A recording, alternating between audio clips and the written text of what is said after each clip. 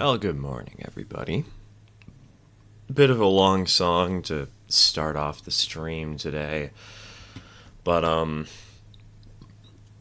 trying to find a new song for every stream is a little bit difficult. I might have to start reusing them soon. Anyways, good morning. Good morning. Killing fish birds on TK's behalf in an endless abyss. Thank you. I didn't know I needed to laugh so hard today. The worst part is, after you posted that little comment, I realized that I could have worded that better. Should have done killing fish birds in an endless abyss on TK's behalf. I did it backwards. Whatever. Whatever.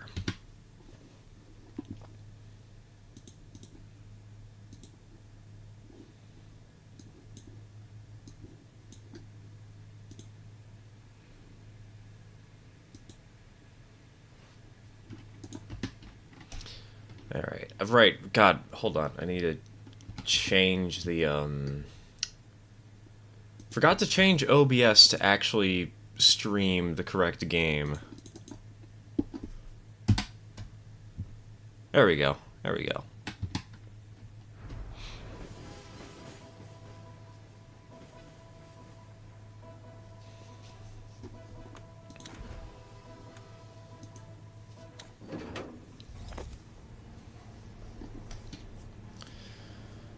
Still funny, I didn't see it at first and almost knocked my chair over laughing when I did. Hello, Villads. Welcome to the stream. Welcome to the stream. I'm probably butchering that. I'm sorry. Have to go in 15 minutes. Heist is streaming his new game. Then I've heard about Heist's new game, and if it does come out today, I'm streaming it. I mean, I kind of have to. I feel like I'm obligated to, even though it will take some budget away from the 0-30 project, but I've seen it, like, what little there is that we've seen of it so far. It looks good. I'm a little bit concerned, initially, because it says, oh, the best Steam simulations around. Yeah, but is, like, Steam simulations really what you want in a video game? I mean, it was fun in Derail Valley, but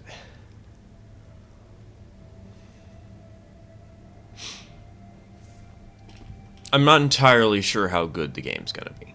I have hopes, I have interest, and if it does come out today in the middle of the stream, we are 100% playing it, but not entirely convinced it'll be perfect.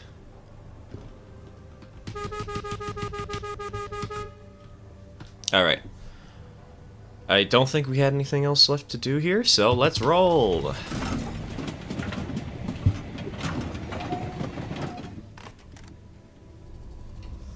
Considering there's not a price yet, I don't think it's coming out anytime soon. That could be true, but it looks pretty polished from the few screenshots and whatnot we've seen already. I could be wrong, but 1 PM could be a, hey, it is coming out right now, thing, you know?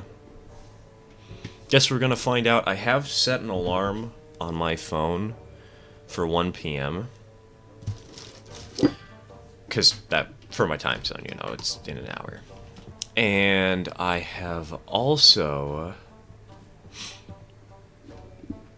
I've also got to check something else out today, because there's going to be a package coming in.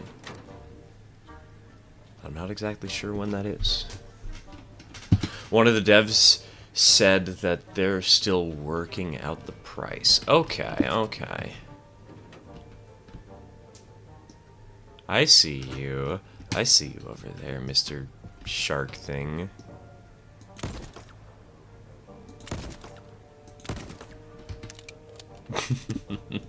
Fly off, you coward.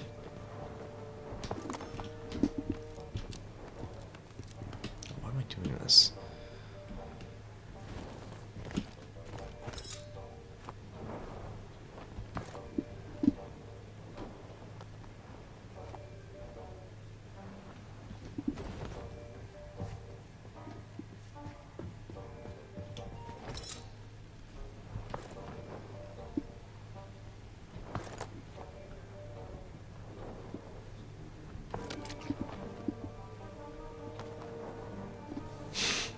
Void Shark is as cowardly as Sir Robin and Monty Python and the Holy Grail.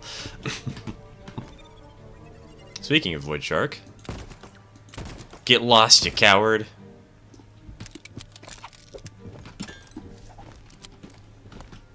Look at him go in that random direction.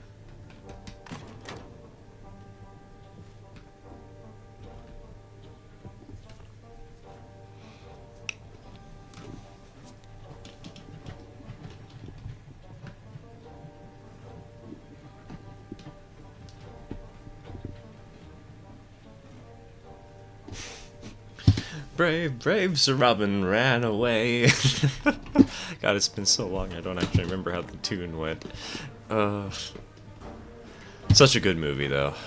Such a fun little comedy.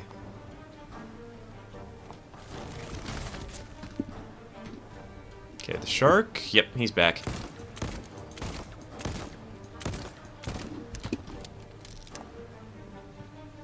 And he's not back anymore.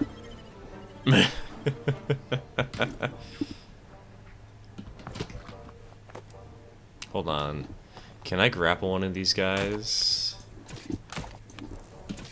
Dang it.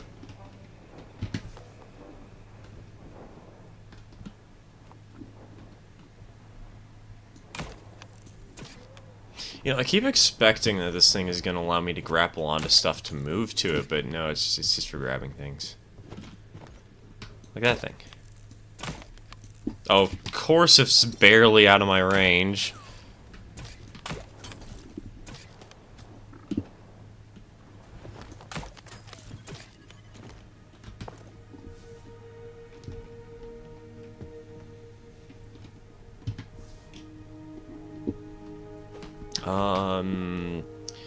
Where is the shark? There he is. Get lost.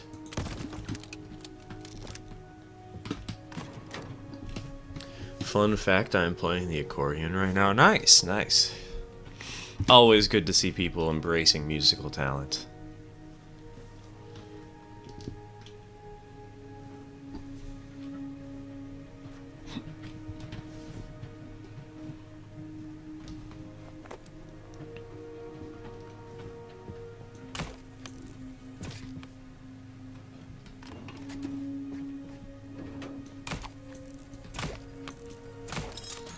There we go. That took way too long to get.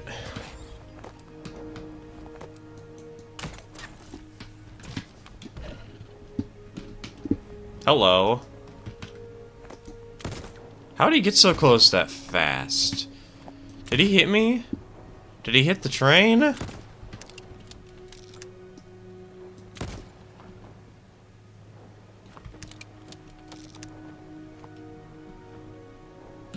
Don't think he hit the train.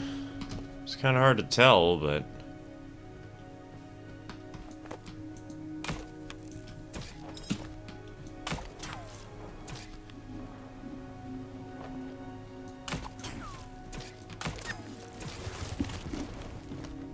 Well, that was convenient.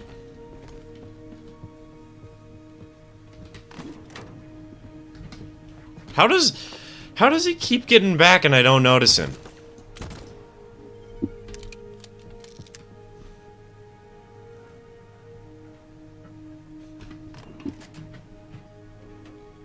Also, that's a big bell.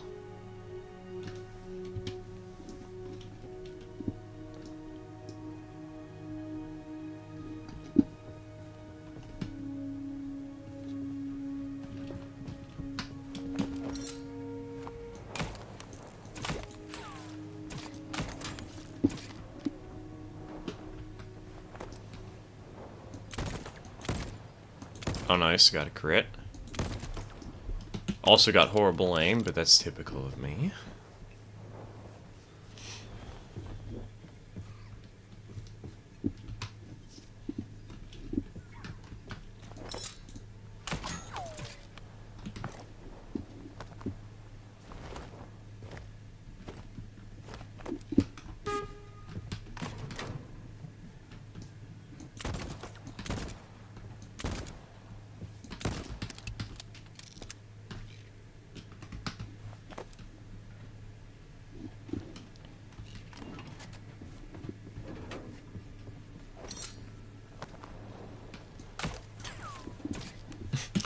I thought up of more stir puns between streams. Oh no.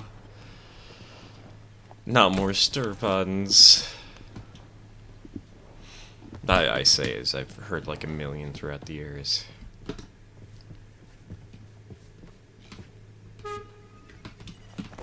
So does that scare away the birds? Does that make the shark come faster, or does it do literally nothing?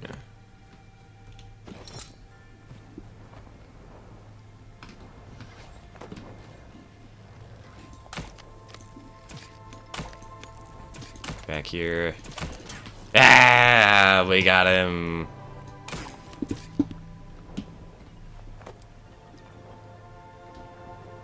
Where is the shark at?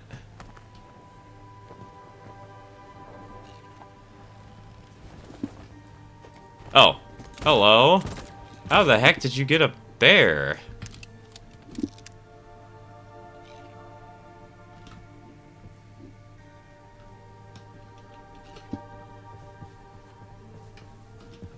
Oh, did we really just... Hold on.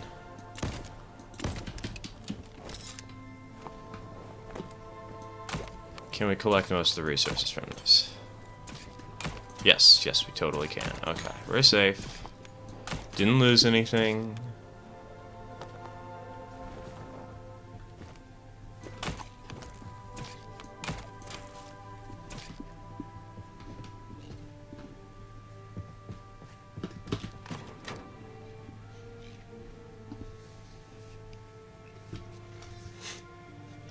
If you were to be on the Titanic while it was sinking, would you jump off the stern? I don't know, that one just doesn't hit as well as the others so far. Because it's a little too specific or something?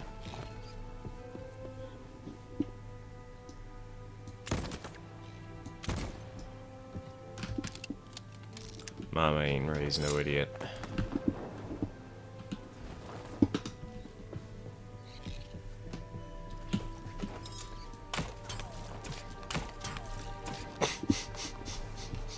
Mama ain't raised no idiot, he says, shooting a shark in the face.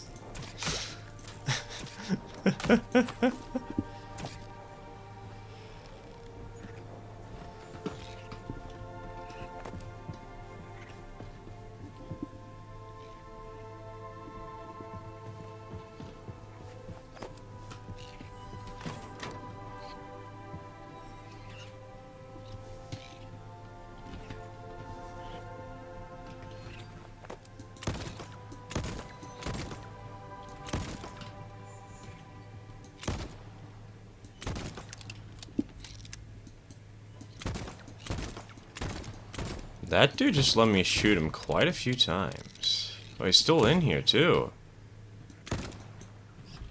Didn't even try and run away.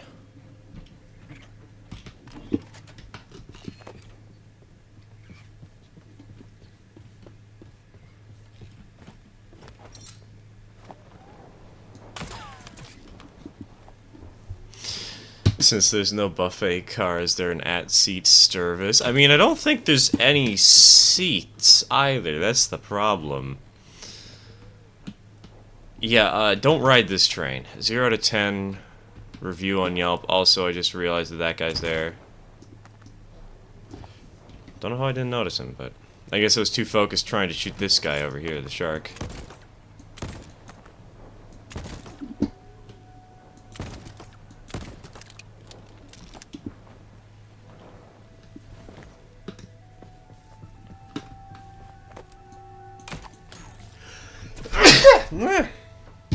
God, where'd that sneeze come from? Came out of nowhere. Left field just decided to throw a screwball at me.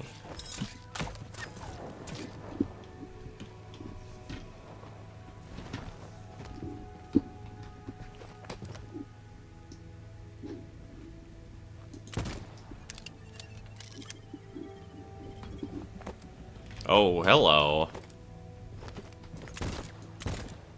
Oh, come on, that should've killed him. You. Die. You coward.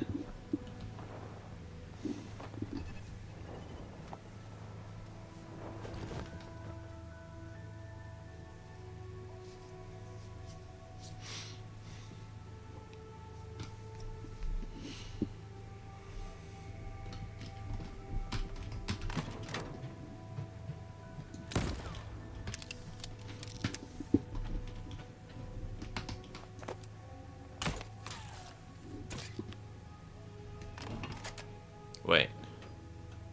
Okay, apparently this has been slightly damaged. Probably from that shootout last episode. Also, wait, can I go collect this guy's corpse?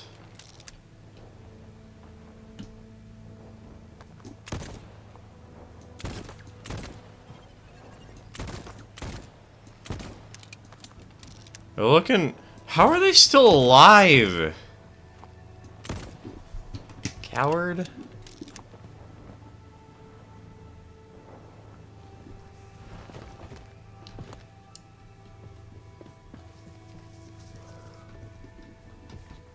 How do you survive that?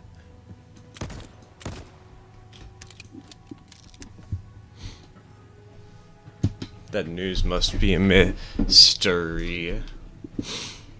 Bet if you owned a tank, it would be a Sturmidiger. I don't know tanks well enough to get that one. Hope you don't run into any void gangsters. Oh, don't worry, we will. It's just a matter of time.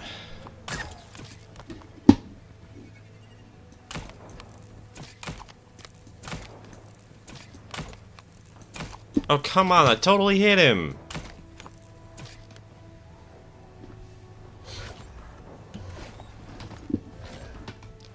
How are you still alive? Are there two of them?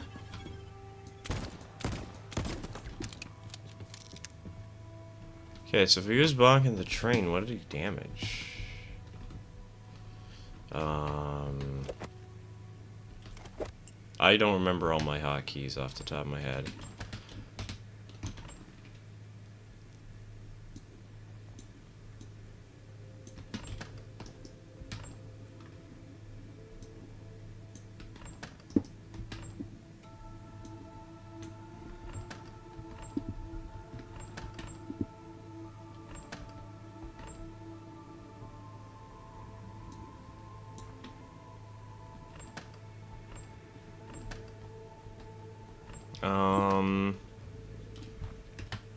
N. Okay, hammer. Oh, hello.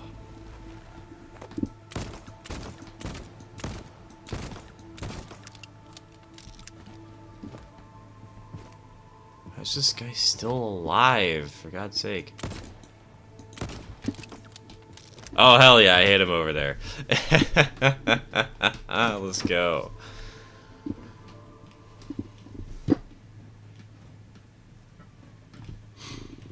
I find it hilarious how much you guys are really stretching the name of Stir just to try and make one really bad pun. So what are these things? Are these collectible? Bad news. Now there's a piece of scrap metal trying to kill us too. Okay.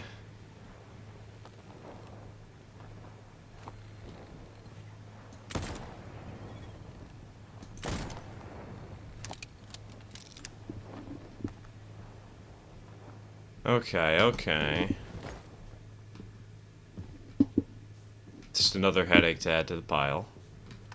Gotcha.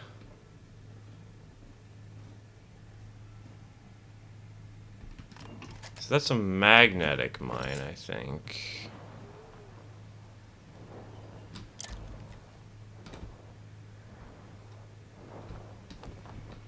Okay, but how do I demine this thing? Now that it's been diffused, what do I do?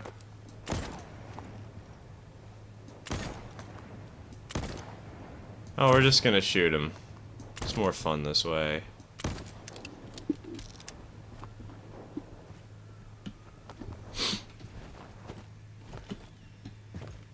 Let's go in fine speed. It's doing alright.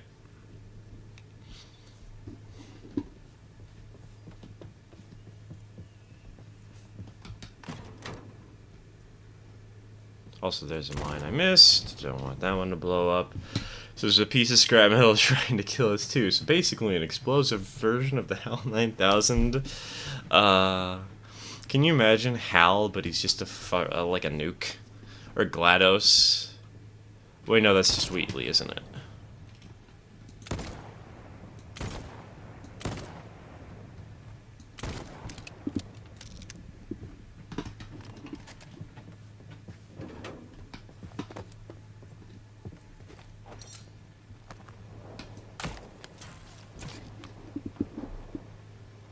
Oh, hello.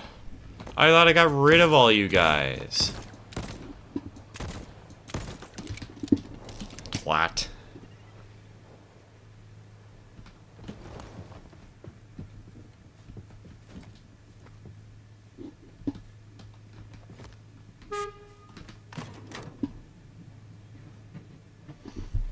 I keep trying to kill those big fish birds, but they keep just coming back and trying to devour my ship, apparently.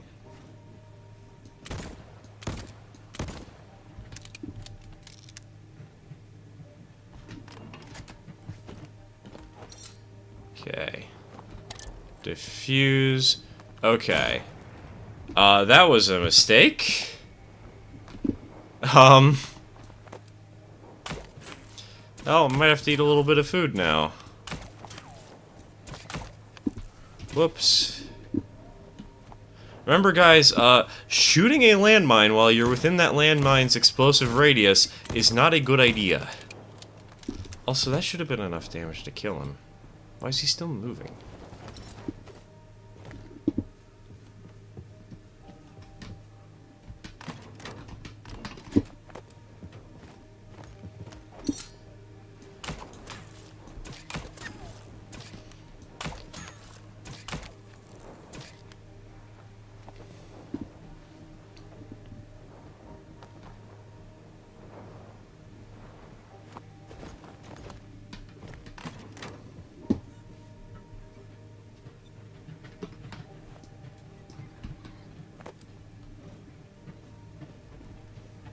Shooting space mines is fun, but have you heard of the Croatian military forces who rolled a naval mine down a mountain?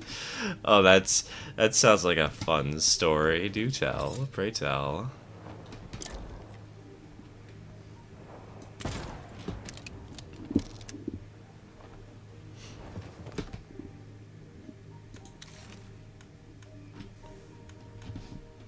Alright, you know,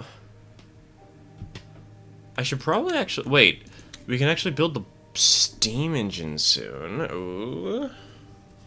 It's gonna be fun.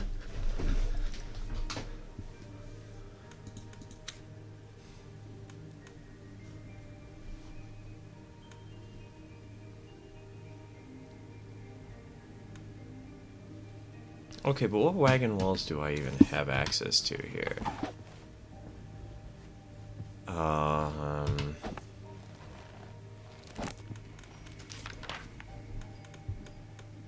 Decor. How do I get wagon walls? Hold on. Do I have any?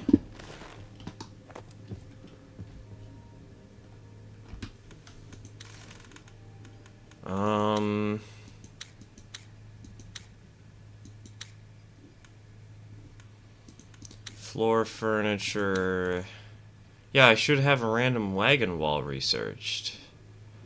How the heck do I build that? What the...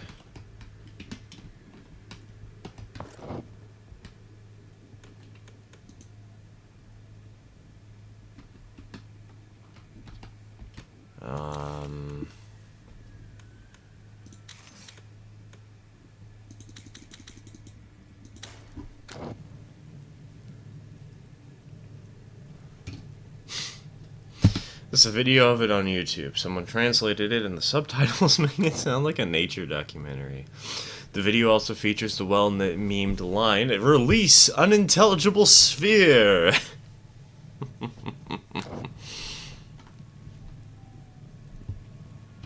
Sounds like something out of a manga, you know, or like an anime.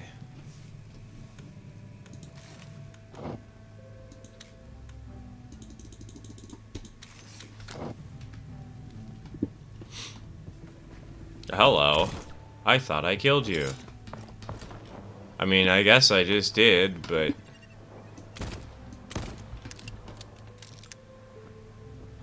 Should have died a long time ago, buddy. How are you? Maybe there were 2 sharks, but if there were 2 sharks, I feel like I killed them both, like, 3 times.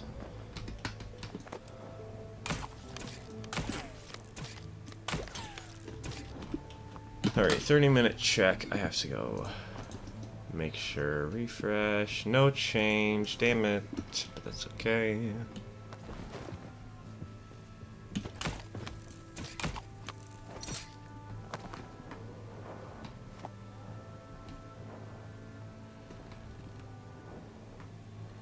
It's kind of creepy with the mouth there. No bueno.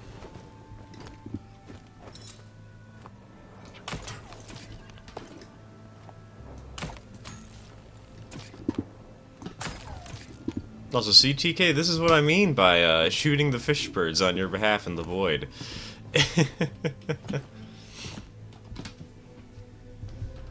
Constantly, randomly murdering them. The void shark looks more like the fish bird than the things you're actually calling the fish birds. Yeah, but it's a shark, that's the problem. Like... Can you really call it a fish bird when it's shark bird?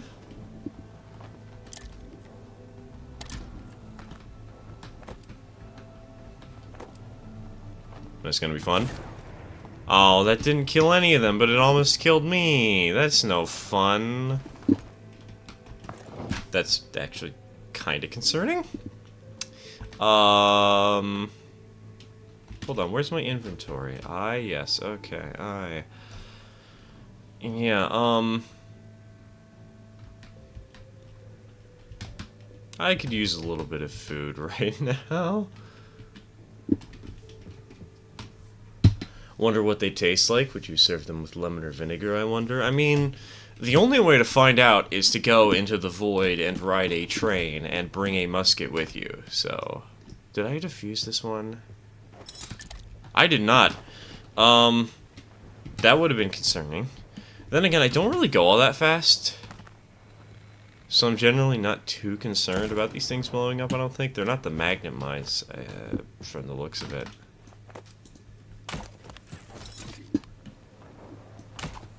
Oh, hey, another one I probably didn't defuse, yep. Nudge it away from the train. Well, I've survived British Rail, so the void should be a piece of cake. Oh god. We needed, you know, that should be channel merch. Actually, no, it would be better channel merch for a different YouTube channel, History in the Dark. I survived British Rail.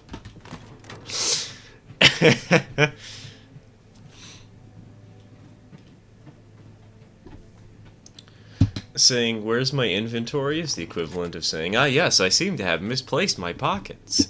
I mean, it depends on the context. Where's my inventory could be like somebody trying to sell something but he doesn't know where it is in the back room. You know? It's a possibility.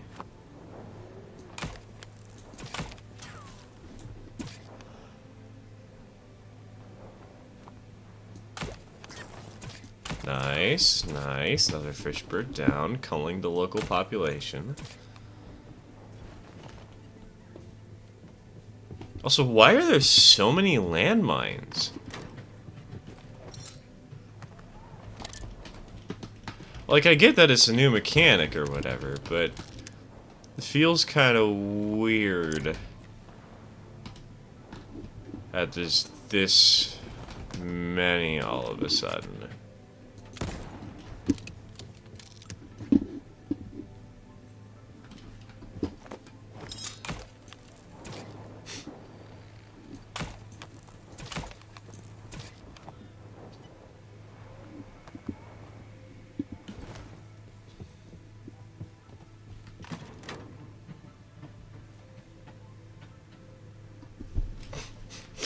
Better landmines than land bears, I guess. The North America in the 1800s.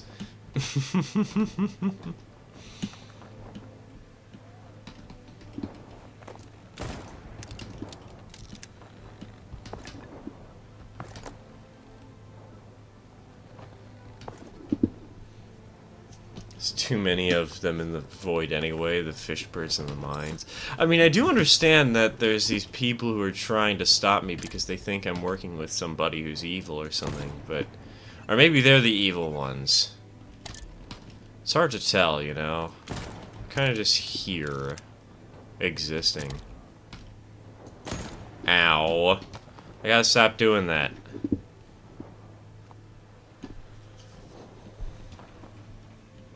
Alright. Pull her forward. Fortunately, we're still healing, so... like... Wait, are we still healing, actually? Hold on. I don't know if we are.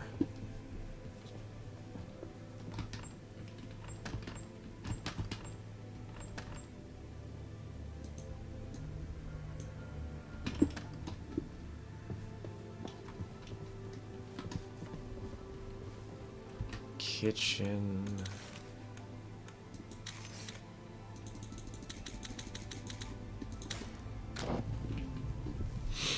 Do you want to hear my model train? What do you mean here?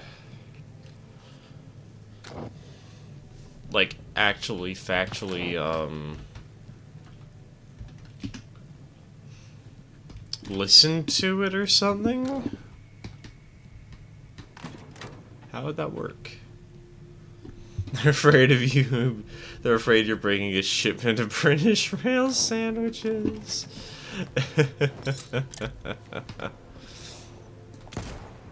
Sounds about right. My model train lore. Oh, speaking of model trains, I just checked it like 5 minutes ago. I do not need... Wait a minute. Oh, right, I forgot that we found out that numpad 6 teleports you back to the train for some reason, and that teleported me out of bounds. But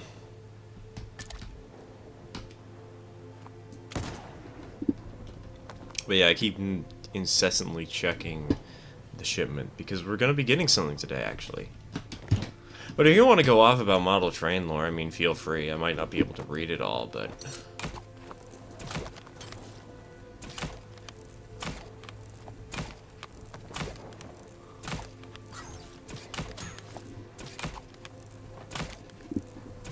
Nice.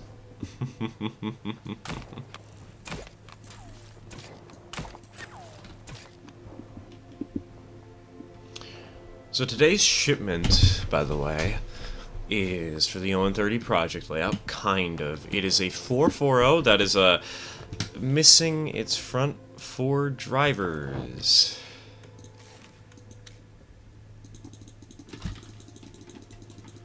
Which is a slight problem.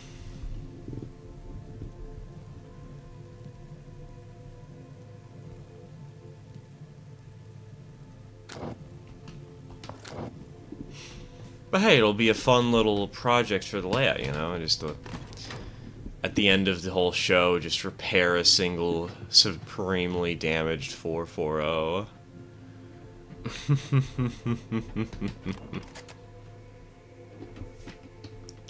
So is that a 420 or a 4020? It is a 040.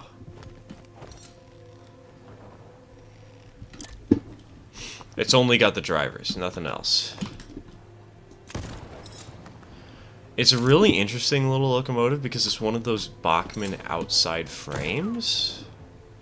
So it's kind of like the Ruby Basin in that regard.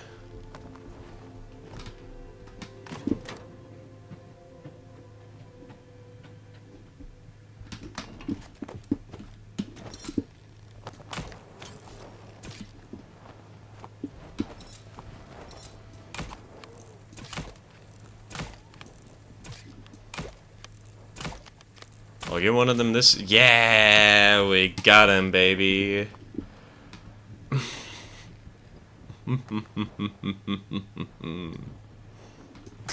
Got another one!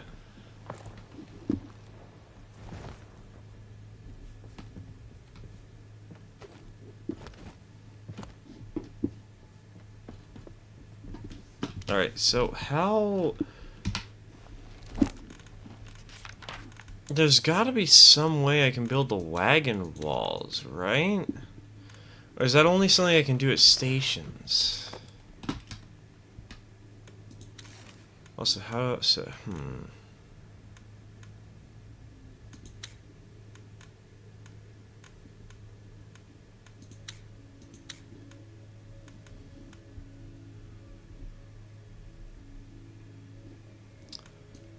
Requires 3 fat. Okay, that's not too hard to do. Back here. Nope, nope, nope. I'm not taking defeat as an answer. Yeah, we got another one.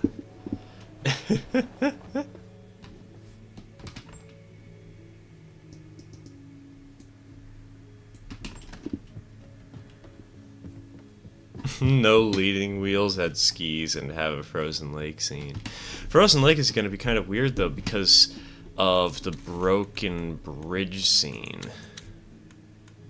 I think the two of them wouldn't work well together, you know? Oh, I have to cook those. Okay, well that's not hard. 2, 3, create. Y'all want spoilers for Century of Steam? I'm game, personally. I don't know if other people in chat are, but I'm game. Love to hear more about how it would actually play out, because I have no clue. All I've seen is the screenshots on the Steam page.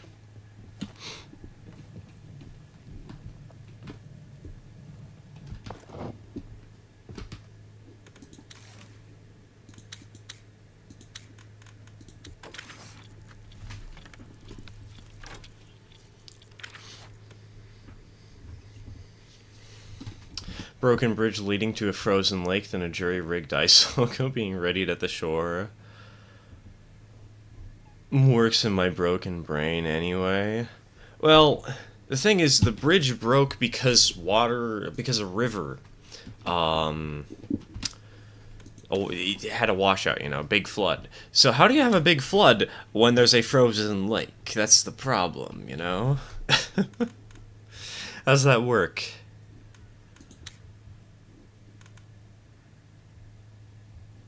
Okay, so this requires copper wire. And in order to make copper, we just need some chemicals.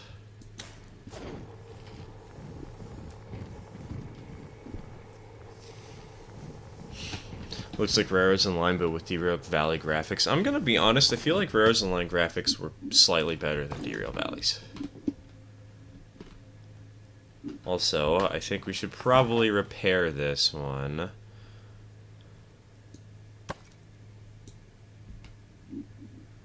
Okay. No, that's not... Looking for the workbench. Because we want to make copper wire. Create. Nice. Question, what season will the 0-30 layout be set in? I'm thinking it's either going to be spring or fall. Fall would be really cool, but I also feel like it would be really challenging for me. Because any tree other than a shade of green, like, I don't know how to do that. I'm sure it's probably pretty easy, but...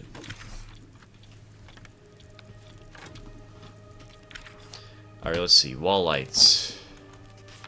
We got ourselves the basic wall lamp. Okay, okay.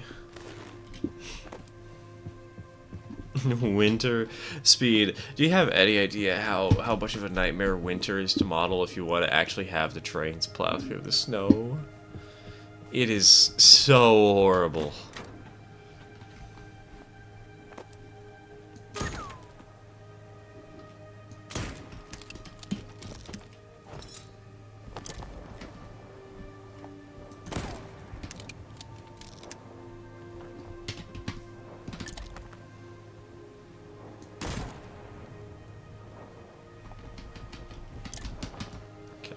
fuse, nothing. Bang.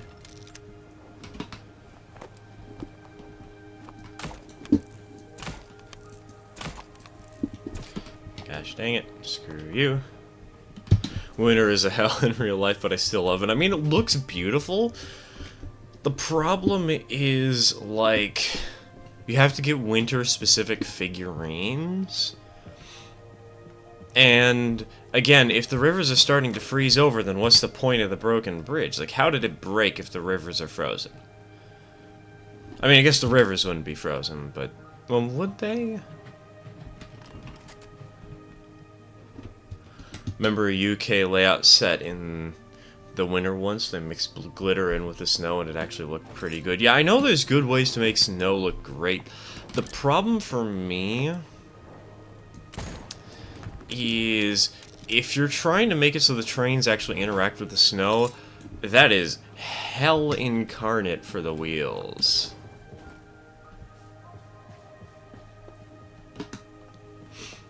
Like, it's a bunch of tiny pieces of stuff that gets on the tracks and gets in the way of electrical contact. So it's not very good.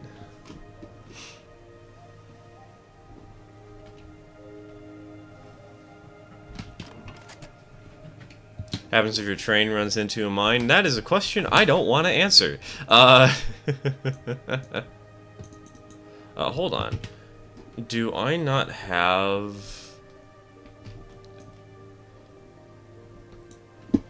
do I need wood? Oh, I must need wood to repair that. Okay.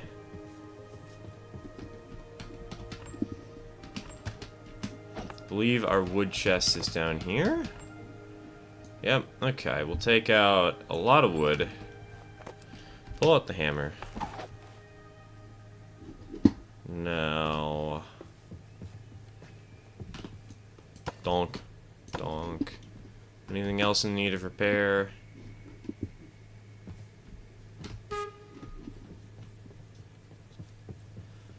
I guess these things are...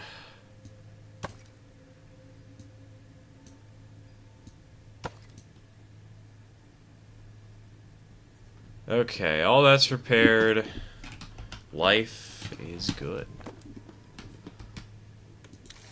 What the heck can I do in this? Okay, so I can crush ice into a lump of ice. I can get coal into coal, but I don't think I've ever actually even seen coal yet. Oh, I think we've reached the end of the minefield, by the way. Finally. Took us long enough.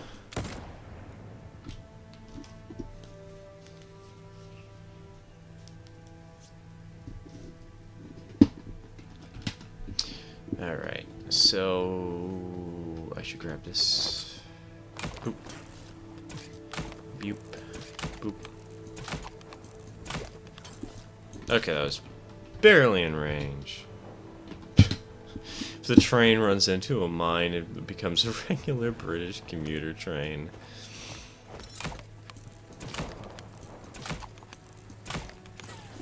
It's gotta be, if we want to be historically relevant, it's gonna be like that, that London Underground crash where that dude just, like, fell asleep or something. I mean, it was never proven because he was so dead that they couldn't actually do a proper autopsy or whatever, but... it was actually kind of horrifying to think about. But that one dude who crashed into the end of a tube tunnel or whatever. Full speed.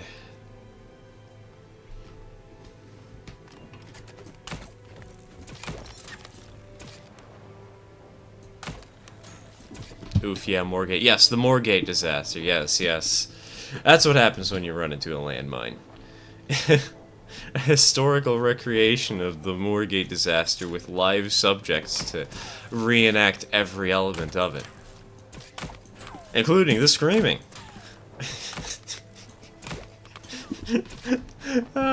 Moorgate disaster reenactment, screaming included. Oh, I love that.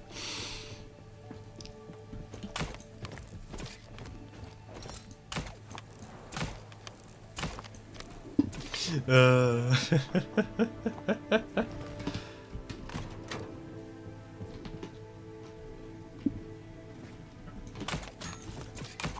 Other fish bird down.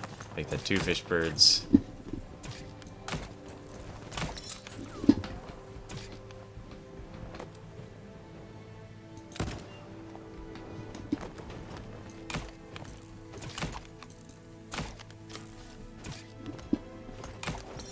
Make that 3 maybe? Yeah, make that 3.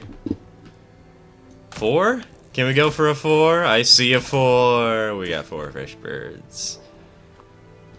Also, I didn't realize that this guy was so close behind us right now. What happens if I walk into him? Okay, nothing. Gotcha.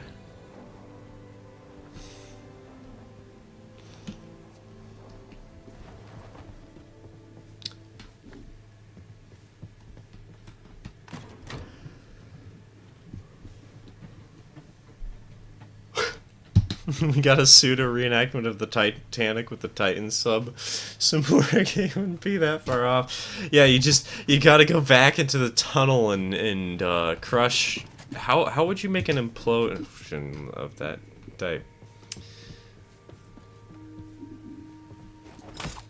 How would you make that work? Release date is to be decided. Alright, so basically what you're saying is it might come out later than Railroader, and some YouTubers might get lucky and get early access. Okay, cool. Good to know.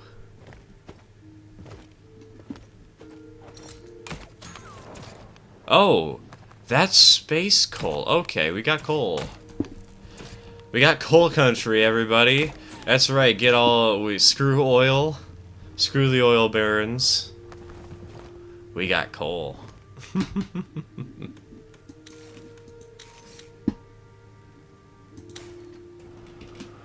I actually don't know what this does, but I'm doing it anyways.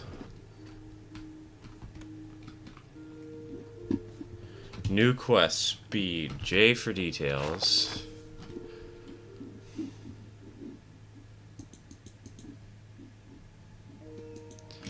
Okay, so it wants me to research steam engine technology. Which requires copper, gears, pistons.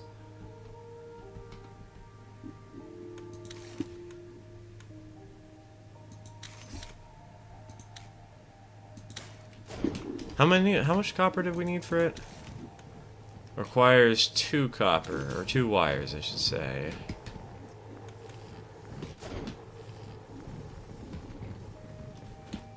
Also, how do I get... Wait a minute, this thing is backwards. Are you kidding me? Is there some way okay, there is a way I can relocate this. Let's go ahead and spin it around 180 degrees so that I can actually see what it's doing. Place it there. Perfect. Alright. So, is coal any better than wood? As a fuel, yes, it absolutely is. Okay. So now we need 1, 2, 3, 4, 5, 6, 7, 8, 9, 10, 11, 12 pieces of iron bars.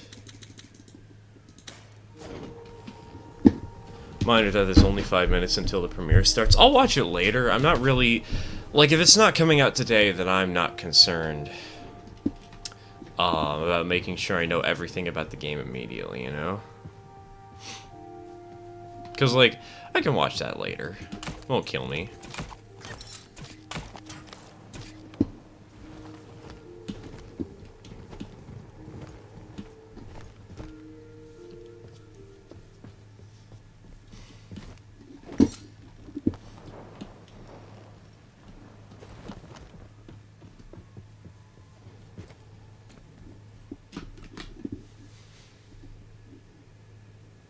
Go to the level quickly. Check. Dang it. No updates on the thing. No updates. What? God, brain. No updates on the package. That's what I'm trying to say.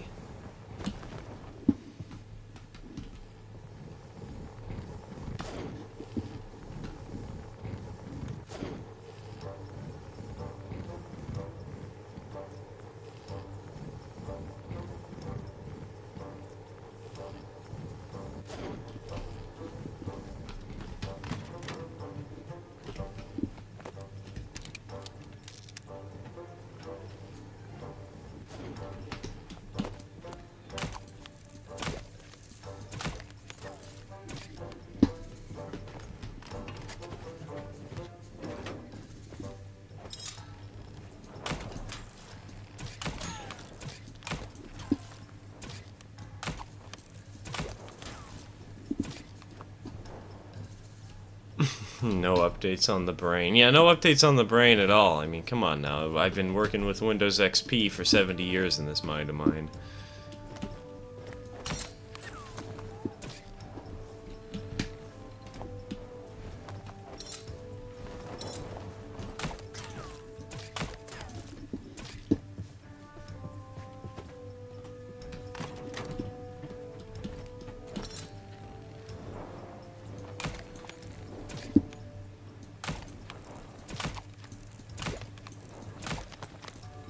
Get back here, you cowards. Ugh, fine, fine.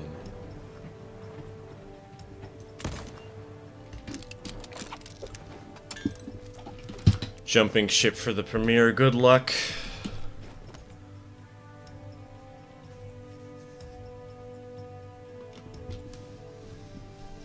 I looked at some of the images on Steam. It looks like one class of locomotives that will be in Heiss's game that based on the way they looked in the screenshot, I'm pretty sure the DNRG K28s. Yeah, it looks like they've got some DNRG locomotives. And there's also that White Pass and Yukon diesel loco, the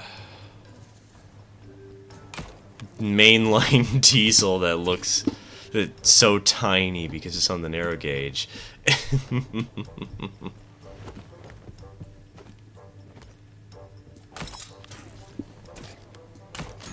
Just hope I really do hope that they don't make the steam firing so realistic that the game isn't fun, or at the very least they give you the option to tone it down.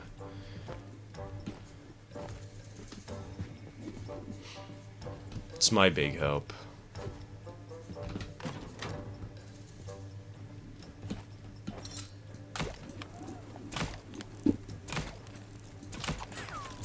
Another fish bird down on your behalf, TK. Good passengers after years of waiting. Oop, hold on. Yeah, that's gonna be really fun because they had some really sweet looking combinations. Scary thing is the DNRG narrow gauge locos are roughly the same size as the average British loco. Oh god, that would suck having to sit there for an hour just waiting for the locomotive to come to steam in real time. Exactly, like, I don't want that. Also, why is my alarm not gone? Oh, my alarm did go off, never mind. Like, I don't want it to take forever. I want to actually be able to play the game, and I also don't want to have to focus on every little detail, like... Are you gonna force me to go out of my way and try and make sure that the injector is working perfectly at all times? Please, because please don't. I'm not smart enough to do that right now. If it's something like Derail Valley Simulator, like, alright, okay. I still think it's a little bit much, especially if steam power is the kind of power you have to start with, but...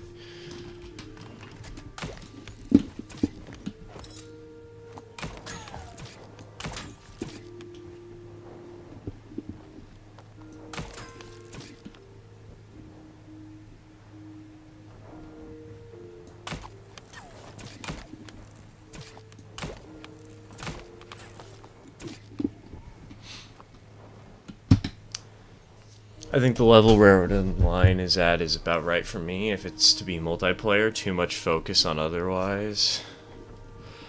Yeah, I think it is going to be multiplayer.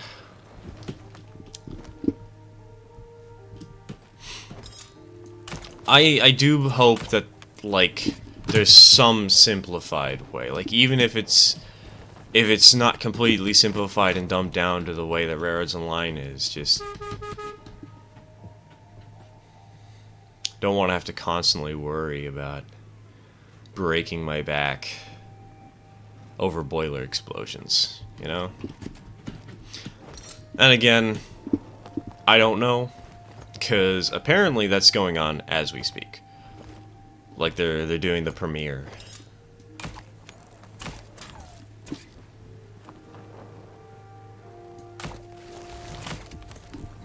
Screw you too, bulbous plant. Watching the stream and this premieres at the same time. My computer speakers are in chaos. Can't imagine.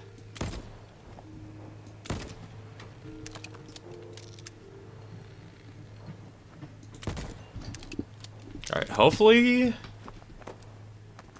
that's far enough to back that I can grab this thing. Can. How about that one? Yes. Okay, perfect. Can definitely grab that. Grab that. Inventory full. That's a problem. I'd end up typing in the wrong chat, and I'd be even more confusing and odd than usual.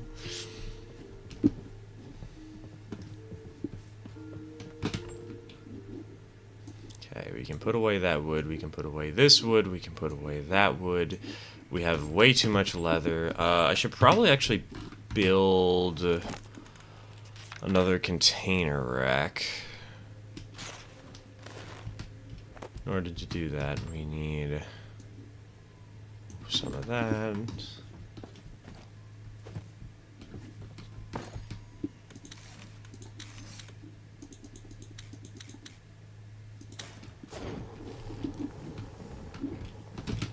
Okay.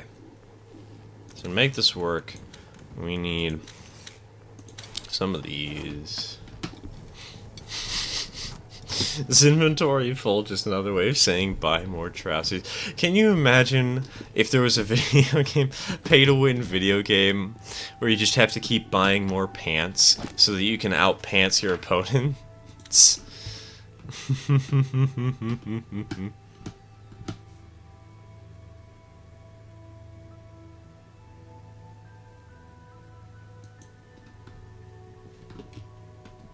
Oh, hold on. We messed up. Hello, I'd like to relocate, rotate, okay.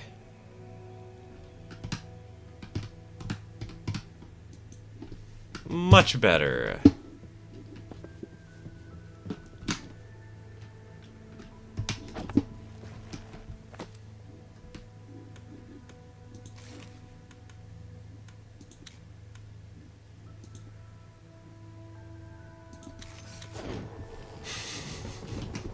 If the size of the DRG locomotives scare you, have you ever seen those charts comparing the size of the big boy to the other things like the 747?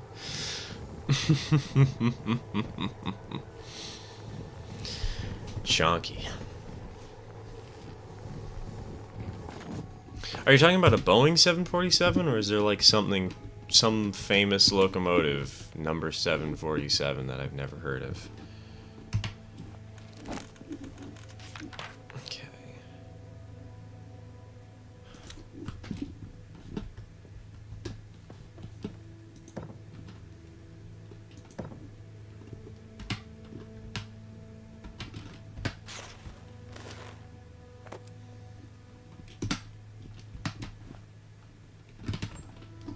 Yes, the Boeing 747. Okay, okay.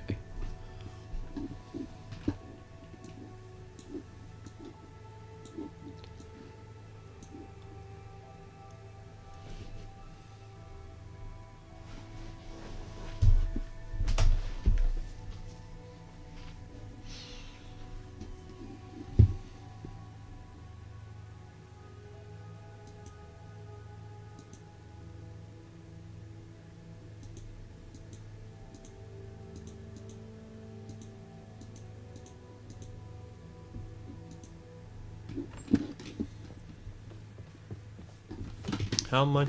Hold on. How much stuff do we need here? We need +8. Yep, so we need 4 gears, 2 pistons, and 2 bolts. Start with the 4 gears. 2, 3, 4. Create mod in Minecraft. Can't make this because we don't have enough scrap metal. Is there some back here that we can steal or use? In any of these chests? No. Okay.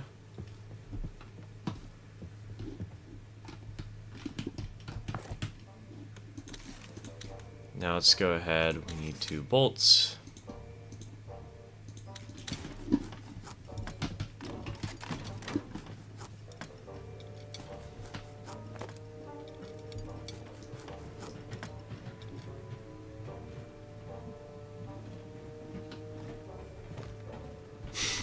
Replace the chests with trousers hanging on a rack.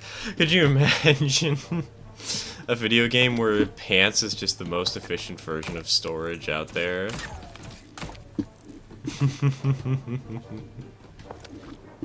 That'd be great. That'd be beautiful. Just watch the trailer. I've never been this excited for a train game. Must be, interesting. Okay. Hopefully. How does the Steam Sim look? Does it look like it's going to be a little bit too much? Like, more the... Compared to Derail Valley and Railroads Online, which is it more similar to? And is it, more... Does it require more, or does it require less than whichever it is similar to? Or does it require about the same? I'm gonna assume it's closer to Derail Valley and it's gonna require more, but...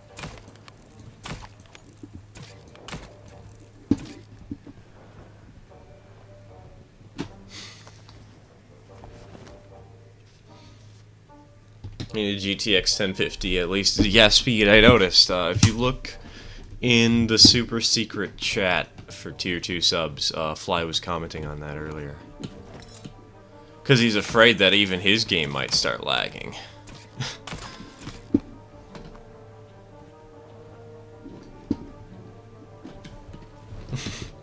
I think this game might become my next addiction when it comes out. Well, that's good praise. That's good praise. But again, is the Steam Sim... How does it compare to things like Derail Valley and Railroads Online?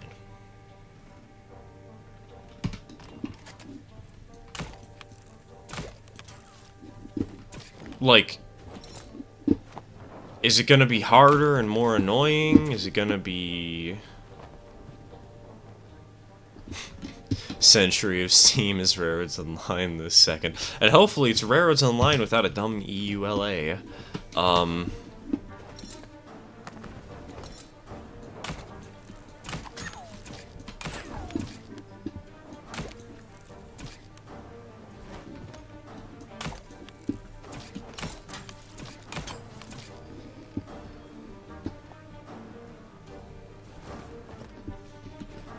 But game difficulty-wise, I have no clue. Yeah, but, like, that's the one thing I'm afraid of the most, is, like, the Steam Sim. I've been saying it this whole stream, I know, but... Is there no information on how, like, Steam... And how you run your locomotives? At all?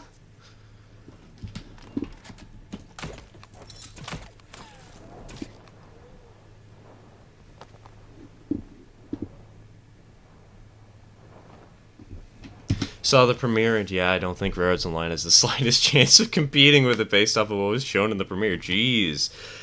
Railroads Online is just absolute toast. I mean, well, Railroads Online has the benefit of not requiring a GTX 1050 at minimum, you know? So that might be a feature that edges it out over, for some people.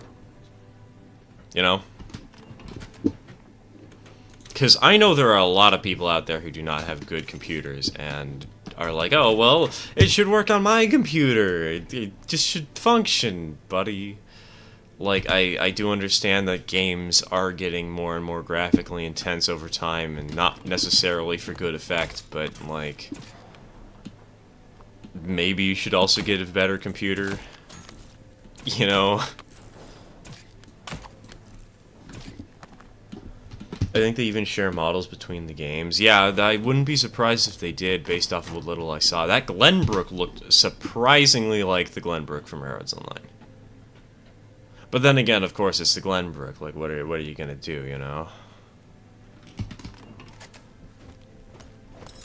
I would do a live reaction to it, but I don't know, like, the ethics and legality of taking somebody else's content and watching it on your own live stream just for the purposes of reacting.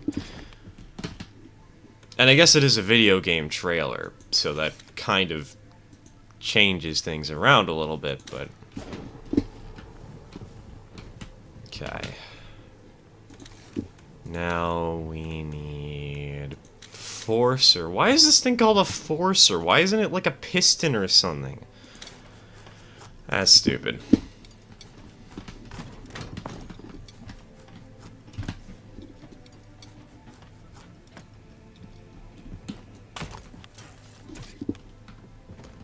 Ah, I see that thing there. I'm not falling for your tricks. I know it's there. See that thing there too.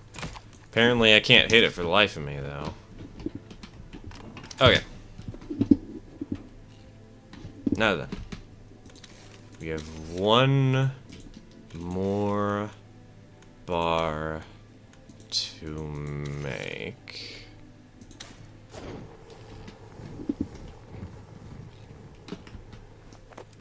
Ooh. 2, 3. Nice. Another little loot box. And now... Oh, wait, right, we need the copper wires. I'm dumb.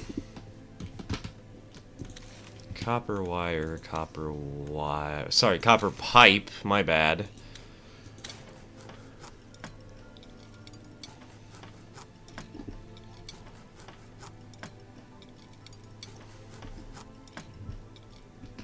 Okay, take that. And now...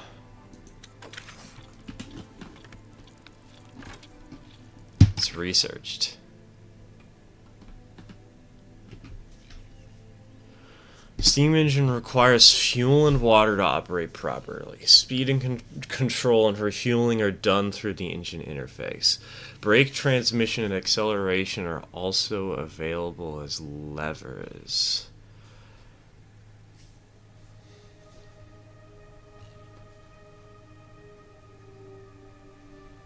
I mean, fair point with the graphics, but between Heist's game, Deero Valley, and Railroader, I don't think our RRO is going to remain competitive. I mean, that is fair. Railroader is probably, like... I feel like Railroader is going to just be the low end on the graphics, based off of what I've seen. Not to say that the graphics are bad, it's just that it'll be more accessible to a larger variety of players, you know?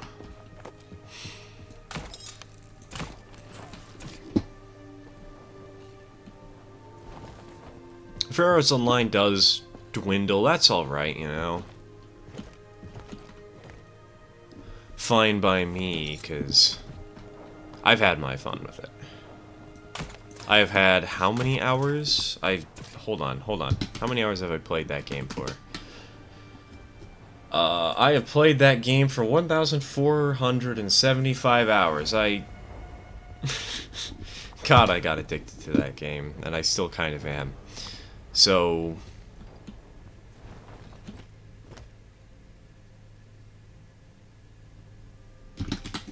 Hold on, I'm gonna also quickly check. Okay, that hasn't been updated for some reason. I think Railroad Online is rendered completely obsolete. God, does anybody know about the ethics of watching that sort of trailer on a stream? Because I would totally watch it here now, but I don't want to do it if it feels a little bit weird.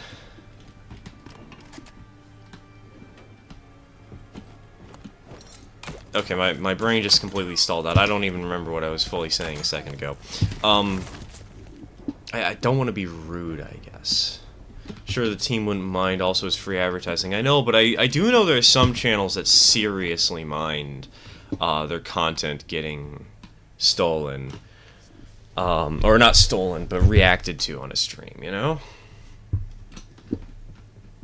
I don't want to be disrespectful. Because I've always tried to make sure that if I'm going to use somebody else's content in my stream, I'm doing it in a respectful and fair manner. Like, why do you think I always put credit to the musicians for the songs at the start of the stream, you know? There's some musicians I really want to feature, but they're like, yeah, you can't use it in monetized stuff. I'm like, okay. Oh, then again, I just realized I didn't monetize this stream, and I am a little bit of an idiot. Okay.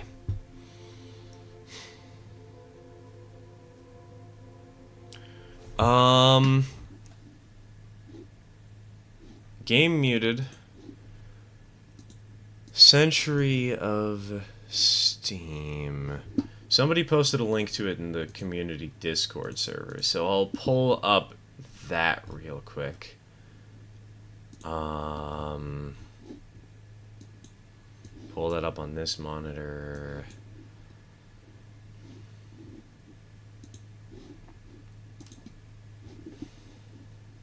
Now we need Le Cringe. No, that was the wrong Le Cringe to show, but it's not like it's showing any private information, so I'm not too concerned. Century of Steam. That is... Hold on. That's way too big. Is that good? No, why is it so massive? Excuse me? Hello?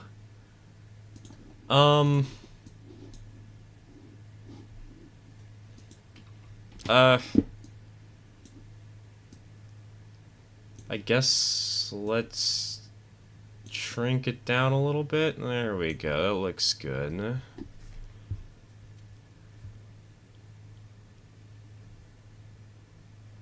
I have no... So I have not watched this, obviously. I've been streaming. You guys have seen what I've seen. It's only a 2-minute trailer.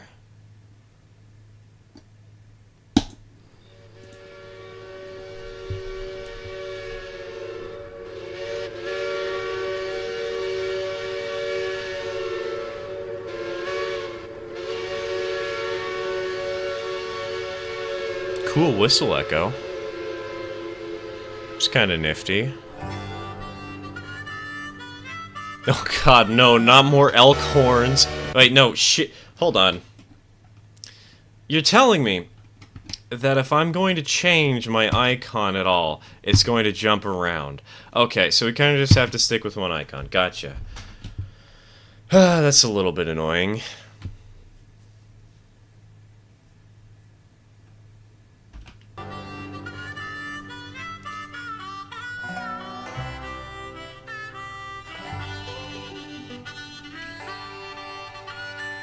So remember this shot from the Steam pictures.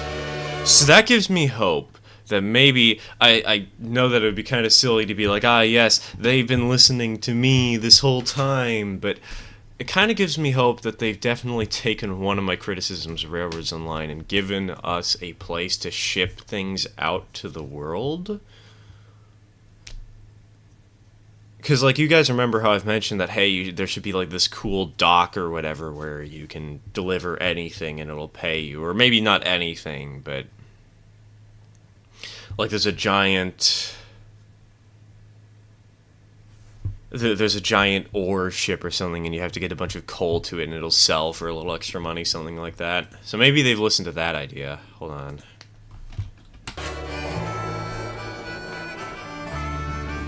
Wait, hold on. Those interiors, the kind of... I'm not gonna lie, that kind of looks like something out of Railroad Tycoon 3, like a pre-rendered cutscene, but those look pretty good. And this, oh my god, that looks amazing. We've obviously got town scenes and buildings and stuff, but like the lighting here? Woo.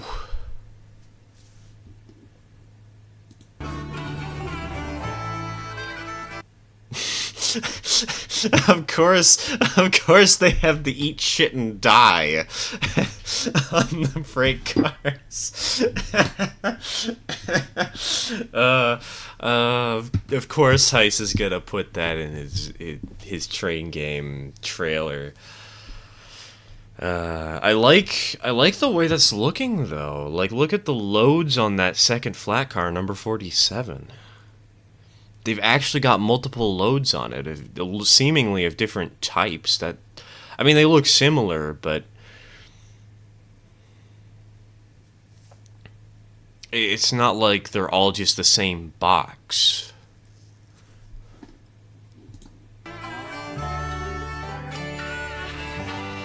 Okay, so terrain modification is probably a thing based off of that. Because it, like, perfectly transitions. The hills stay the same. Also, we have seen so many passenger car colors. We've seen burgundy, we've seen green, we've seen yellow. This is... I mean, obviously, they mentioned that they're gonna have customizability, but that's pretty cool. And there's the Glenbrook, obviously. Oh, nice. Ooh, with a really pretty wooden cab, too. I like that.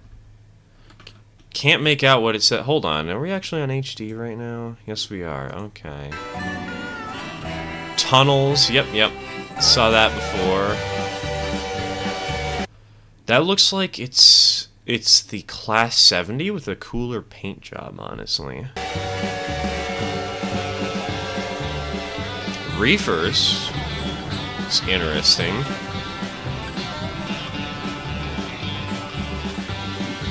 Wait a minute. Okay, that bridge looks like it's ripped straight out of Railroads Online. Are we sure this isn't literally Railroads Online 2 at this rate? Because it really seems like it is. That is a massive... Ooh. Ooh, I like the look of this engine. Isn't this like one of those Southern Pacific 460s or whatever? I like the looks of this one. This is a pretty logo. I'm sorry I'm pausing so much, but I really got to take in all this. Also, I hope the audio level is fine.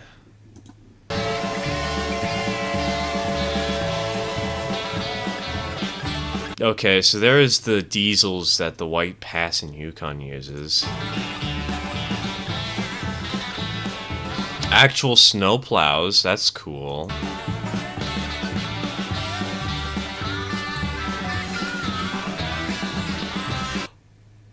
Oh my god. Polling? Excuse... They have polling. Are you... What? That's gonna be real jank and cool at the same time. So there's the RGS looking locomotives and the big chunky boiler. That thing looks like it's thicker than the Tweetsy.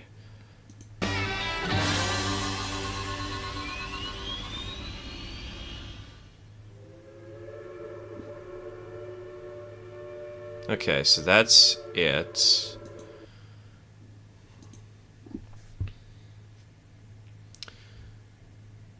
Interesting. Okay, I really...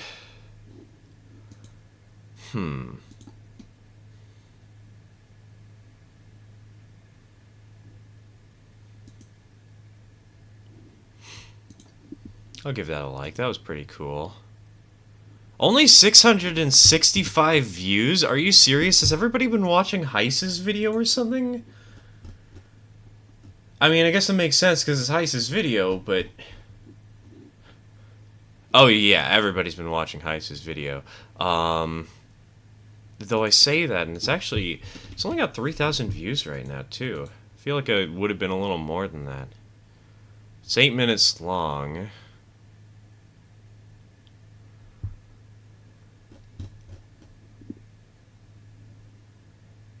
Interesting. Okay, well, back to Train Game. I don't really have too much to say right now. About Railroads Online the day it came out and run several hundred hours of gameplay out of it. Not guilty at all to throw it out for this greatness, though. Yeah, exactly. Like, I love Railroads Online. It's going to have a special place in my heart because of how much I've played it and how much fun it's been playing with people, but sometimes when the time comes, it's important to acknowledge that it was good, but there is better now, you know? And hopefully it's going to be better optimized.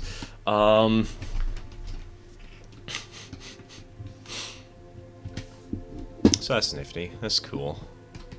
I don't really have too much to say, though, because they really didn't show much about how the actual game works. They only seemed to, like,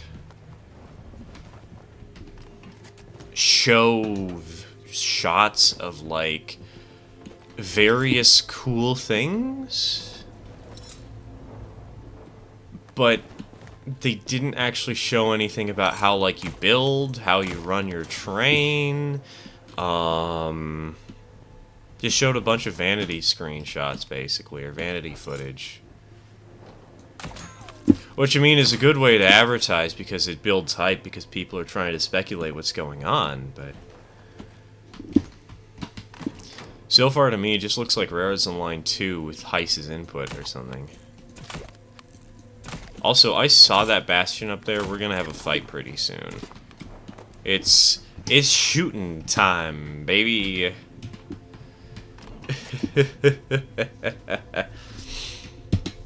Railroads Online definitely was an interesting concept and held a lot of promise when it was new, but it has just fallen short and unable to keep up. Exactly, exactly.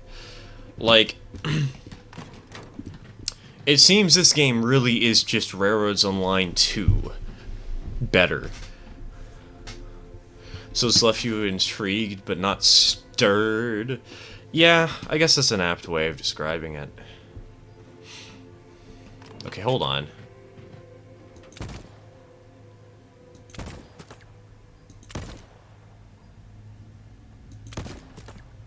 He's dead. I don't see anybody else yet. But I guess one of the reasons that I'm not too excited for it right now is because I'm already having so much fun doing, like, Minecraft and stuff. Because, you know, we got that cool community Minecraft server for patrons, basically. And I've just been so addicted to that, this hasn't shown me anything or promised me anything new to enough of a point to get hyped. Like, it looks great, and I'm totally going to buy it as soon as I get the chance. But... hold on. Focus time. Great. Hold on. Okay. Come on now, he moved! Why'd he move? Mother Frusker. Who's shooting me? You? Where did you come from? How did you not take damage? Okay. We might need to eat. Hold on. Okay.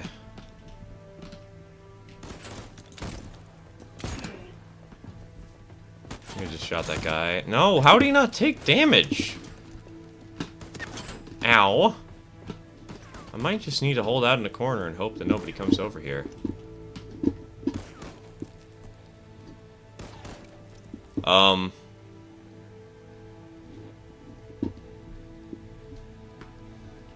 Okay.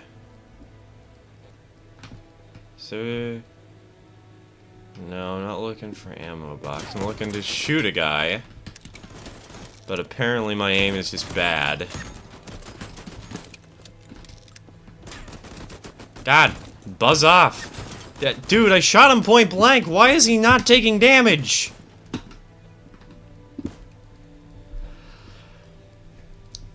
How did that not hit him?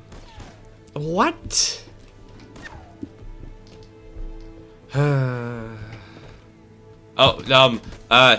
Right, that hotkey exists for some reason.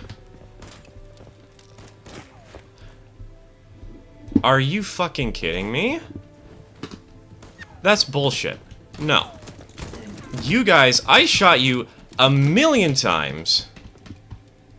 I do not accept this death.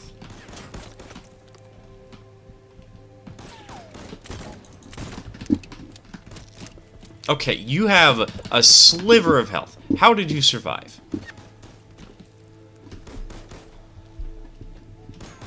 I hate these guys.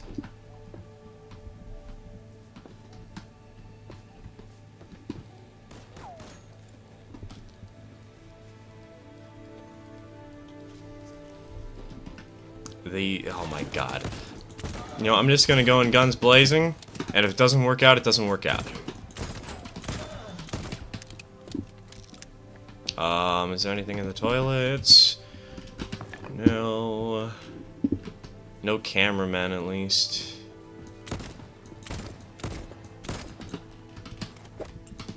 Hold on. Can it... Hello? How... Oh my god. I do not like those people, because they should have not been able to take so many hits and just avoid any consequences. But here we are. Okay, hold on. Take out the giant battery of doom.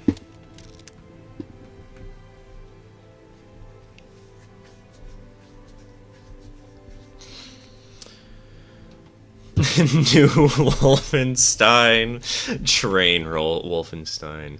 Have you seen the new trailer for a game Heist has been secretly making? Yeah, we just watched it a couple of minutes ago. Did a live react to it. Honestly, I'm not that excited for it. Like, it looks interesting, and I'm totally gonna buy it, but I'm not... Like, everybody's been like, oh man, this is the coolest game that's come out in 7 years, and I'm like... I just don't see that. I see a cool game, but...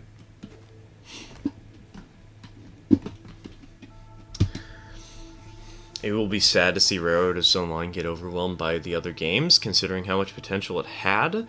But at this point, it seems like an if, not an if, but a when. Well, the thing is potential it had, not potential it has. Because at this point in time, we really don't know what direction the game's trying to go in anymore. And it feels like, I know there's passion behind the team. I've seen some of the developers talking on live streams before. What the heck is this? A revolver module. Ooh. I've seen some of the developers talking on live streams. I know there's still some passion behind the game. It's just that we don't really get to see that passion enough, you know? Also, how do I not have enough inventory space? Is it because the inventory needs to be sorted out in a special way?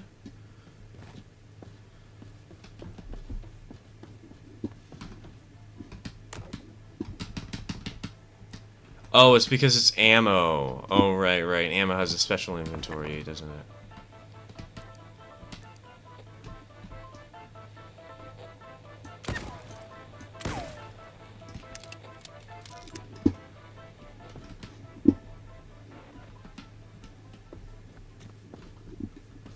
We'll have to see...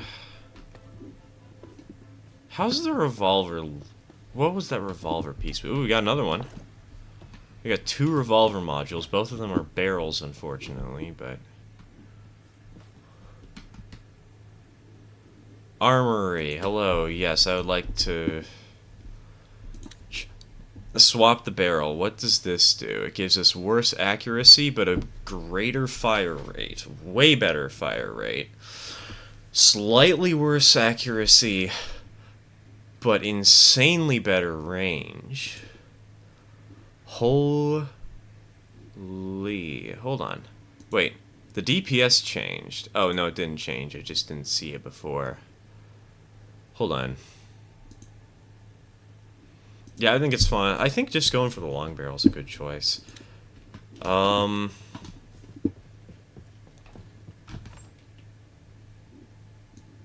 put that there, put that there. What about the frame?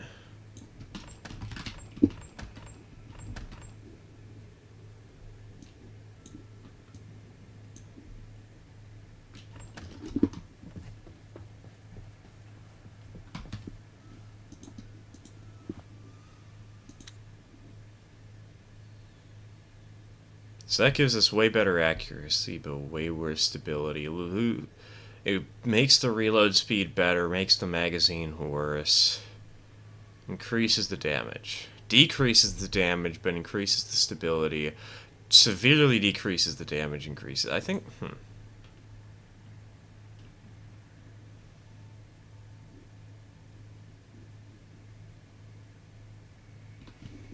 This is probably fine. A little bit of a silly pistol, but...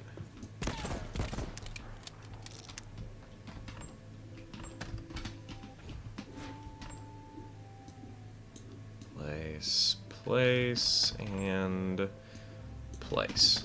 Alright, alright. We've cleared the region. I don't think there's really anything else left to do other than to move the train forward again. Actually, hold on.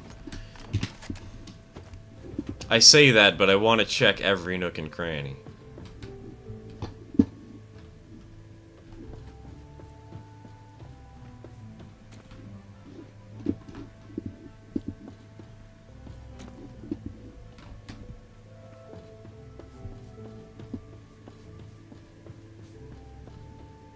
Looks like some of the stuff is despawned, though. Oh, here we go. See? Every nook and cranny. Gotta investigate, man. Gotta investigate.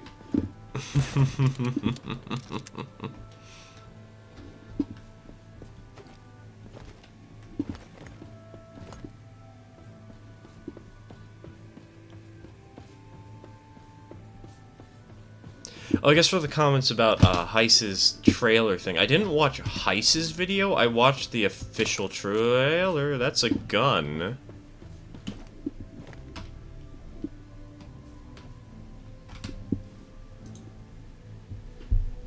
Stable blindness. What is this?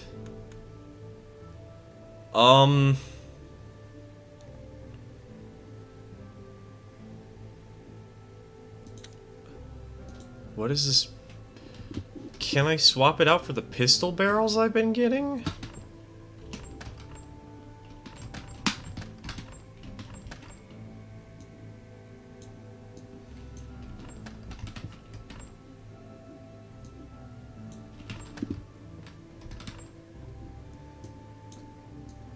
I doubt I can, but it's worth a try, because if I can, it could be funny. Are there hot single porters in your area? No. I don't even think we have a small locomotive in town. Okay, stable blindness, barrel. I cannot change the barrel. Gives us better I can change the magazine. I know I've got a magazine that I can swap out on this thing. I didn't want to change the barrel to nothing. Stable blindness, isn't that what happened when the horses forget to pay the electricity bill? Touche, touche.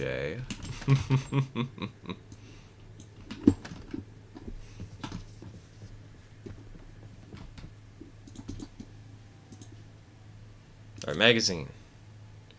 So the balanced mag gives us a faster reload speed and a larger... Why would I ever want to use the default mag then? The balanced mag just seems better in every element?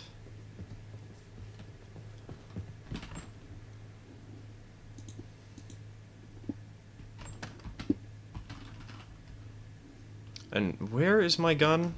Oh, did I leave it over on the board still? Yes, I did. Okay. Take that. It's in slot 2, apparently. I want my grappling hook in slot 2, I think, but... Hold on. Okay, that's interesting. Not my cup of tea for a weapon, personally, but... It works, I guess. It is slightly better than the pistol. Alright. Let's roll. Stable as in you're blind, but you don't have that condition where you become a color schizophrenic? Color schizophrenia? Huh? What the heck is that?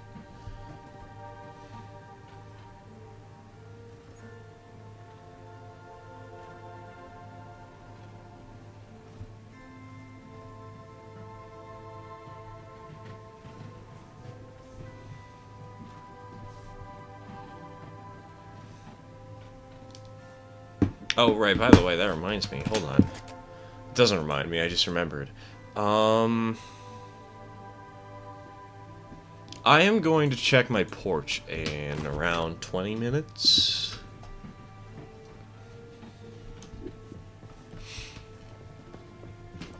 because that package might come in and we might have an unboxing stream, baby. This stream is going to be so chaotic. The best way possible. Some condition makes blind people have color randomly appear. Interesting, interesting. Okay.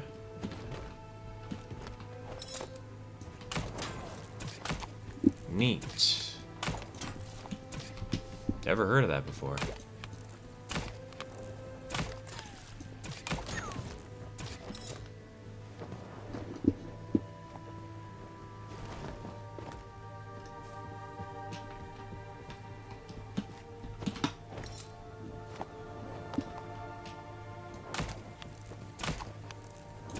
Come on, is it really out of my range? Seriously, game? I will say, I know this is outside of our typical train content here on the channel because it's really more a survival crafting game, but like, I like this thing a lot. Oh no. You guys remember what this means, right? It means more violence.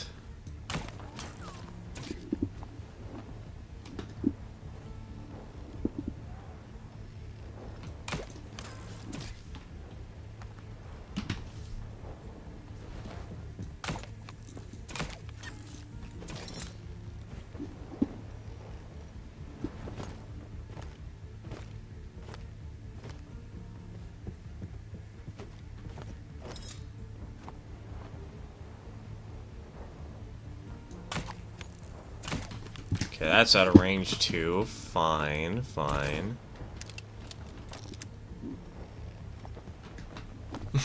Unboxing stream gonna end up with a whole brick factory at some point. Yeah, we're gonna have to do Lego brick unboxing. Gonna go to pick a brick. Specifically choose all the bricks. God.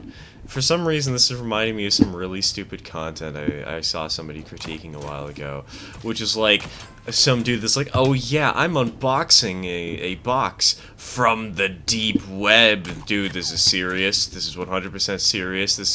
This was a knife. I know it's a kitchen knife. I know it was in our last video. I don't care. I'm going to act as though we're a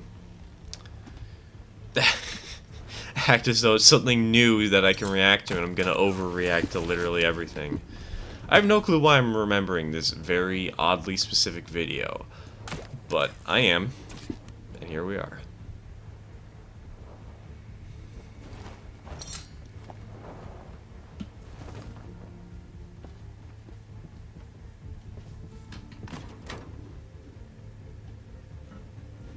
Oh, right, we had some damage done to the train, didn't we? Because those people shot at me before I was at the base.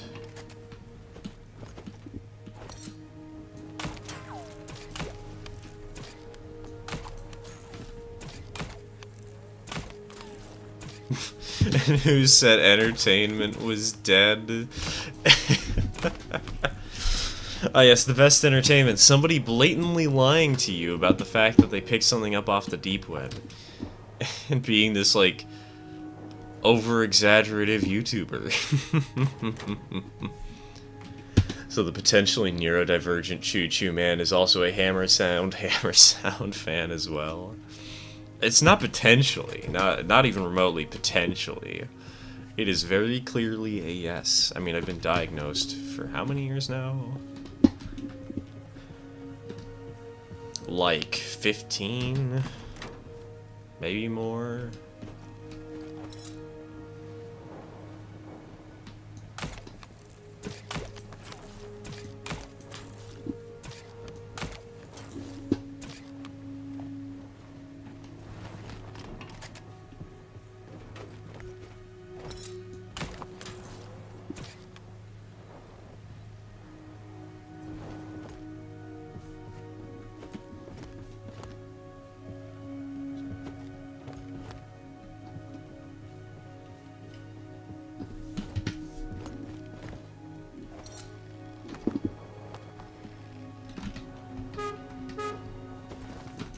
Yeah, let's go. Let's roll.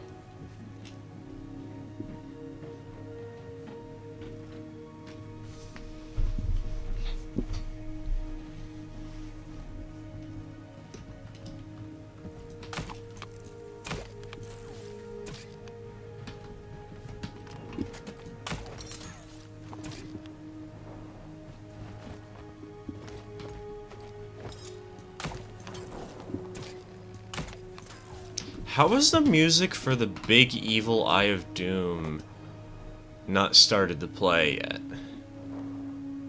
I don't see the hentai tentacles in the wind. So... Are we just... Oh wait. I see the chains though. Where's the tentacles?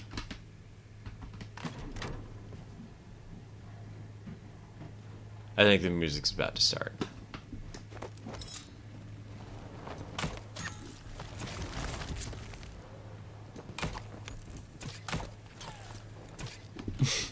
Even Big Evil Eyes of Doom are scared of copyright. What was it? No, it was Dr. Doofenshmirtz. It was, Joker not evading his taxes or whatever in BTAS.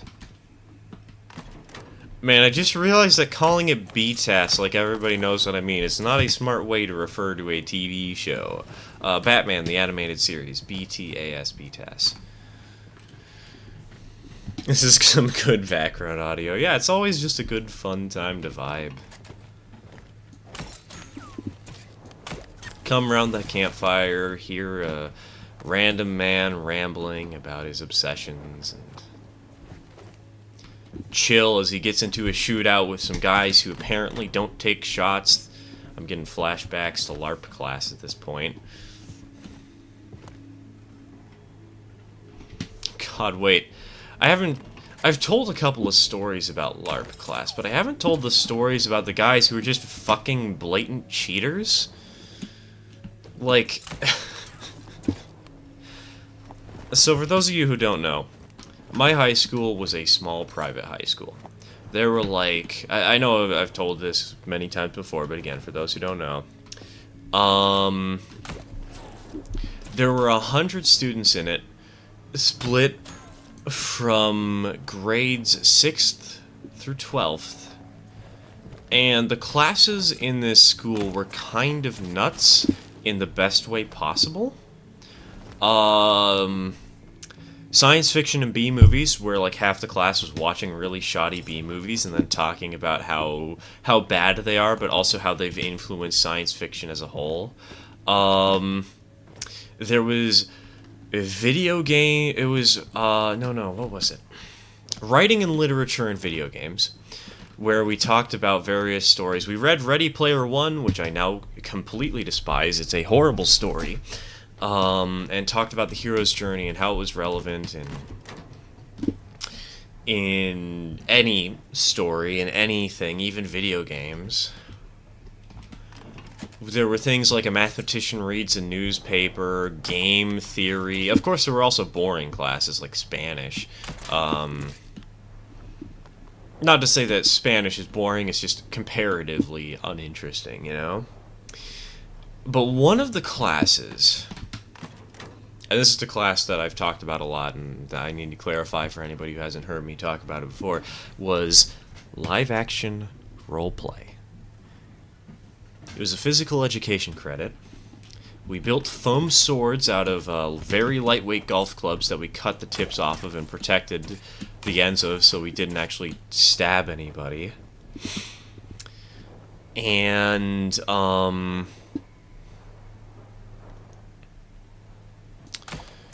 we'd go to the local park for like half an hour. It took us like 15 minutes to get there. The park wasn't all that close, but we didn't have a gym at the school.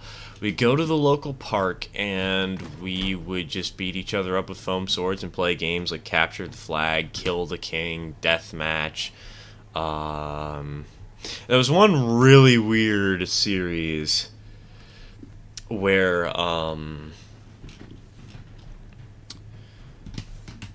what was it? This one really weird session time where somebody actually tried to take the roleplay side of live action roleplay and turn it into a Dungeons and Dragons campaign. It did not work out. The DMs fought a lot because one of them was kind of manipulative and an asshole. Most players just wanted to beat each other up with foam swords and didn't really care. Anyways, I'm getting so far distracted. How many stir rants can we have? You into Ready Player One, Airbnb? How many more are there? Oh, don't worry, I have all the rants in the world.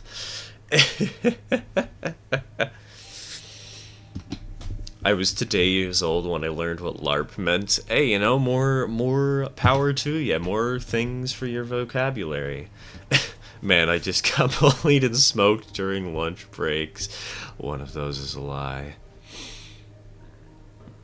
So, as we're doing all this, right? Some kids... the problem with live-action roleplay is there's no actual way to determine that you've been hit, other than trusting that the person you hit tells you they've been hit. And there were so many kids who blatantly lied about not getting hit, that we basically, some people like myself, needed to actually go out of their way and become referees for the teacher, because it was getting so annoying to students that I had to come in and say, yeah, you got hit, like, dude, you're blatantly trying to hide the fact that you should be dead at this point and you need to go back to your side. But there were two kids in particular. They were senior year for me, but I think during my first year. So I didn't get to see them very much. But they were two twins, and they would get hit clearly by a bow and arrow, which is a projectile that when it hits you, it stops in the air and it bounces off your body. They got hit multiple times, not in the hands. Look, because if it's on the hands, you know, people usually are like, okay, it's on the hands, whatever. You would have taken the hit if this were real, but this isn't real. It's close enough to the sword. I don't want to debate it. But with a bow and arrow, when you're hit on the back, and you just say that you weren't hit, are you serious?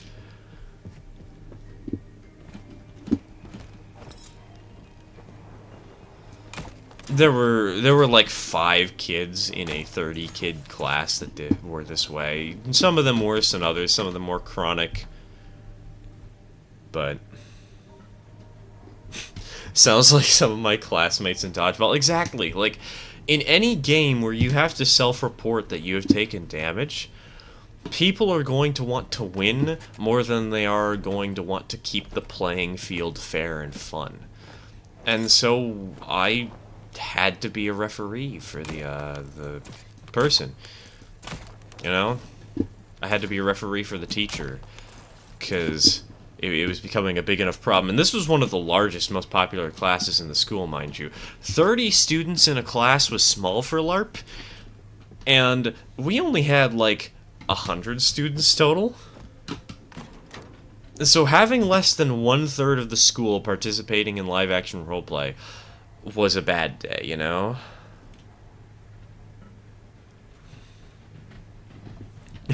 Did you never think of throwing ketchup at them? No way of hiding it then? Could you imagine everybody just being smeared in ketchup when you hit them with a small golf club covered in, like, pipe insulation foam or whatever?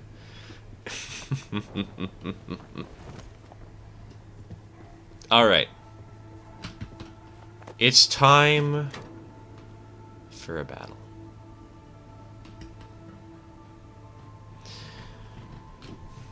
And I said at 2 p.m. I was going to quickly check my front door.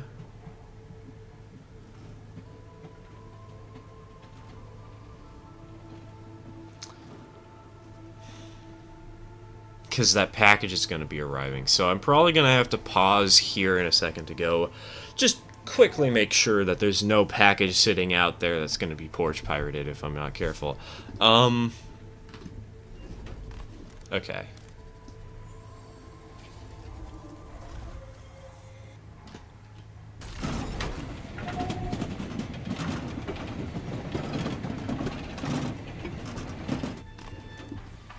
Alright.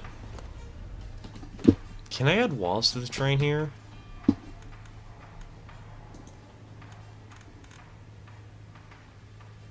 Okay, so steam engine can be built. How do I build the walls? Also, I think I saw a piece of scrap metal just floating in the sky over here. Yep, there it is.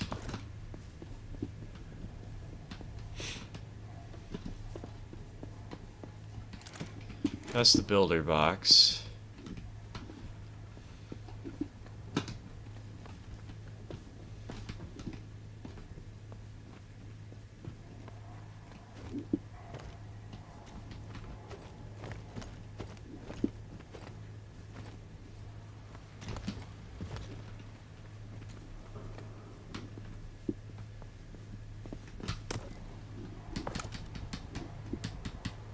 That's fine. I know I'm out of ammo space. Let's get some more stuff. And while we're at it, let's do a funny little meme. Nice. I don't know why it's so addicting blowing that stuff up, but it is. Okay, not enough tokens. Oh, I'm out of inventory space. I guess we gotta go put that away before we start the fight. Oh my god, I have so many chemicals.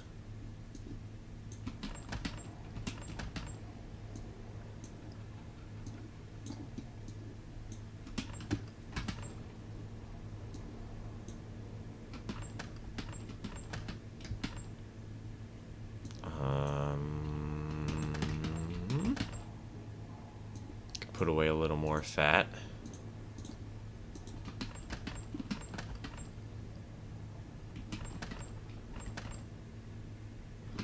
And now can I go pick this up? Did it really just despawn in the 2 minutes I was looking away, or is it somewhere else that I didn't look? Okay, that's another ammo box. I'm gonna have to remember that because I keep opening those and I can't actually take their ammo. Oh, there it is.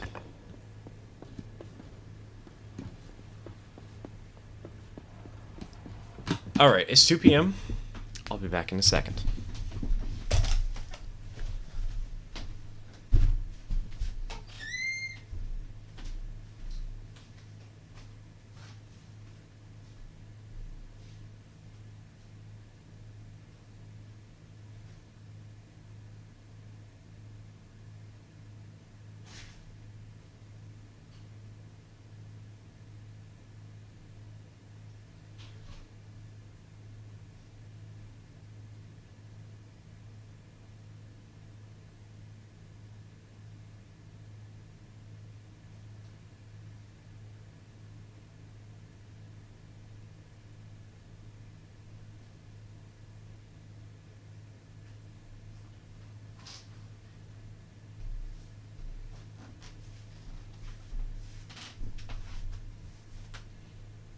So,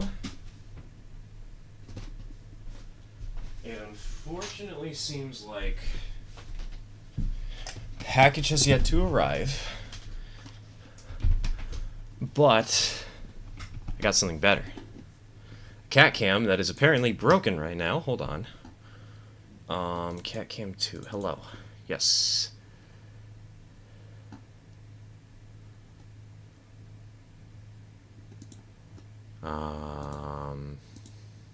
Swap to that cam, swap back to this cam. There we go. There we go. Cat cam.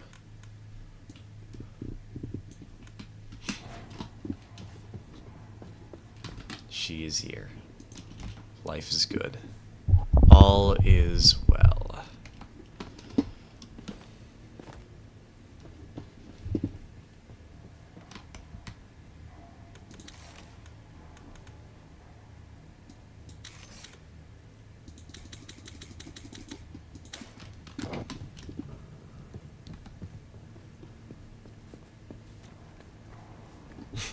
The kidder, yes, she's arrived. She's here, boys.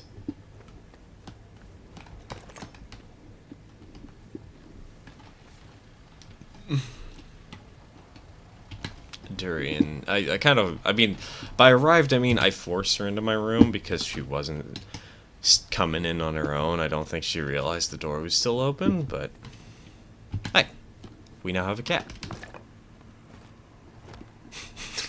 We now have a cat, he says, as if we didn't have one before.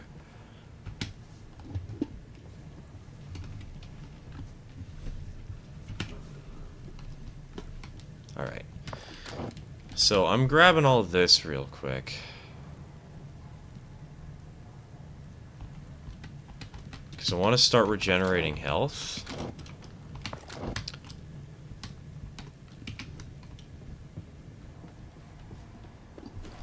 Or at least I want to be able to start regenerating health. I don't need to do it right now, but... Alright. It is time to try out our new pistol. I mean, it's not really a pistol, but...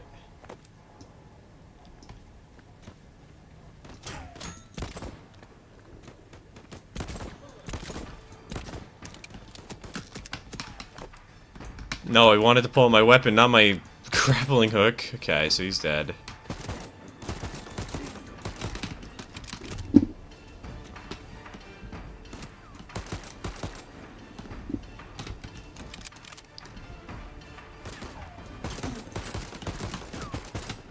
Okay, pull out the pistol to finish this guy off. I didn't remember which guy it was, but that's okay because the pistol does actually deal more damage. I'm taking way too much health here.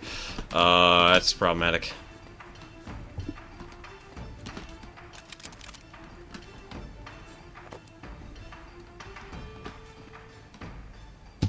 I wish my cat was that sweet. My cat once left a bunny without its ears in front of my house. Ah. Don't worry, Durian would totally do that if she was given the chance. Oh, hello. He's dead. Nice. Don't I have bandages or something?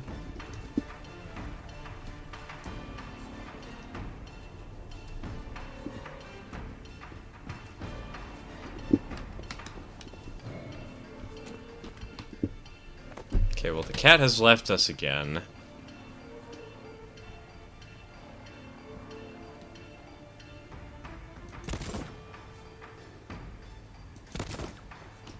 Well, that was easy. Hello. He's gone. Oh my god, there's so many of them.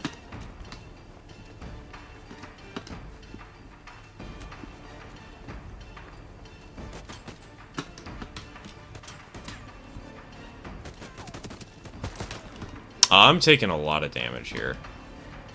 I need to be more careful.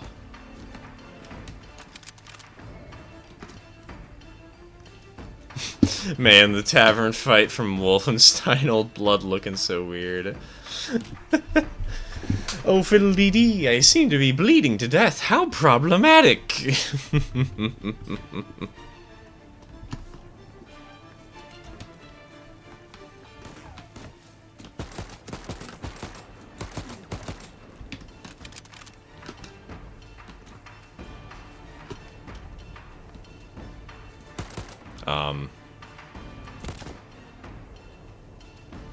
Can I? Oh, he's got he's got armor on. Aha. Okay. Well, it's a little bit of a problem.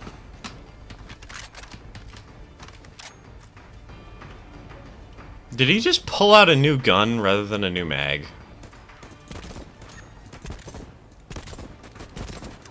I may not be a gun nut, but I know a thing or two.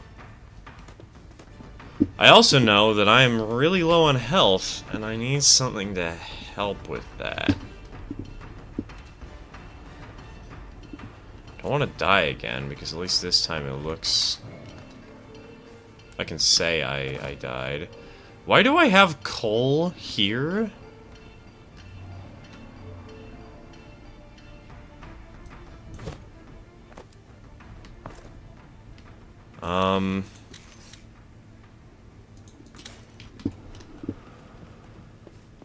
Okay, so now that we're out of combat, we're refilling health like mad.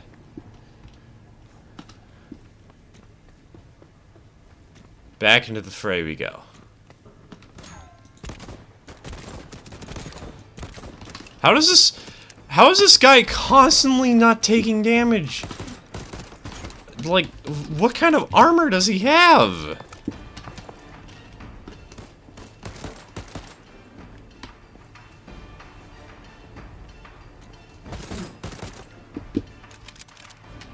Okay, I think that was the last of them.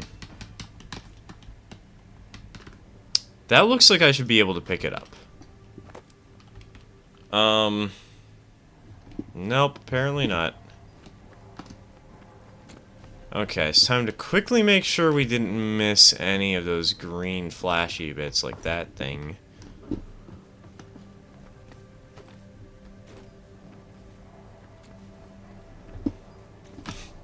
Durian left quicker than every girl I'll have ever liked. It's not true, and your imaginary girlfriend is still here. I wish that were true. I don't even have an imaginary girlfriend. No, you do, you do. You've got Derail Valley's girlfriend, remember? God, wait! Okay, we need new channel merch. Goods Factory in Town body pillow. I hate this and I love this at the same time. Okay. There's gotta be something out here worth salvaging. No, apparently not, because my inventory's full, because I got way too many of those parts. Okay, well...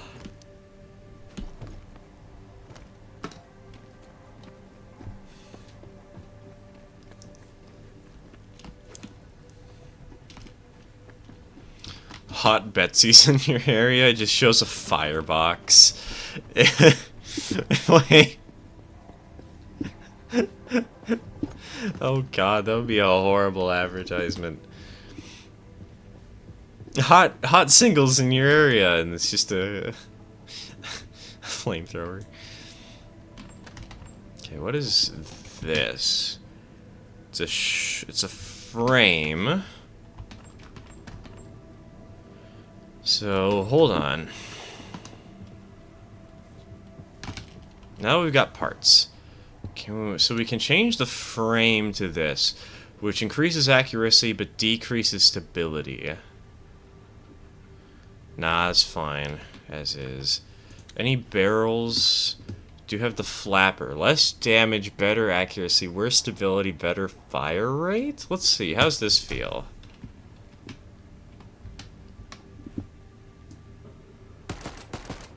Oh, that's fun. I like that.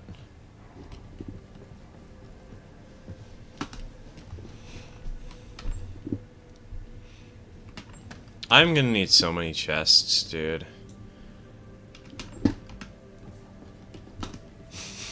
Hot singles in your area, but it's a Stirling single locomotive. Exactly, exactly. Okay, let's see. Barrel. Got this barrel. What does this do? Better accuracy, better fire rate, worse range? I'm willing to swap that out. What's the frame here? We got this frame. Better accuracy, better fire rate, better stability, slightly worse damage. I think that's fine.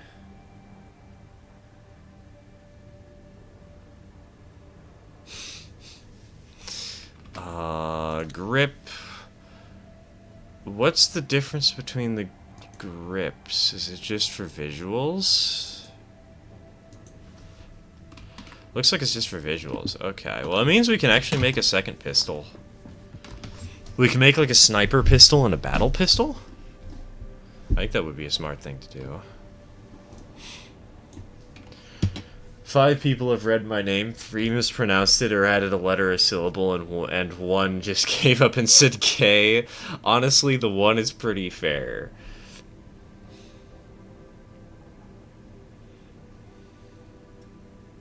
Because I would assume it's Kevin? I mean, I don't know. I don't words very good. He says as he is a writer.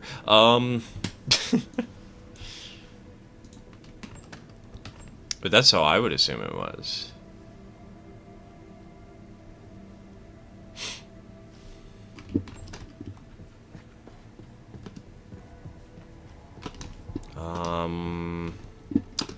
Start work on building a new one. Create.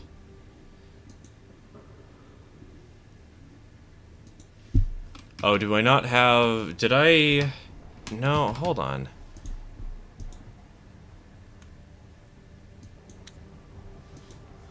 Oh, so I need 5...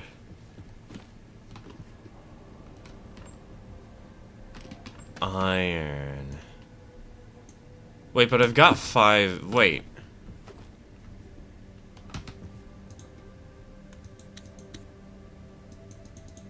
How do I build this?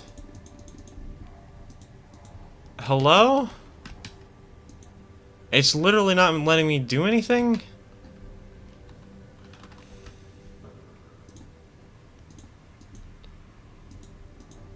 Hello?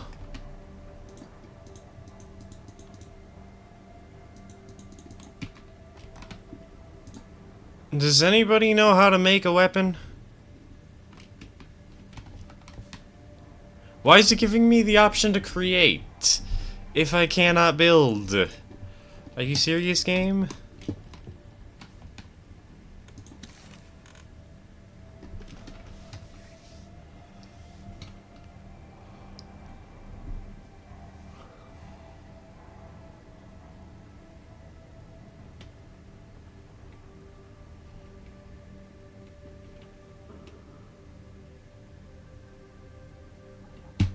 Let's see here.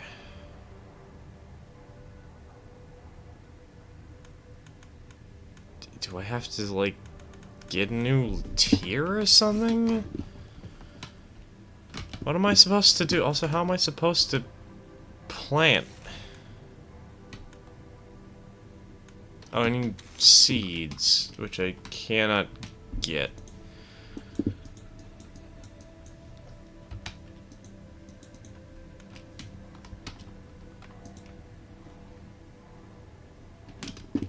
Is it because I have too many weapons on me at once and I can't create any more?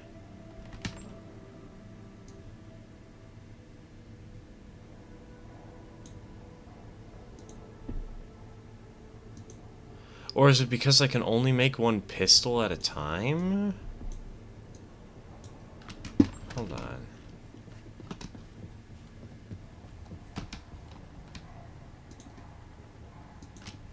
Create.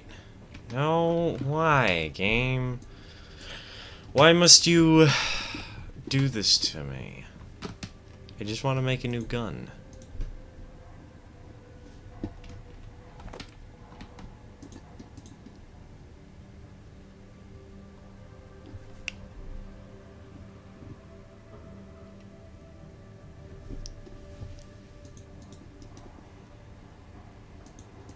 I would ask Fly how to do this, but he doesn't seem to be around right now, so...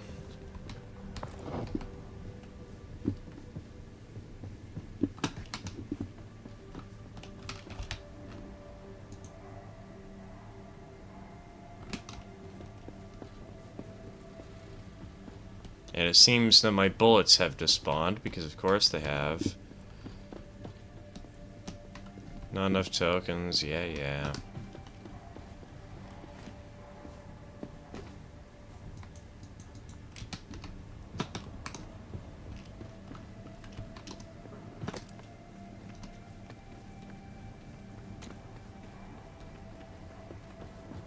Well, time to go exploring, I guess, because apparently the game doesn't want me to get more guns.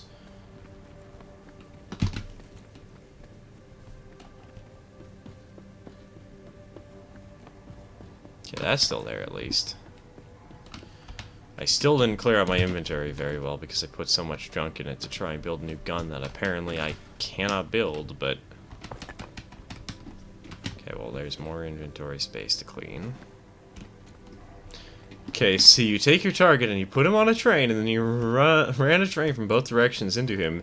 It should kill him. Dude, that just sounds like Mickey's Dick Smasher. Have you guys not heard of that roller coaster?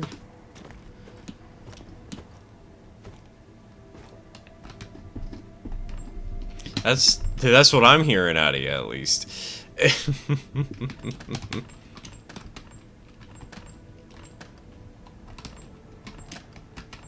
Okay, I totally need to get a couple of new chests going.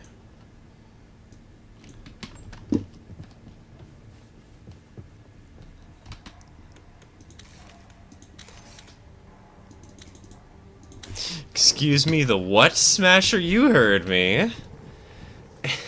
Mickey's Dick Smasher. Have you guys not heard about this one? Hold on, do I need to bring up a picture of this on stream? Because I totally will.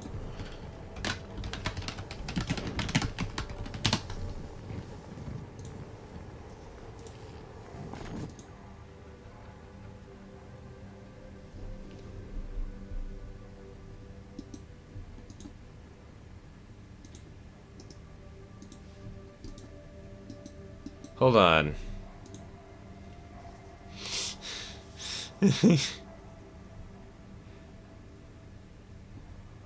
I'm almost afraid of what to see it. He's like, don't worry, TK. It's horrifying.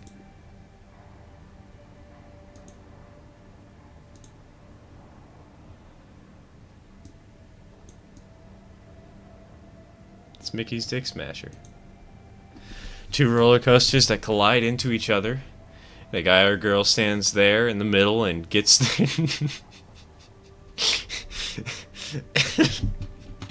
oh, I can't even take it seriously.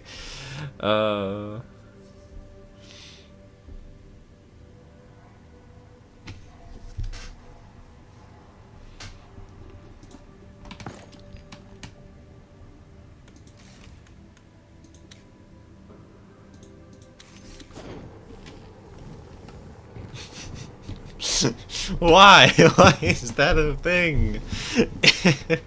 Just is. God. It's Mickey Smasher. This is obviously not a real roller coaster. Disney, please do not sue. I am not stealing your brand identity. Somebody on Twitter is. It's not my fault. I am not affiliated with this person. Oh wait, hold on. I don't have enough resources for that. Okay. So I'm an idiot. I forgot to start the replay buffer. Oh well. Whatever.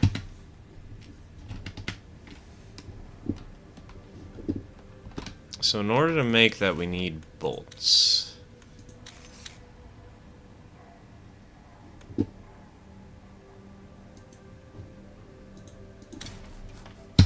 The literate revolution and its consequences. That reminds me, I do need to work on No Home for a Hero today. I hope to have a video for that out tomorrow. Hope. Emphasis on hope. It is taking way too long to write this next chapter for the story.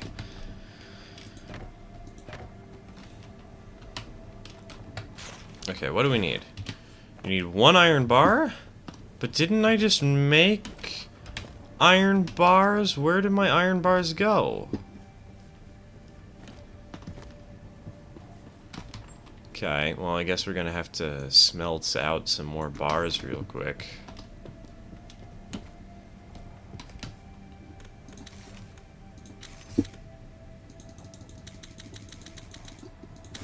No hope for Ryder. Ryder's block in a nutshell.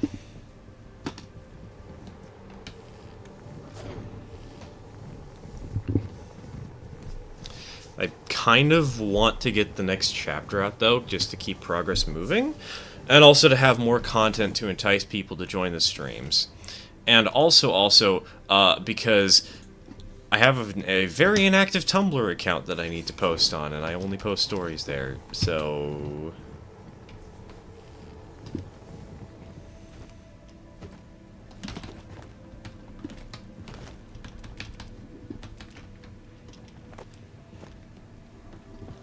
It's no use!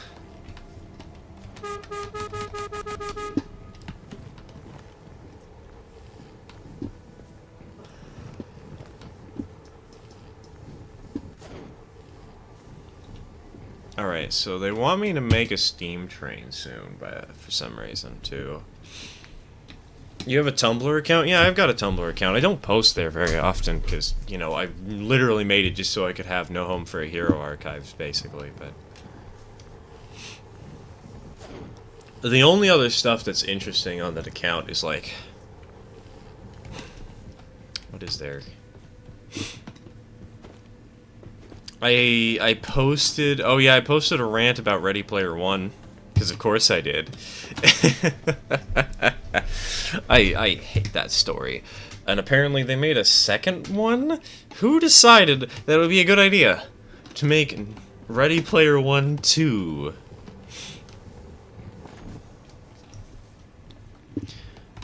Why? But, I think there was also, like, a story prompt I put up there at one point in time. So...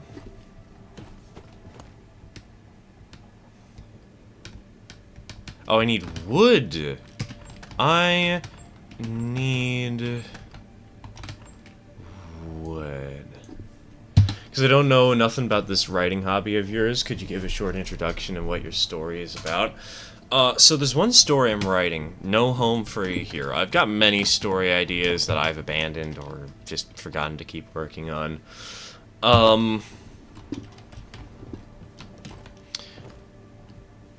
And it's basically...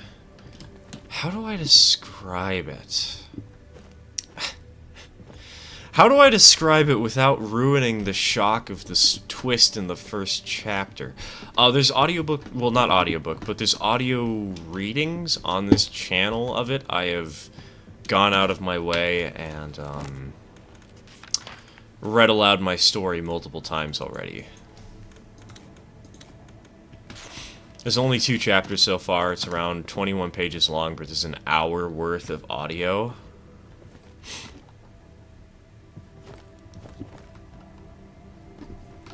Feels kind of like a D&D campaign, given the dragon and the spark mage. Honestly, the way I initially thought to describe it was buddy cop.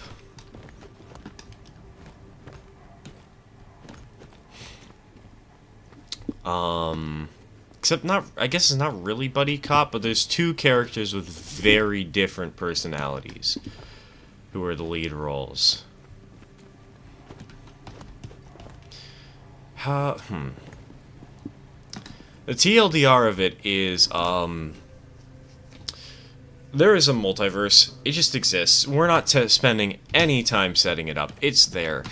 It's not your typical kind of multiverse where it's like, oh man, or like your Marvel multiverse or whatever. It's like, hey, we can have all the crossover events ever. It's like, no, there just happens to be a bunch of different random realities. And for some reason, all of them are dying. And our main cast is tasked with 2 things. 1, figuring out why they're dying. Actually, I think that's basically the main thing I've only said so far. Never mind. That is the main goal of the cast. It's a ragtag team of an asshole who is very blunt and rude, and a young girl who is naive and emotionally distraught at losing everything. Because, you know, with reality's ending, it's only a matter of time until yours ends. So, it's a fun little story. I've been having fun working on it for a couple of years now.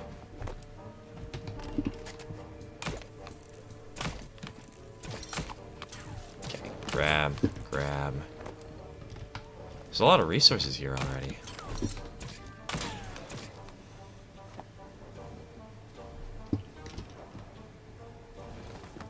But every chapter is around 9 pages long, approximately, double spaced. I can look up how many words we have in it so far. No home for a hero. Control Shift C. There's currently 6,980 words. It's coming along slowly. I might do it, like, try and finish the novel for NaNoWriMo. We'll see. We'll see.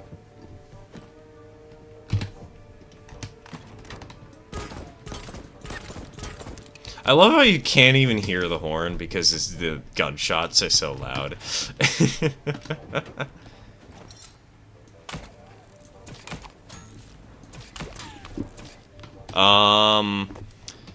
I saw you, mister.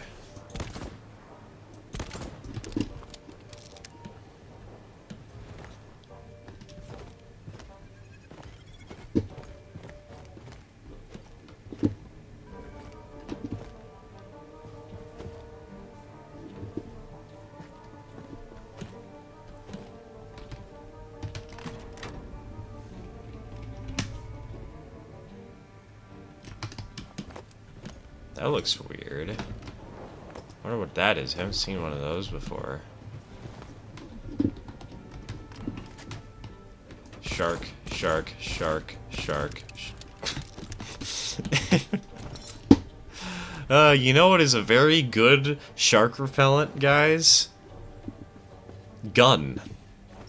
Gun to face is amazing shark repellent.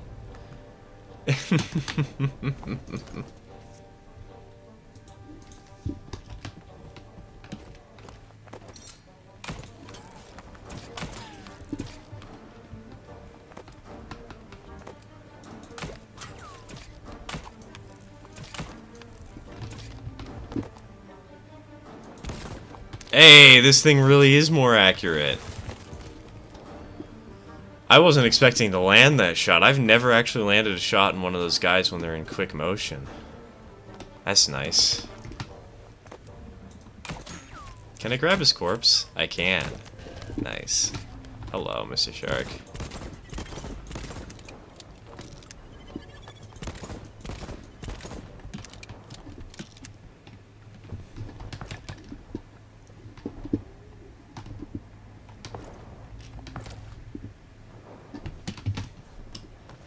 Alright.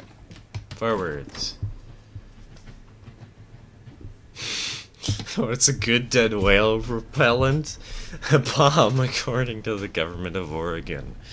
Oh, how wrong they were. You know what? Should I tell more fun stories from school about various classes we took and how cool they were? I mean, I'm probably going to repeat myself again from random things I've told in videos, but...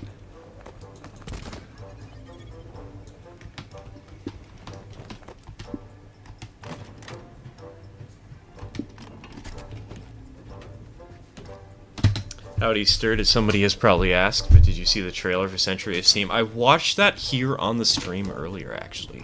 Live reaction. Took us about 10 minutes to get through a 2-minute long video.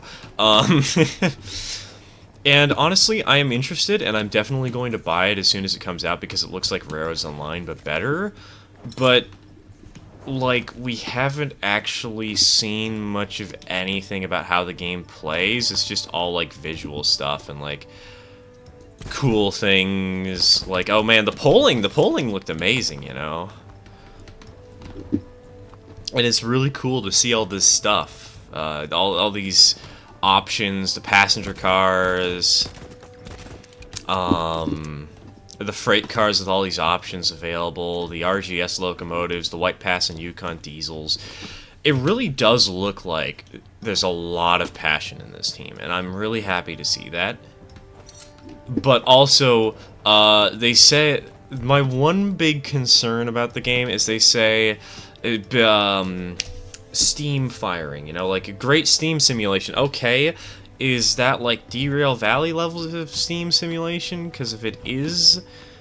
I I am, or is it like better than Derio Valley? Because if it is, I'm kind of afraid that it might be a bit too much and not enough game, you know? I love how they had some ES&D Easter eggs in there. Yes, yes, I saw the ES&D Easter eggs. I laughed my ass off at that.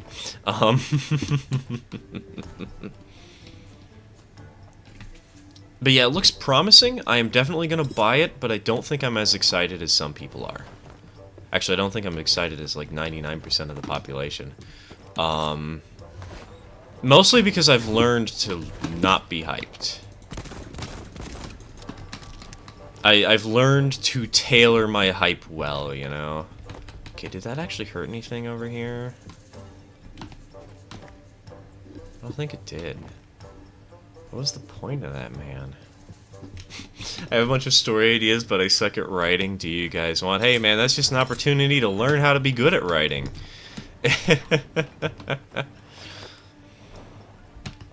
Because if you don't try, you're never gonna learn, you know? I'm keeping an eye out for the sharks. So it seems like there's like 3 of them running around.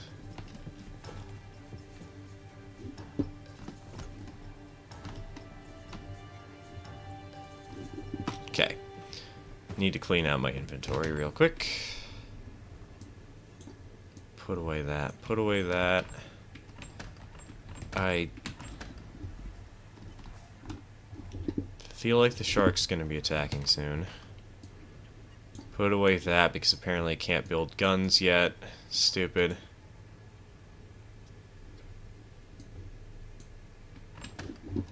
It's like saying falling from a plane is a good opportunity to be good at flying. No, I wouldn't say so. Falling from a plane is a very different experience. Falling from a plane is something that is extremely time sensitive, and if you don't learn to fly, you're kind of screwed. Like, the fact is, you're not going to improve without being willing to try to just do it. And accept that it's going to be bad, and that's okay. Because you start bad. Everybody starts bad, and in order to become good, you have to overcome your weaknesses. And you're not going to do so if you just sit back and say, I'm bad at writing, and not do anything, you know? Shark. Shark Typhoon is an enchantment for 6 mana that gives you a 1/1 fly or an XX flying blue shark every time that you cast a non-creature spell. Where X is equal.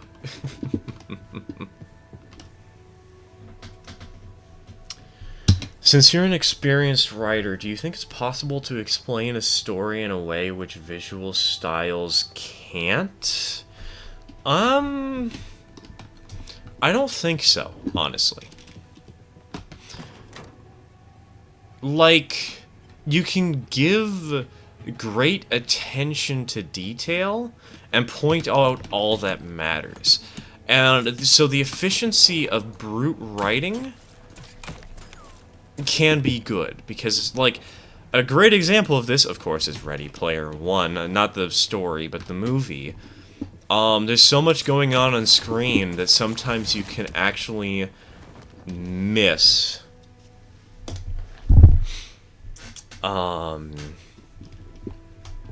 You can actually miss a detail because you're focused on something else. And so writing can, like, pinpoint in. It can. Not necessarily always does, but it can pinpoint on the moments that matter most. And a great example of how it fails sometimes is, of course, Ready Player One, because it jumps around all over the place talking about details that are not relevant to the story at all and are just basically this dude nerding out about his favorite things and nothing else. Example, visually you can show the person's face or perhaps an exhale in winter, but in writing you can add inner thoughts which can't be 24/7 told in the story. Well, that's the thing. In visual medium... Hold on, new note added, hold on. Brain. On the whole, you could never imagine that I'm on a holiday. Very strange kind of holiday that never ends.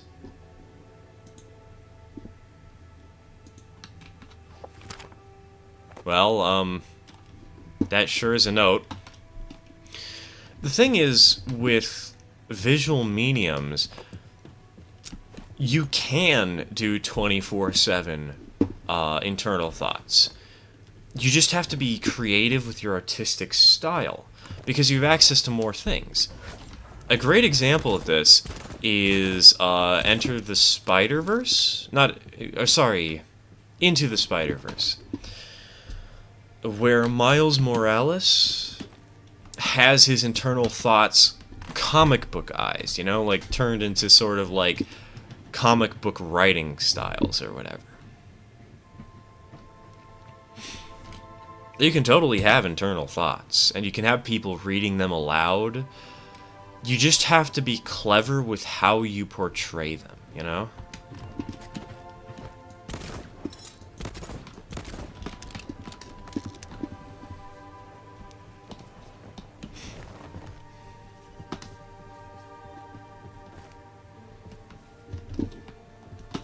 So I can't really think of any advantage that writing has over visual mediums. I mean, at least from a storytelling perspective.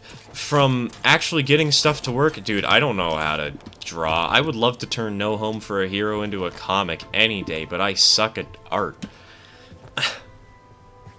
And admittedly, you know, I probably should, like, practice if I want to get good at it. Or maybe commission somebody who is good at it. But even so, it takes a lot more work to draw a comic and write a story at the same time than it does to just, you know, write the story. You know what? Screw this random dude. That guy probably had a family. He doesn't anymore.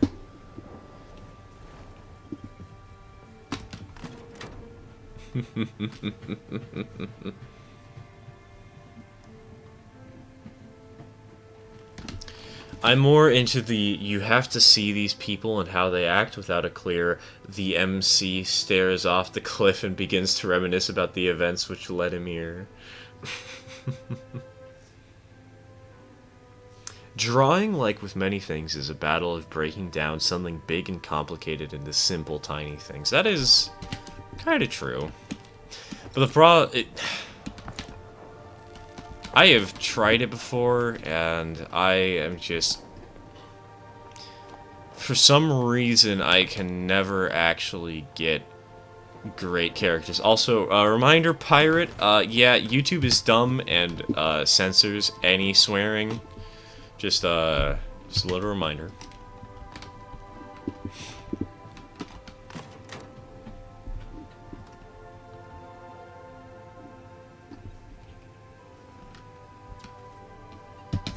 Just got thoroughly soaked trying to clean parts of a fridge that are bigger than the sink I'm cleaning them in.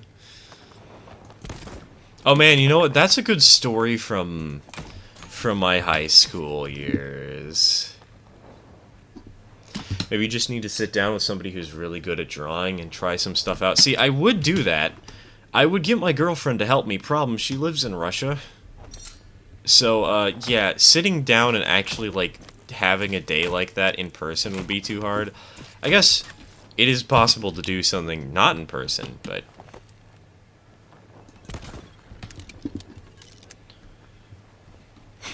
Also, No Home for a Hero would make an awesome movie, possibly multiple movies. See, my original want for No Home for a Hero was actually to turn it into a video game. Turn-based action, in a similar vein to Deltarune, or Mario and Luigi Superstar Saga, Paper Mario, or, what's the last game? Bug Fables.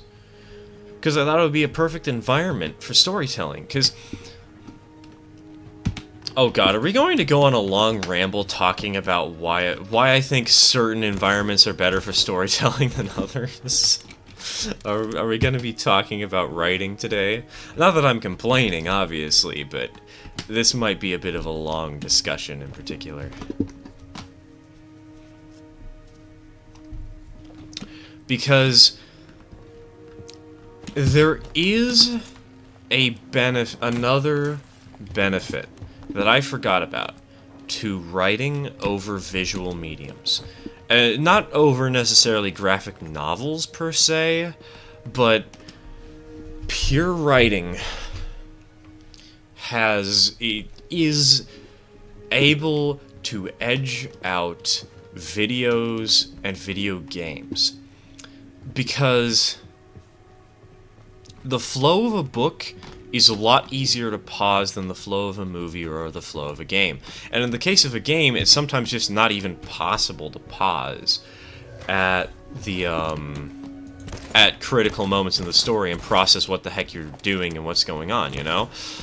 And so with a book or a graphic novel, you are better able to slow things down and take it at your own pace. And so if there's a lot of information going on at once in a critical fight sequence, you can pause, breathe, comprehend. And I think that's really good. So there is a benefit that pure writing has over most visual mediums. Not all, again, because, like, a graphic novel, you can still pause, take in what's going on, etc., etc.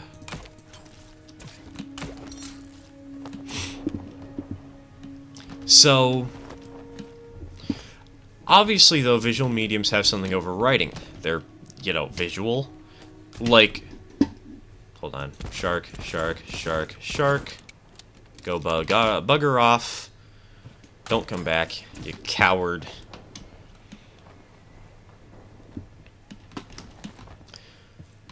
Because the ability to show the viewer... One thing I've learned, which this is really strange to bring up in writing, but it is relevant. I used to do babysitting for my church. There's this event we have at the, hello, Mr. Shark, buzz off. An event we have at our church. I don't go to church anymore, but at the church I used to go to, there was an event called Parents' Night Out, and basically it was like, hey, parents, you want to have a date night, but your kids, they're gonna get in the way of doing that, right? Well, why don't you we'll just babysit them for a couple of hours. You'll pay us a little bit of money. That'll go straight to the church, and it'll help with funding projects like remodeling part of the building and whatnot. But there was this one kid who was very clearly heavily on the spectrum. Actually, there were two kids. They were brother and sister. And so they were kind of not very good at dealing with other children in the place, and didn't really think about other people's emotional states. And so I remember pretty often these kids would get in trouble, and we'd have to, because they would like take a toy that somebody else was trying to play with, and well, that kid wanted the toy back, you know? And so we'd have to tell them, hey, that's not okay. You can't do that. You gotta be cautious and careful and think about other people's feelings. Right? Well, that didn't work. That very straightforward approach to it being like, yeah, just stop it, didn't get the point across. Telling them the logic behind why people were emotional about them taking their stuff wasn't working. Then my sister came in, and what she did was she didn't tell him. She asked him. It was like, I don't remember exactly what she asked. Something like, what did you do that upset this other kid? Now, if somebody did that to you, how would you feel? Those are the two questions I remember. And those two questions instantly made him, like, overall better. Not perfect, obviously, you know. Like, people don't instantly improve and forever fix their problems once they figure out what they are. But this kid started actually being a little more mindful of other people around him. There was a decent change, and he actually apologized to the other kid for taking his stuff.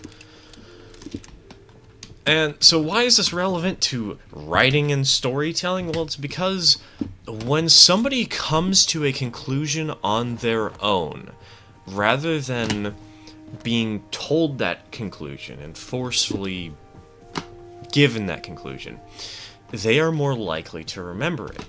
And so writing, or I should say visual storytelling, instantly has a massive benefit because of this. Because you can show the viewer implications of what's happening. And through those implications alone, rather than having stupid exposition where somebody goes off on a long rant telling you their big evil plan, if the viewer is able to piece it together through just little images and imagery, it lasts much longer with them in their memory than if you were to tell them, Palpatine is back, baby! We don't know how, he just is. Accept this fact. And so that's the big benefit of these sorts of mediums. But again, because you don't have access to, or it is much more difficult to control the pacing in a movie or in a video game,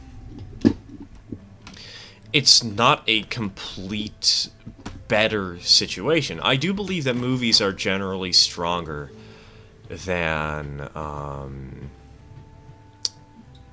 books. Not always, obviously, but generally.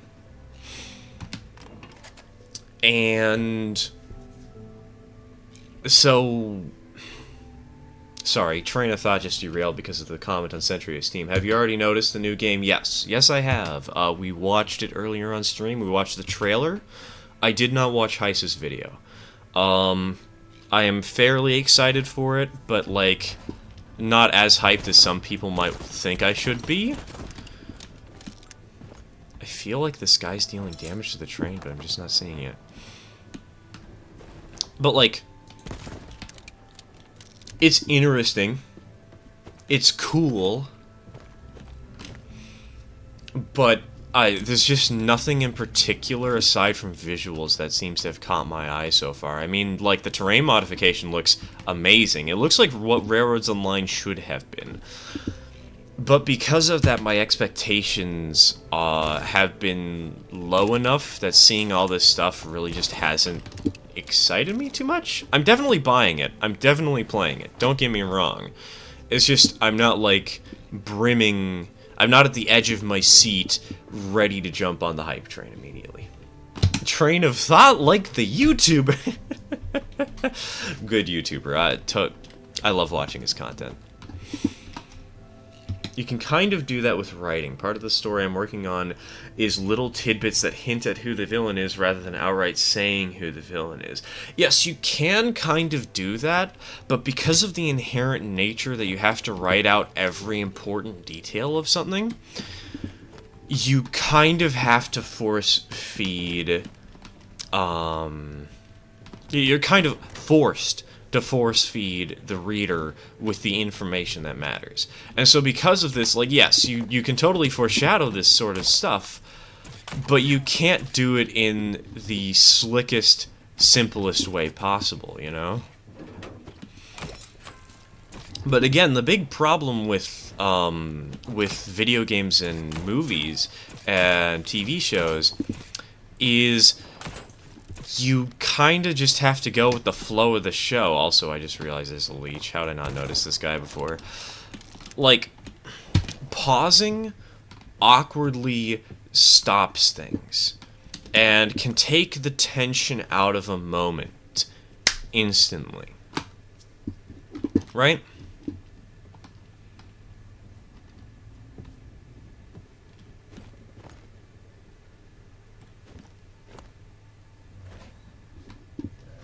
Hold on, shark, shark, shark, shark, shark. Why is that guy at full health?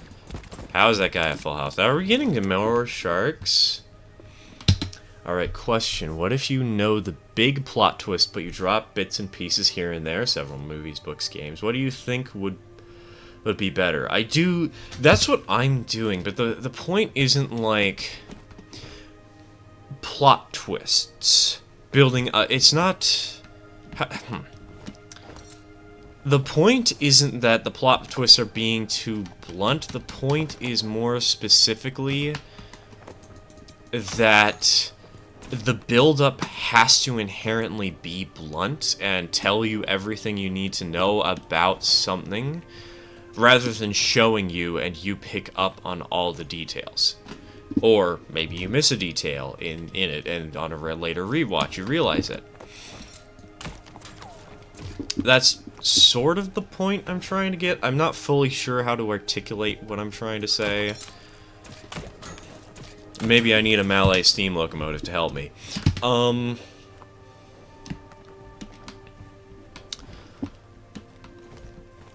So, show don't tell is better, at least in my opinion, generally better at letting the reader, or letting the viewer,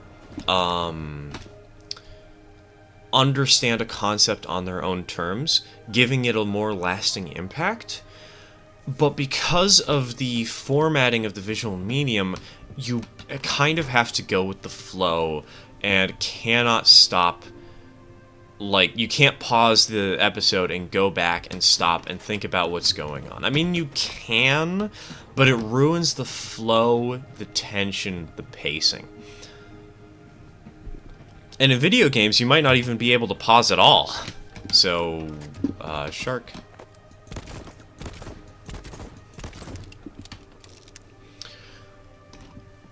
The reason I bring this up is because I do actually believe there is a medium that is able to take both, or acknowledge both, issues. Like the issues of a visual medium... Wait a minute, where did those landmines go? Did I put... The issue of a visual medium not allowing you to really control the pacing, not allowing the reader to do things at their own flow if they need to slow things down. And the issue with writing not being able to show rather than tell.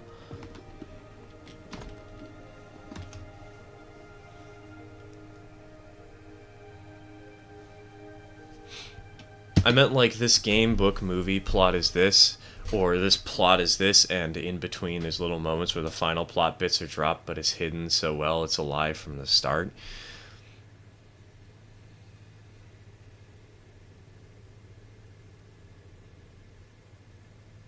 I'm not fully sure I understand what you're trying to ask there. What if you know the big twist, but you drop bits and pieces here and there? What do you think would be better? I mean, I think it's always good to drop hints for your twist. You need to foreshadow what's coming up. Because if you don't, then it's going to feel like a really bad cop-out, you know? If you have this big moment that you didn't build up to, it's going to just feel like a Deus Ex Machina, and nobody cares about a Deus Ex Machina. I mean, someday, like, if the Deus Ex Machina is built up to, then it's not a Deus Ex Machina. Okay, scrap metal, scrap metal.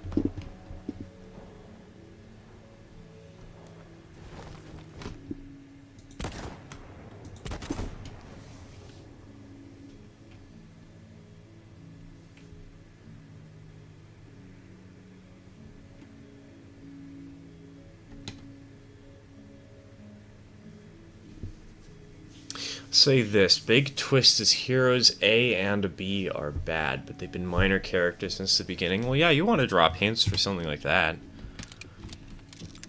It's just good practice.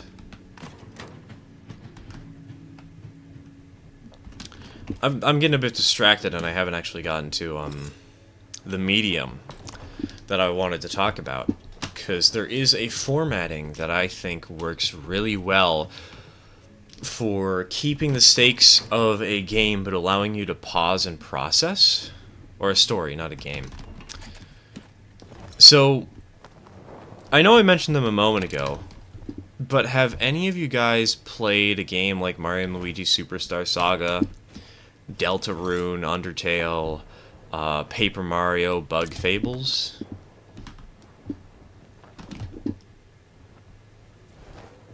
Also, where's this shark at?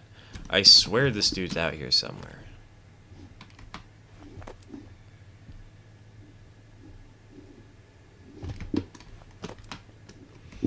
Because I feel like those turn-based action games are perfect.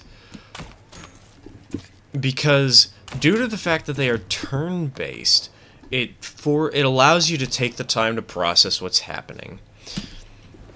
But because you need action commands to complete your battle, you still have to actually see the action happen and feel the stakes, rather than just seeing a random number generator to decide your fate, you know?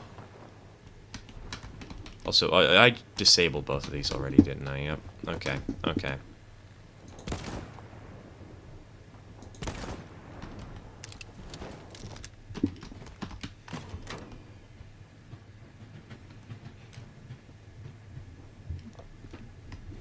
But also, outside of battle, for these sorts of games, you're better able to control the pacing, because these games just naturally have text boxes that you hit a button to progress through. And so if you ever want to stall on one text box and think about what's going on, you can just freely do that, you know? I hope I'm making sense. There's this stupid frickin' shark dude. Also, kind of want to do something funny. What happens when I grapple this? Okay, okay, I can't grapple it. Thank God, because otherwise I might have just killed myself.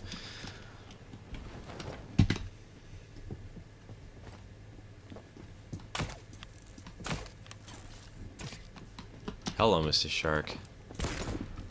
You know what?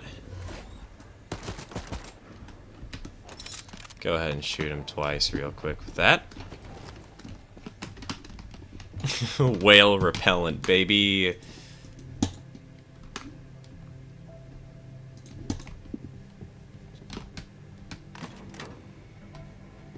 Also, I don't think I ever responded to JHR's comment about taking up stories. Like, I would love to... Oh, wait, no, I did, didn't I? Never mind. I was just gonna say that, yeah, it would be reasonable to take a story. Maybe not to completely rewrite it, it would probably be a little bit hard, but... And I don't think I'd have the time and effort to take on another story. No Home for a Hero is already taken long enough to write, you know? But just hearing story ideas and bouncing ideas off of people and chatting about it, it's good fun. It's a good way to better build your worlds and better build your repertoire of writing skills.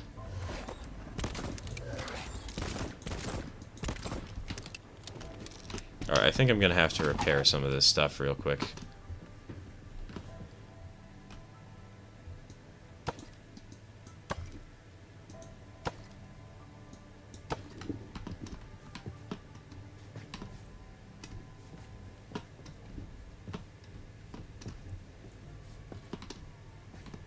Alright. That's looking good.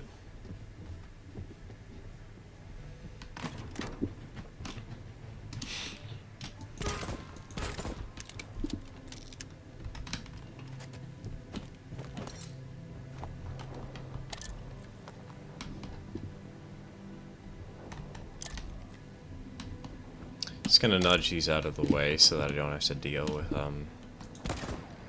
them.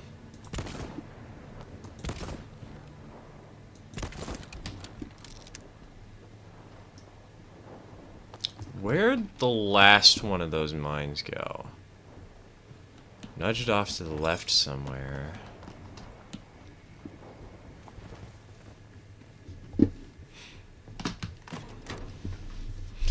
Anyway, speaking of stories, do we want to have the Ready Player One rant today?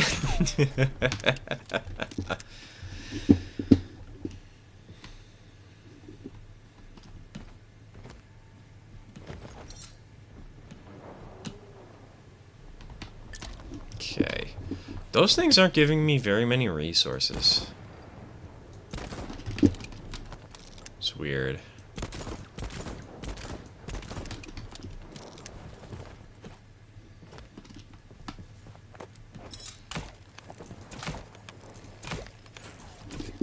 Oh, my inventory's full. Okay, okay.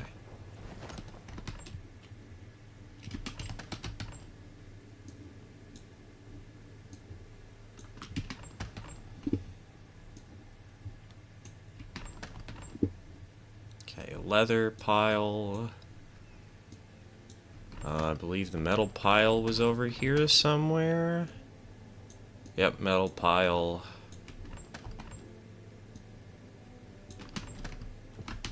Wood pile. Let's go fire up the kitchen. I want some water.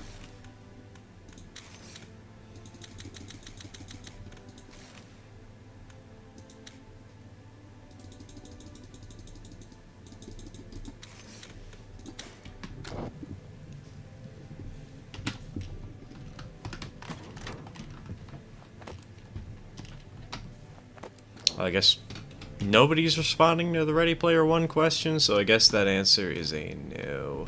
Either that or chat is acting funky and I'm just not seeing anything. I hope chat's not acting funky.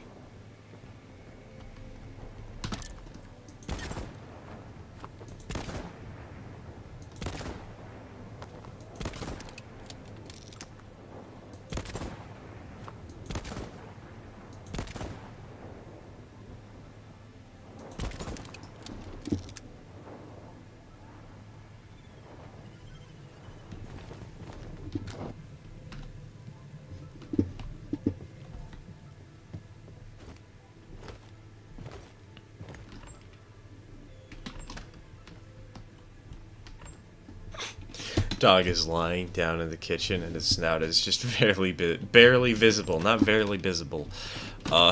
Words are hard. Barely visible around the corner of the wall. That's cute. That's sweet. Durian, however, is a little rapscallion who doesn't want to come sit in her cat bed today, apparently. A little strange. She usually likes being around when I'm streaming.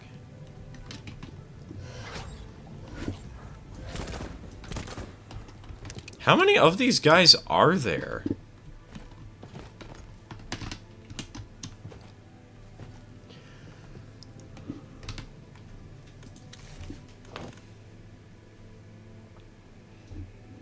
Wait a minute, what the heck is that? What the heck is that? Is that a bandage? Yeah, it's a bandage. How do we make a bandage again?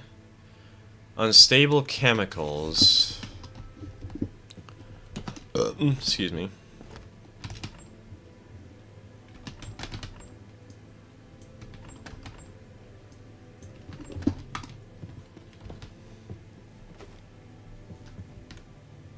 Alright. Lab, chemicals. All the chemicals you can make. 5.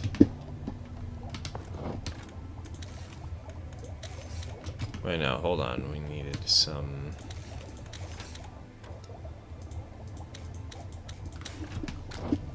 some of that. This requires 4... Oh, I have... No, I have those 4. What am I thinking? I'm dumb.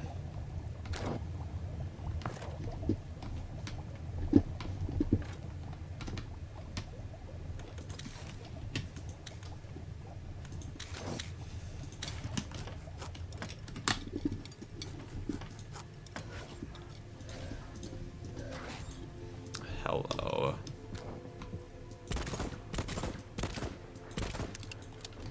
Those guys don't really deal much damage, do they? Interesting.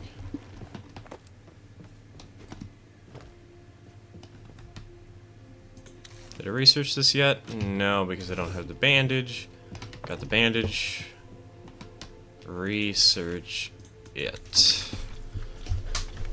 Home comfort. What the heck does this do? 15% reduction in the rate of health regeneration depletion while you're on the train. Okay. Cool, cool.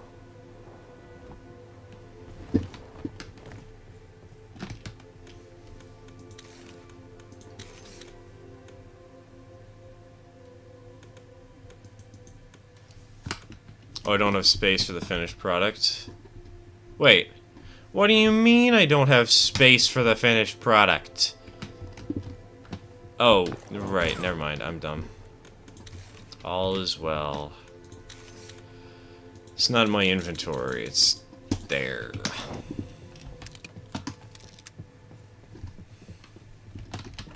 Okay, so now I need some fat. Fatty, fatty, no parents. Wheatley from Portal 2. As Wheatley from Portal 2 would say.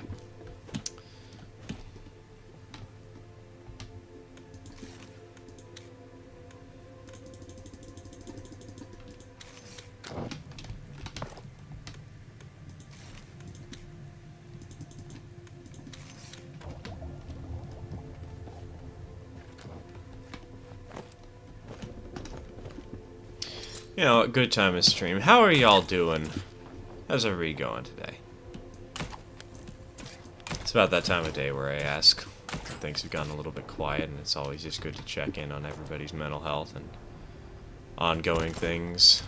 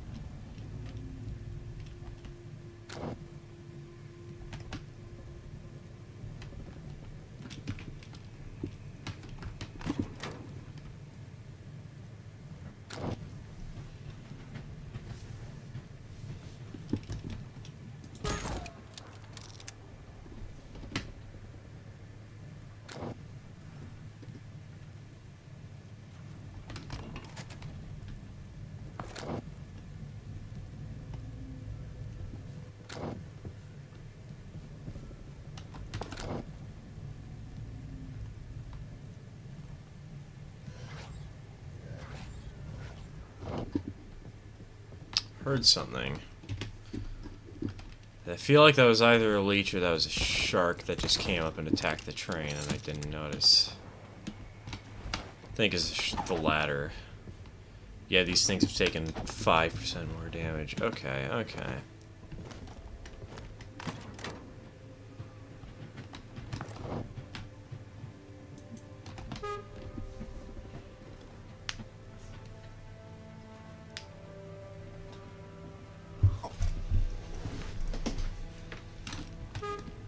No, I didn't want to honk the horn. I wanted to stop the train.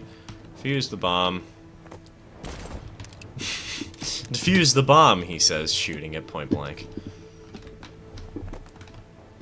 A little bit of stuff over here.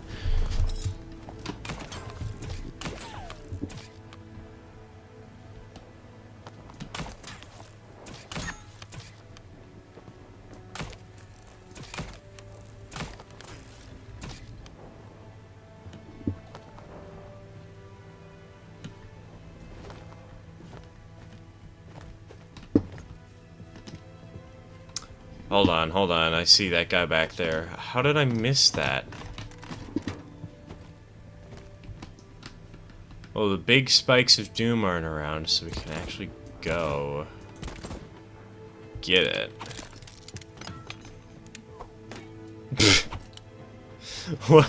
Okay then, guess we just got a completely new gun. Alright, I see how it is.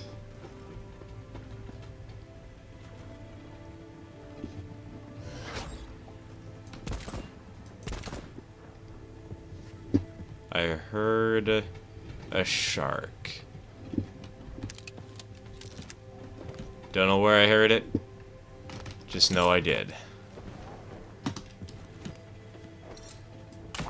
Shark guys are getting pretty annoying. They're not as Why are we not stopping?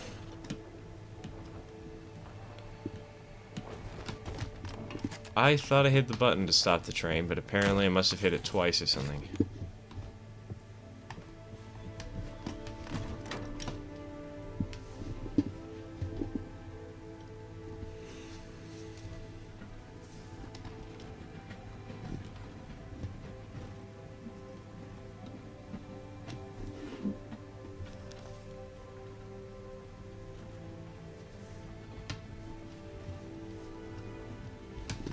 Alright, now we can get this stuff.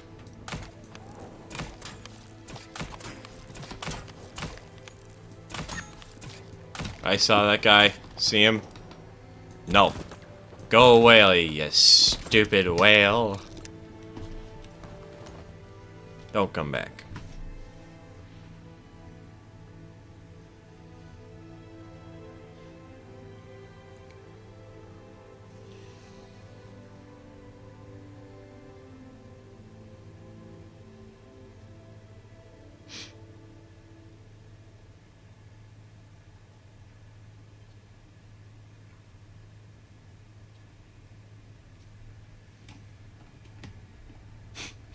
No, go away, or I shall taunt you for a second time.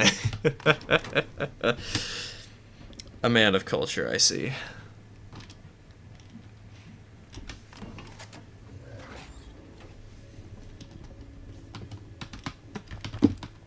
Okay, so that guy just took a bite out of our train. Go away, you fat... You flat F. Word that cannot be said in chat because YouTube is bad with that, apparently.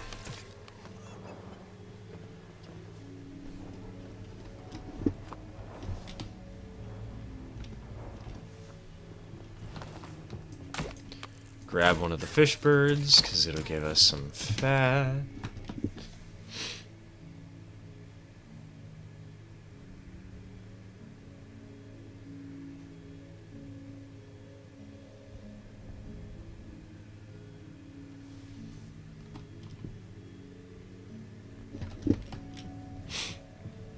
Fimsh bird. Where's TK when you need him to complain about the fish bird again?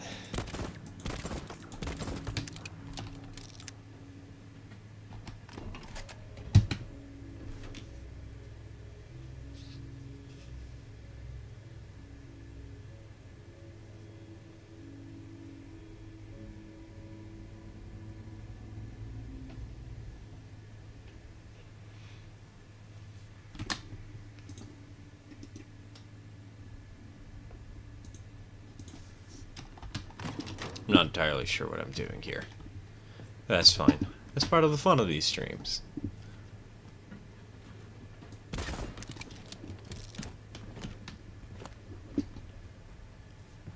Something worth grabbing. So, did he deal any more damage? Don't think he did. Those were at 90% last I checked.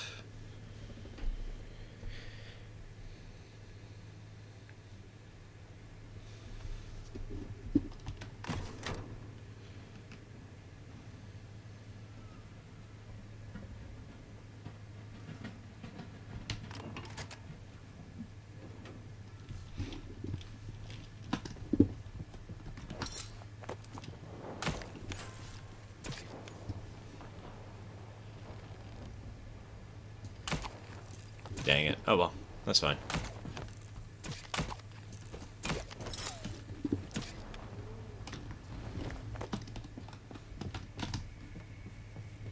Oh, shark, shark, shark, shark, shark. I would have hit all 4 of those shots if it weren't for the steel rail in the way.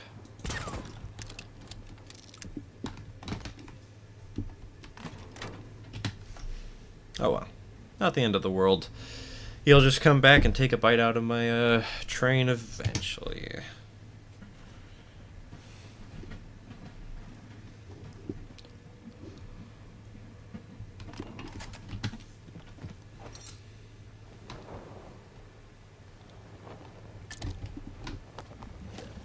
Ow.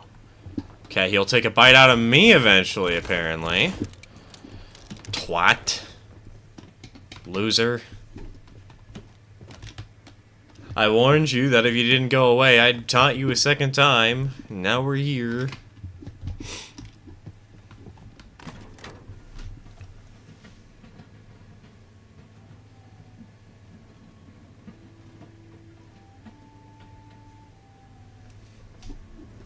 That's a landmine.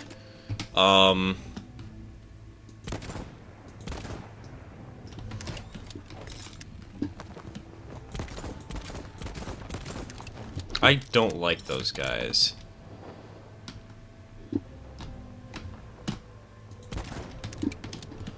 No, hold on.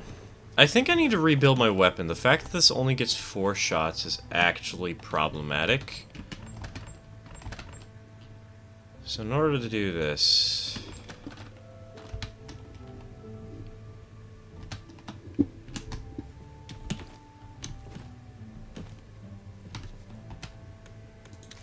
Yes, recipe. I want all the water you can give me.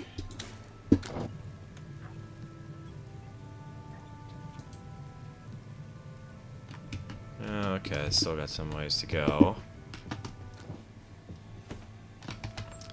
So to make a better pistol, we need something with more shots, because the reload time is not the problem here. Hello, you. Frame. That gives more mag, that gives more mag, that gives more mag. All of them increase the reload speed approximately the same. None of them make the accuracy any better, unfortunately. They all make it notably worse. That gives a better fire rate and way better stability. I think we're gonna have to go with the founder.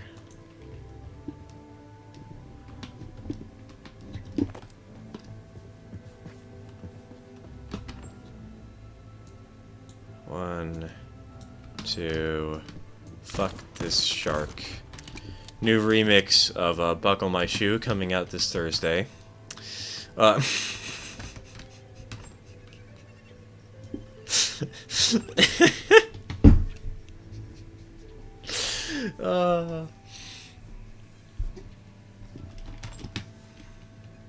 Love myself 1-2 fuck this shark. Best song that you've ever heard. Oh, there's another barrel over here. Is this any better?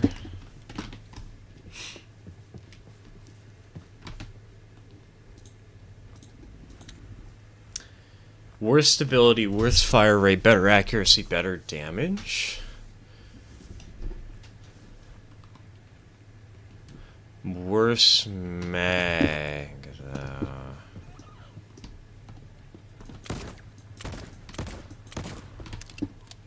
I'm so used to having to reload on the 6th shot, or 4th shot.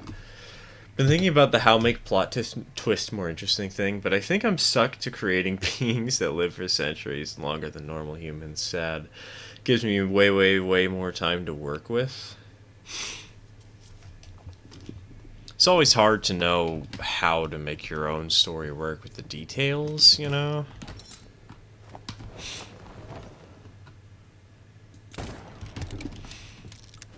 That's more a world-building thing than an actual story thing, though, I'd say. That dealt a good amount of damage to this guy.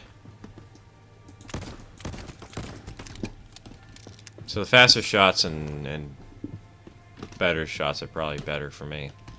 Or weaker. Faster, weaker shots, but more damage output is better for me. Montezuma, smash or pass? Hard pass. Why would you want... Dude, that would be so painful. Why would you ever smash? Who in their right mind would smash a steam locomotive?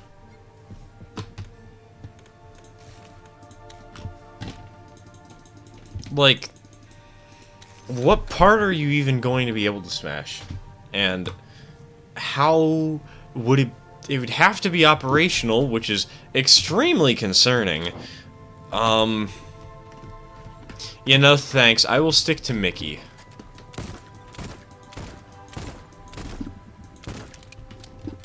Did that... hold on. Okay, miss. No pain, no gain. Yeah, no, I don't think I'm really in the mood to put my dick into an air pipe. To the air brakes hose. That does not sound like a good idea. It doesn't sound like a good idea putting it in the smokestack. It doesn't sound like a good idea putting it in the injectors.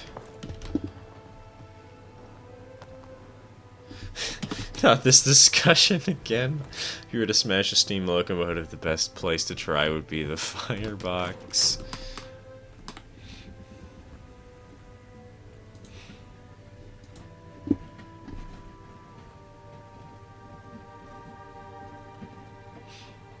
Don't worry, I don't know what he's talking about, so I'm thinking about the male Aztec king. Oh yeah, no, he's mentioning a train. There's a train named Montezuma, named after said Aztec king, I think.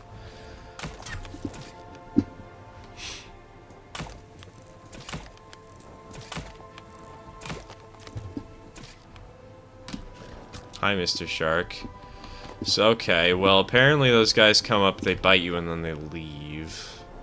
I'm actually happy if they bite me rather than the train, because it means I take damage. And healing my health is a little... it takes less resources. So, since when do we talk about trains on here?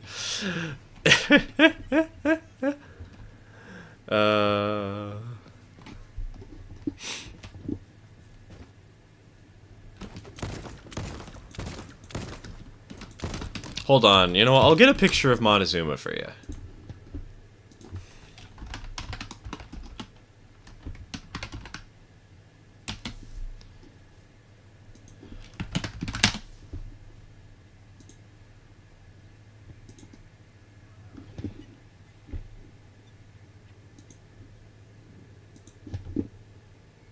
Here.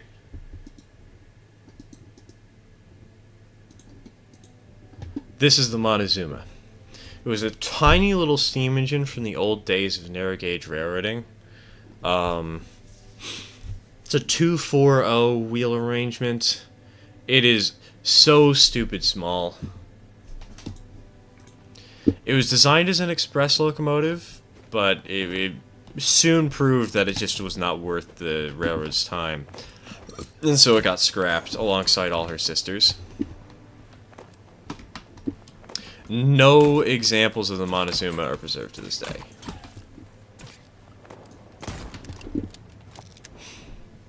Because they're just that old that nobody actually wanted to keep them around and they got scrapped, so...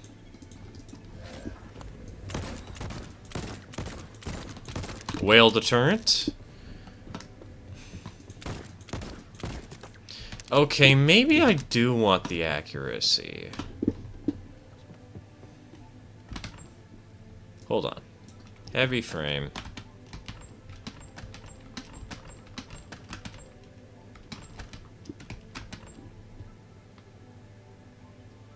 Versus another heavy frame. Between the two of these, this one's just slightly better. So, yeah, we'll leave that heavy frame there.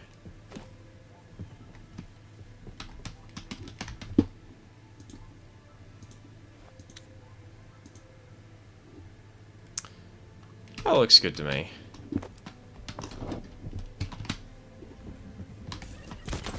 Wait, did he just eat one of those fish birds? Is he actually a secret ally to the cause? See, an ally to our fight, our plight.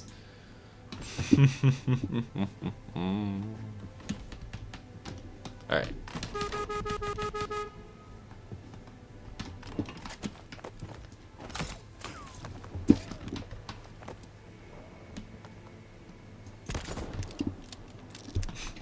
monster hates the birds. Oh no, we just have a running joke that TK hates the fish bird. And because these things look kind of like fish, but act like birds, we're like, yeah, they're just fish birds.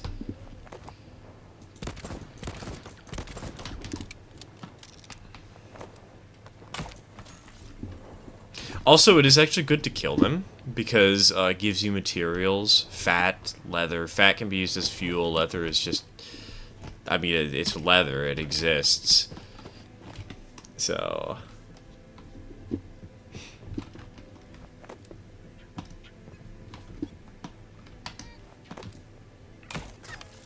Because, yeah, you kill them. Look at this. Has Kay never been on stream since you talked about the fish bird? I mean, Kay was only on last stream, TK. This is the second stream they've joined in for.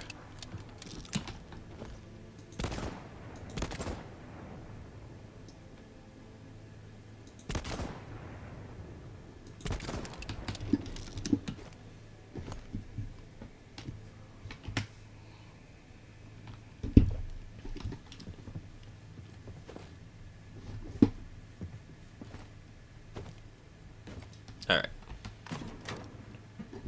Onwards.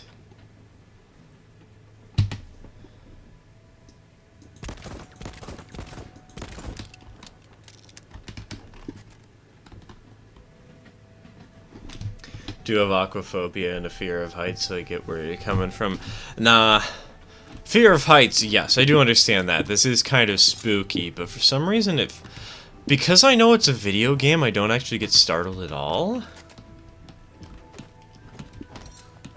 But Fishbird's a fun little story. Oh!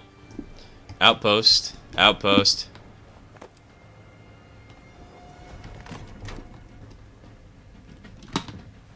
This is actually really bad, though, because I think the sharks are going to start attacking while we're just raiding the outpost. At least I got a machine gun to help with the outpost.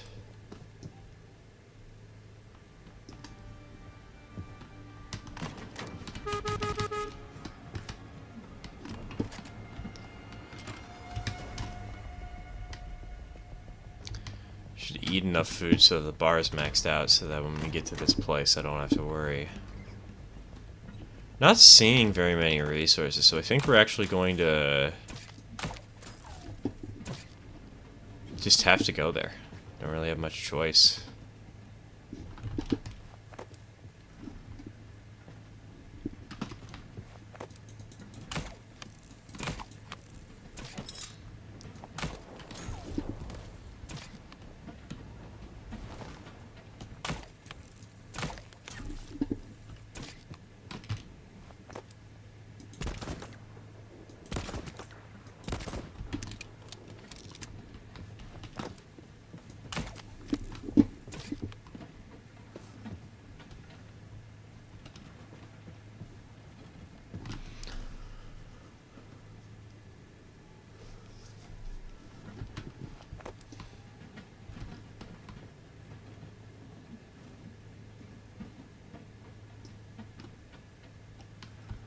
I don't think these guys are going to be friendly, so...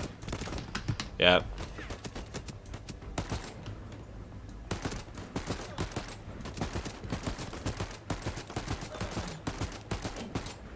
Oh gosh.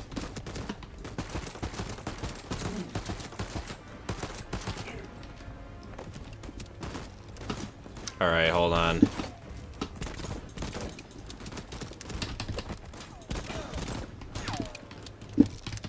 Focus time. Focus time. Focus time. I should have brought band-aids with me. New gun? Oh, my inventory's too full though, isn't it? Yeah. Hold on. New gun? Let's swap these out real quick. How's this thing looking?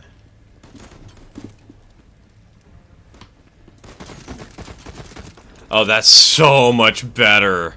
Aside from its mag size. The mag size sucks, but... I'm so dead. Yeah. That's okay. I still have my pistol. And I still have a dream.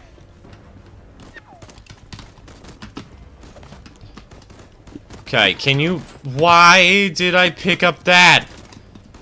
What the heck is... Okay, hold on.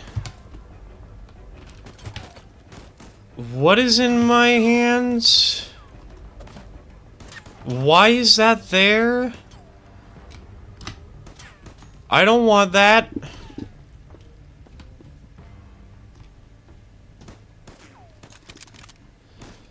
Okay.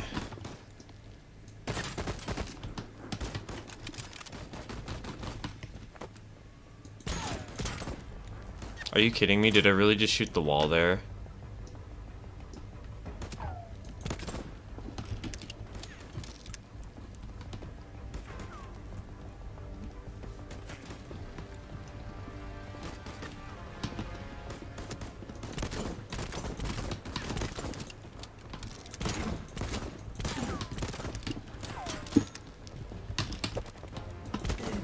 I love how we both do the same thing where we just smack each other in the face.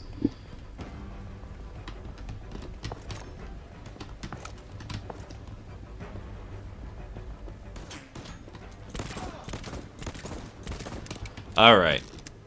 Station down. Station down. Pull out that thing.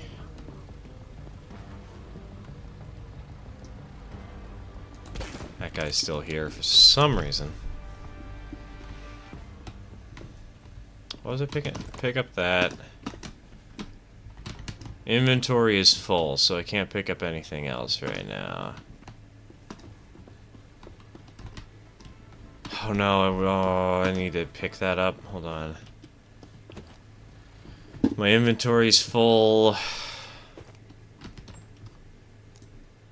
Take out that. Take out that. It's because I got this massive gun in it.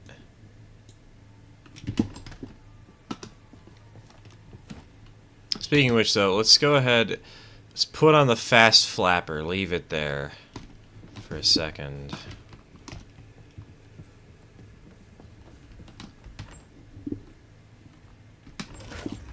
Okay.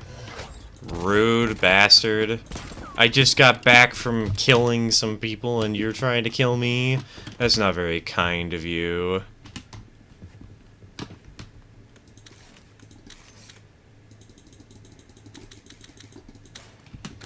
Alright, let's go raid the place. Oh wait, hold on. Now let's go raid the place.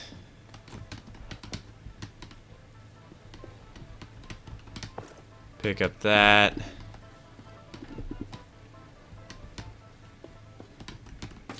Open this, pick up that. I'll re-chat in a moment.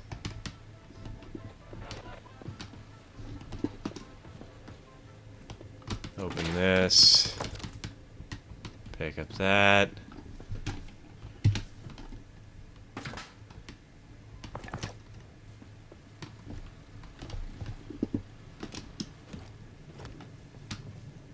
Okay.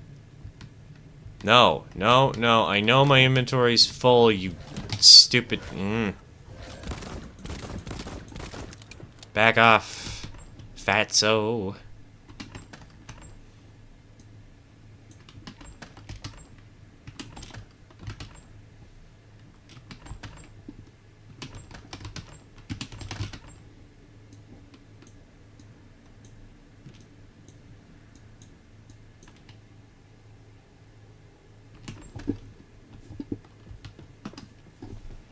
Alright, now can I modify my weapon, please? Hello, yes, fast flapper.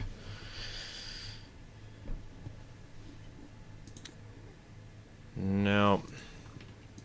It's not a sight. What is it? Lightweight mag. Okay, it just looks...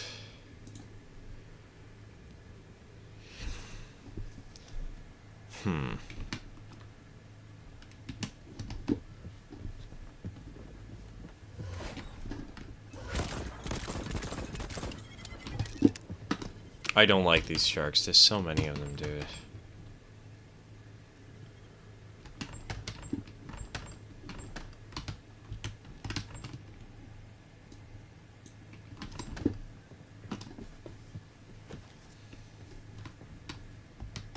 Alright. So let's start modifying this. And see. Magazine. Which one's better? This magazine is generally better. So we'll take that off. What barrel is better? It's worse fire rate, worse accuracy, better damage, better stability.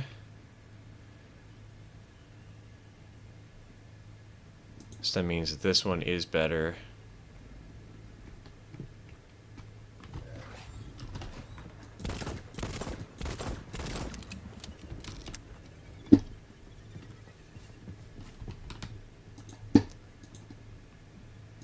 Barrel, no difference. Said this one has slightly less range for some reason. Magazine, better. Frame, nothing. Grip, nothing. Stock, nothing. Sight, nothing. No core, okay. Guess we'll just have this weapon this way.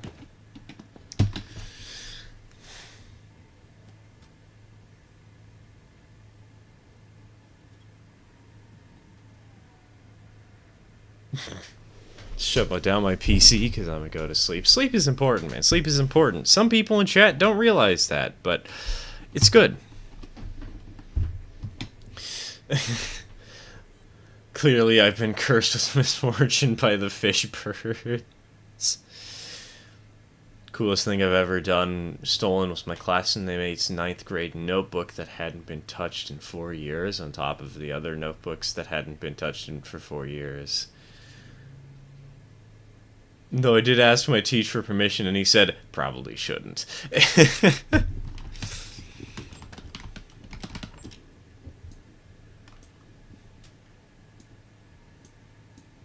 Oh, hey, we got another heavy grip.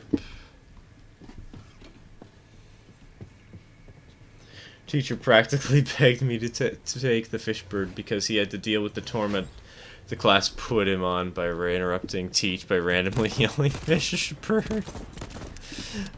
Sounds like my school. I'm assuming your school didn't have a chapel because otherwise attendance was going to rise by 110%.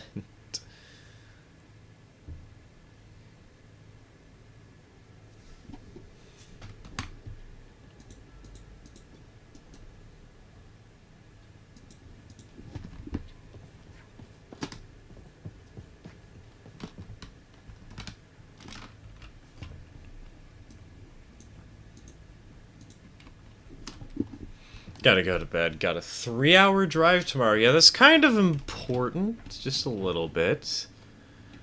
Sleep well, man. Thanks for joining the stream. And we'll be back on Sunday.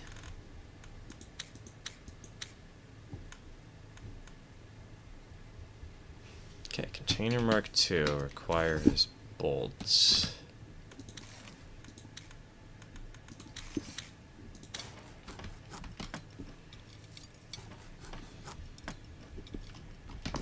Bada bing, bada boom. Hello, Umbry. Welcome to the stream. Welcome to the stream.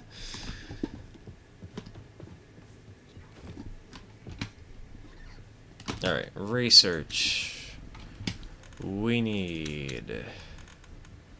this thing, please. I beg you.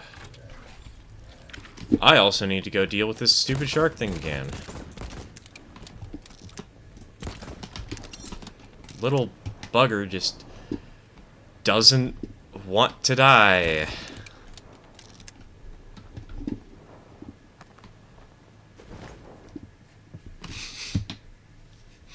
Adios Choo Choo Man and Fishbird Victim Productions. That's one way to call somebody a murderer. Remember, Montezuma the best Aztec king, if you know what I mean. Wink, wink.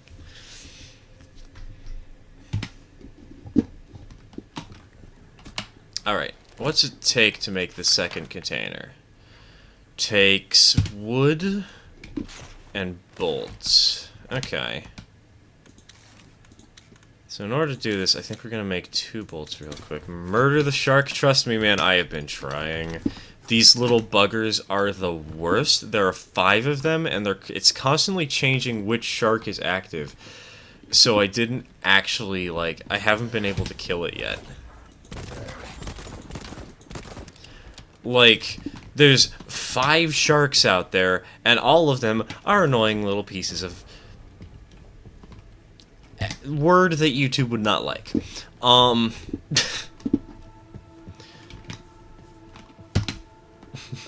Students just hated him sorry. Did your school ever have that one teacher that students just hated for no reason? My science class teacher got constant torment. When he tried to stop his class from erupting into chaos, the students just hated him more because they didn't like strict teachers. I did in middle school. Not so much in high. I guess there was one teacher. What was his name? One of the teachers. My advisor got a lot of flack from students.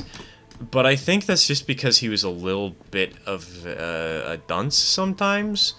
He was very absent-minded.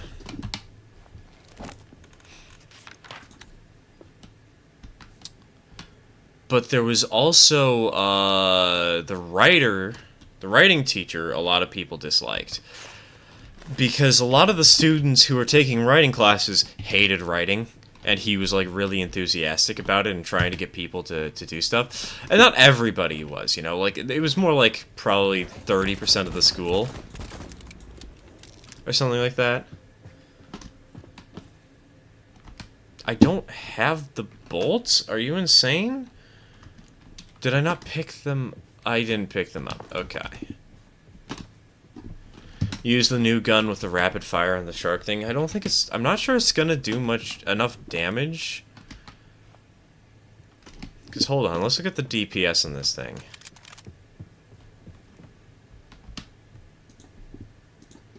Yeah, the DPS is only 35. I guess that is better. Because the DPS on the pistol is around the same. Oh, the DPS is slightly stronger. Oh, sorry, the direct damage is better and the fire rate is better on this other thing, though. Might be worth it. Probably is. Now we just need to wait for him to come back, though, because he's gonna run away like the coward he is.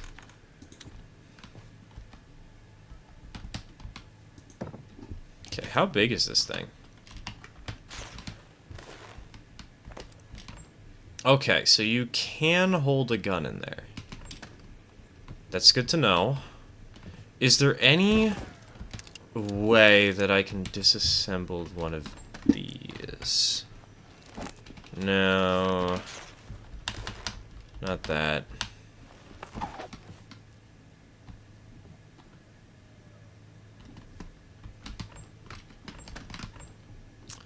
Because if I can get more parts out of this, we'll experiment.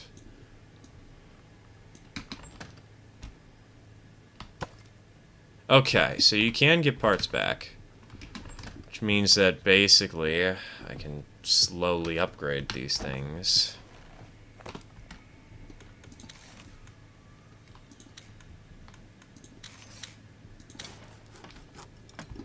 Clearly you aren't trying hard enough. Clearly.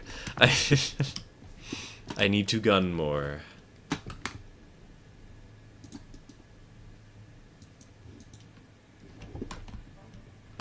Is there anything else I need to do over here?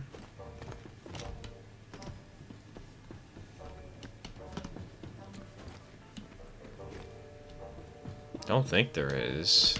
Oh, there's that piece of scrap I can grab. There's this thing I can open. Well, I guess it's a good thing I checked, huh?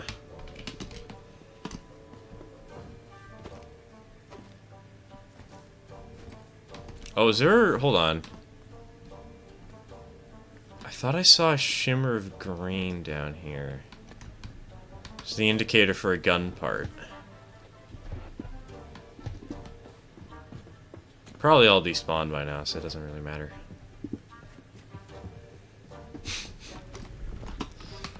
Okay, so when this guy comes in for the bite...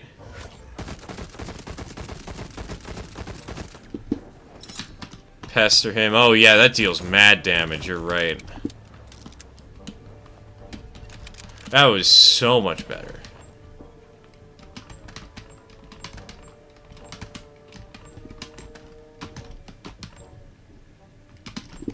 Alright. swap out all of these parts one by one. Put all the parts in here, just so they're out of the way. Haven't even mentioned the many chaotic stories that occurred in the hallway of the Technical Institute at my school. I've got many to share. Are there any stories like the, So There I Was story that everybody so loves? And by so loves, I mean hates, because it is a horrible tale and nobody should ever have to listen to it.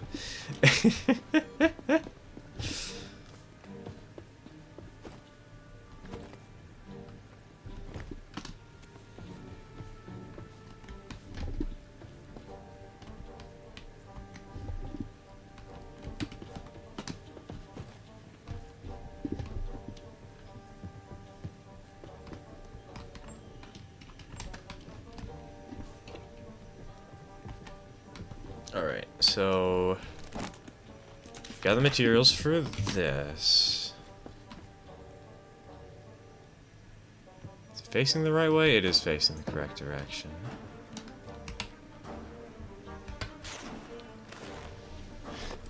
So there I was. Insert something inappropriate I will not say for YouTube reasons. Hey, I'll say it for YouTube reasons. Umbry, do you know that story, actually? I feel like I tell it to a lot of people, but I don't remember all the people I tell it to. Have I shared that horrible story with you?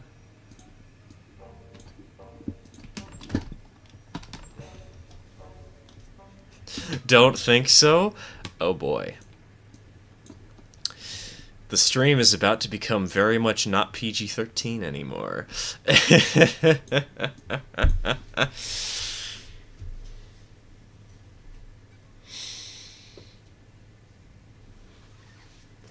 We had things like that. I managed to not get dragged in, but there was a group of students that would have daily fights, punching each other's nuts, grabbing and twisting them. That does not sound very fun.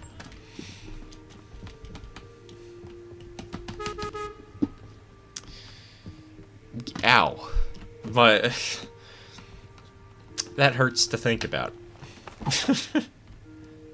Wait, hold on. Was that a dumb idea? Did I just delete a chest that I... Hold on.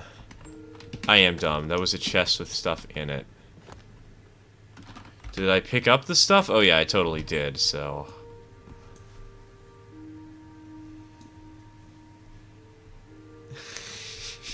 The stream's about to not be PG-13 anymore. God, I say the same when I stream with my friends.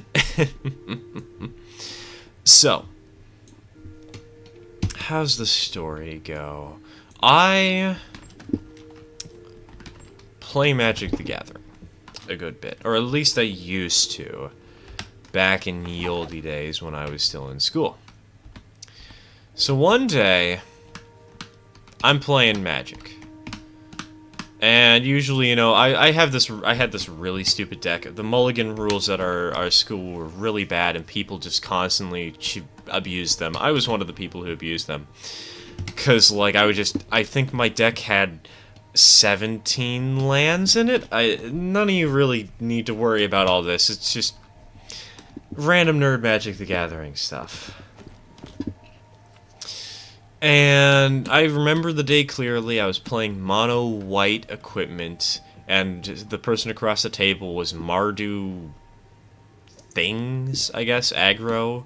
If you can even call it that. It wasn't really good aggro, but then again, my equipment deck was kind of just random cards I'd thrown in that were funny. So, I'm playing this at the end of the school day. It is around 3 p.m. Now, all our classes are electives, so you get to pick and choose every class. And most of the classes that that are after 2 p.m. are acting classes. And basically, all the classes after 3 are acting classes.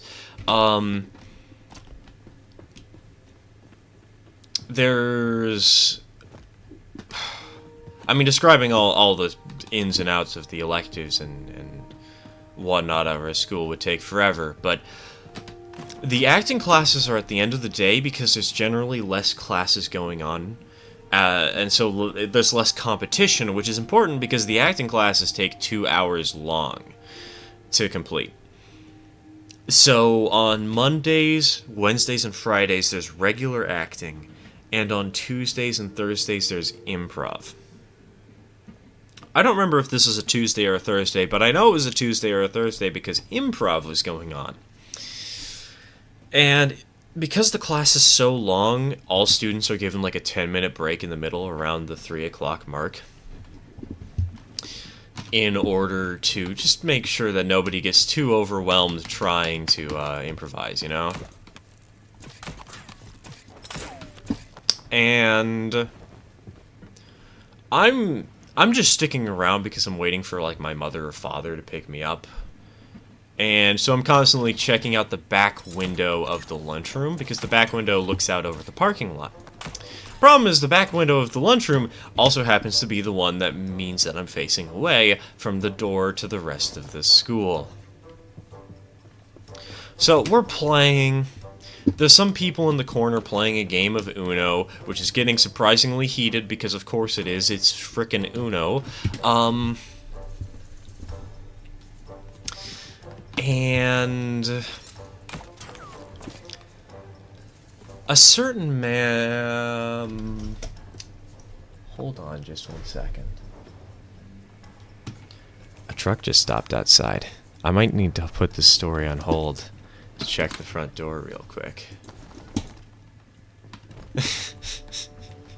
I will be back in just a moment. I'm sorry. I need to make sure that the package isn't here, or is here maybe. Who knows?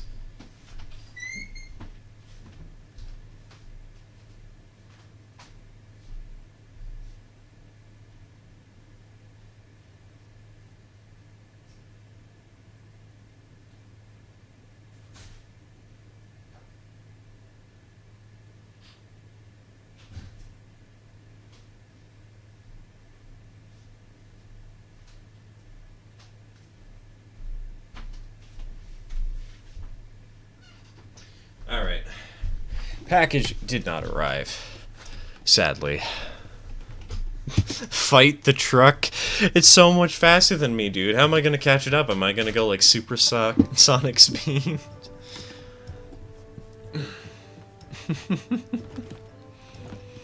Anyways. So the Wasabi Senpai story. Wasabi Senpai... Where was I? Was I talking about Wasabi Senpai at all?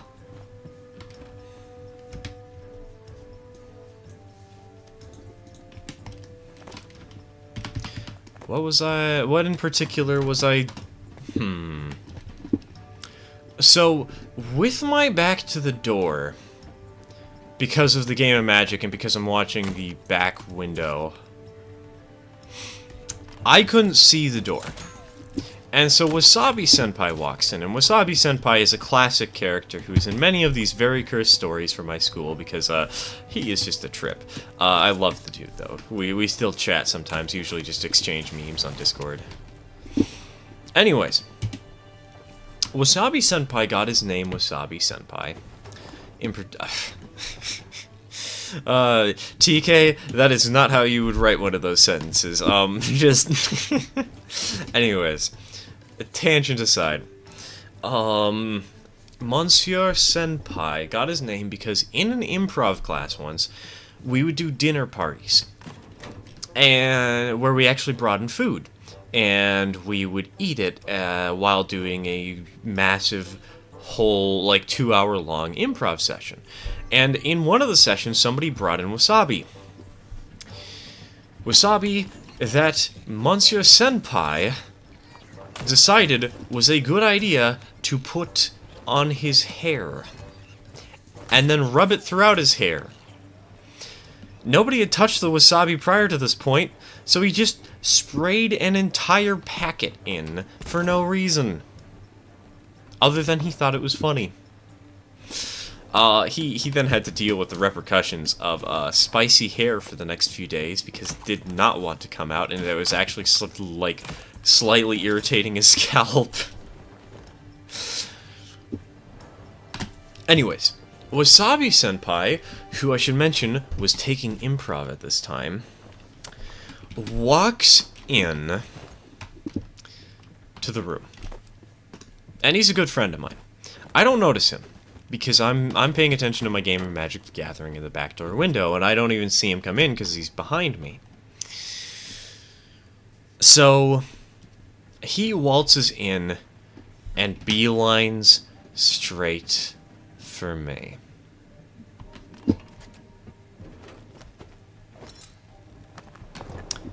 This is a line... Oh boy. And he grabs me on the shoulder. He grabs my right shoulder.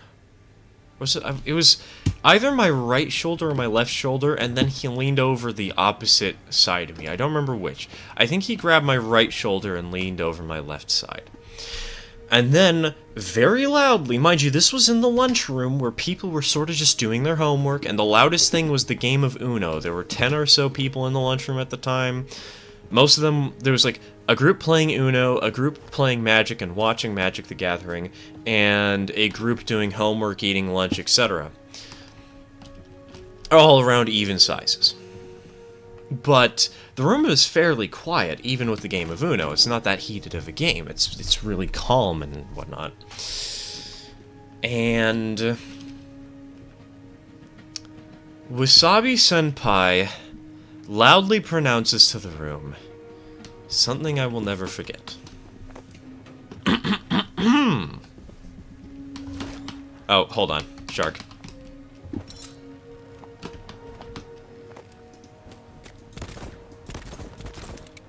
Sorry, had to fuck the shark. To think that's a cursed statement in its own right, and yet we're gonna knock this one out of the water. Alright.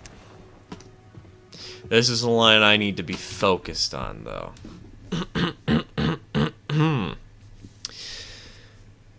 So there I was, grasping Bowser's throbbing penis, inhaling all his semen, when I came to the realization that my princess was in another castle.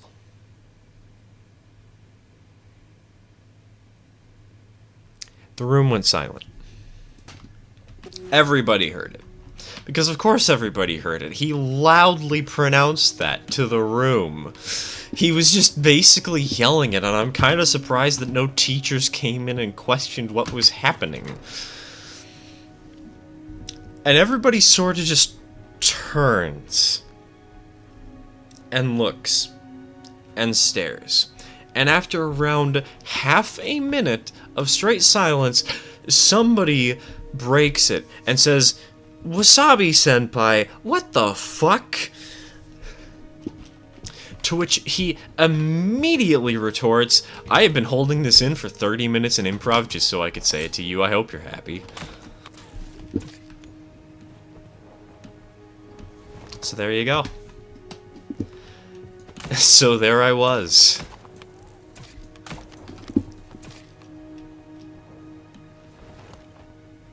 That is the penultimate Wasabi Senpai story.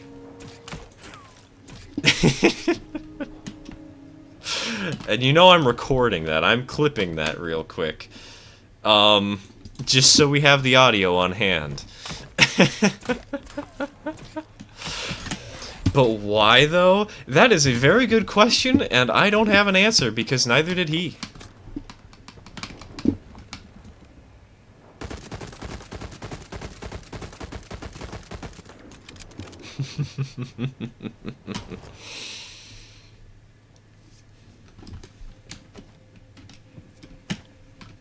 Alright, I need a little more food. He was the kind of person, though, who would do this kind of crazy stuff all the time. What other great examples are there? Oh, yes, the duck pond story. I know there's the roadkill one. The roadkill one, I don't think the roadkill one is quite so close. But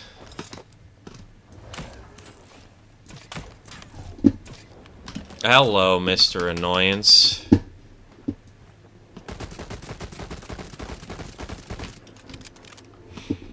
Can I coin you in the game? What's coining mean? So for joining in games, generally that is restricted to Tier 2 subscribers on Ko-Fi or Tier 3 members on YouTube. So not just anybody can join in, but also this is like a game that right now I'm playing single player for just explorative reasons. So...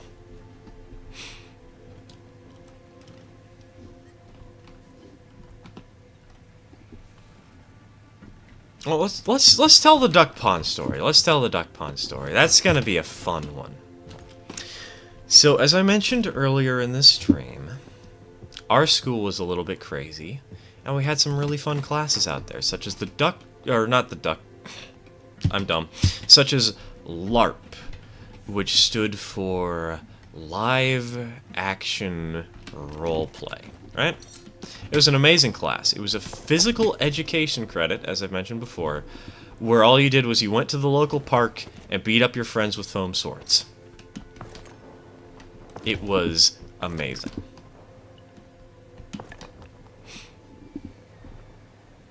So, one day we were down at a local park, which I'm not afraid to tell you guys what the actual name of the park is, because, you know, it's like, whatever. It's just a park nearby in town. Everybody knows I live in Portland, Oregon already. It's, Laurelhurst Park. And in the heart of Laurelhurst Park is a duck pond.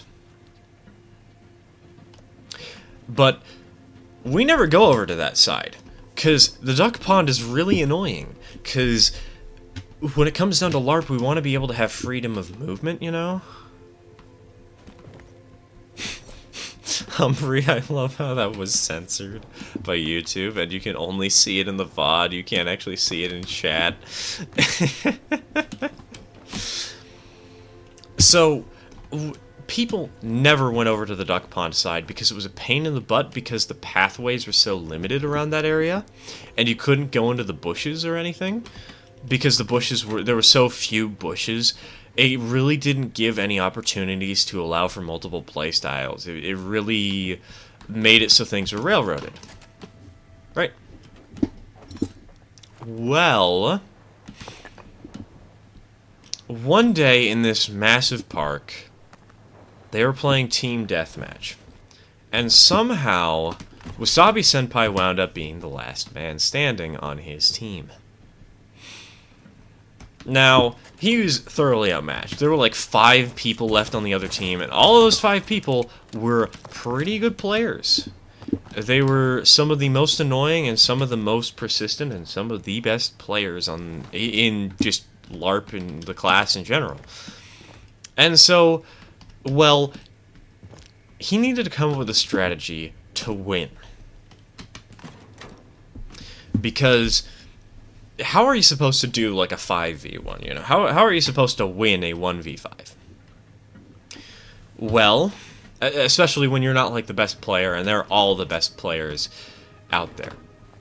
His strategy was he would just need to stall for some time. Because if they can't kill you, the game's just going to end in a draw, and technically that's not a loss. Problem, again, these are the best players he is dealing with. They're all better and faster than he is. And so if Wasabi Senpai tries to run, he's not going to be able to outrun them. So, okay, if you can't outrun them, you got to get the high ground. But the problem is, you're going to be easily flanked in basically any position while you're trying to fight one person. So you can't really maintain the high ground. Unless that high ground happens to be an island above a pond of water. He looks at the duck pond. The duck pond is horrible. It has... I mean, it's a duck pond. What do you expect? It's filled with duck feces, duck droppings, food that people throw at the ducks, even though they're not supposed to throw the food at the ducks. So... hold on. Got a rock.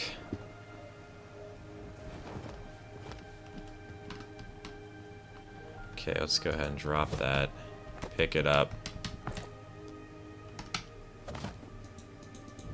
Drop, pick it up. Gonna go ahead and crush these into coal.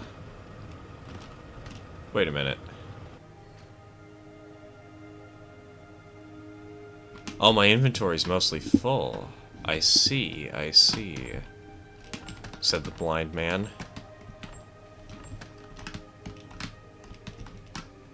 Sorry for the delay. Distractions galore.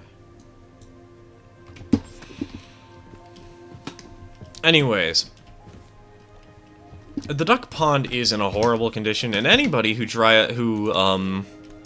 just decides that swimming over it into the middle island is legitimately insane. And, as we all know, Wasabi-senpai happens to be legitimately insane, as we have previously determined by the stories on this stream. And so, he decides that it is better to lose his dignity and to win by stalling for time, by swimming across the duck pond full of duck feces and whatnot, and ducks, and it's just in a horrible condition, it hasn't been cleaned in forever, and swim to the middle island. He sacrificed his own hygiene, his own... But you know what? He wasn't wrong. Stalling for time was the way to go. Because eventually, they have to return to school, right? You can't just keep sitting there and acting as though you have an unlimited amount of time. You do have a time frame, and people have to get to their next classes, and, well...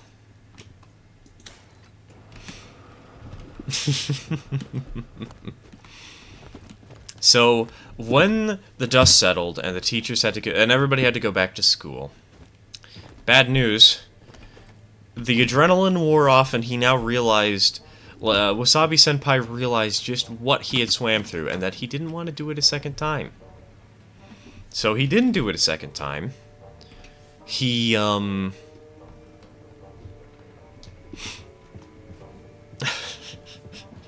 he got stuck on the island in the middle of the duck pond. And they had to bring out a police boat to get him off the island because he refused to swim back. They had to drive a police boat in. Oh my god. Now, he didn't get arrested or anything, but he did get a stern scolding from his parents, from what I hear.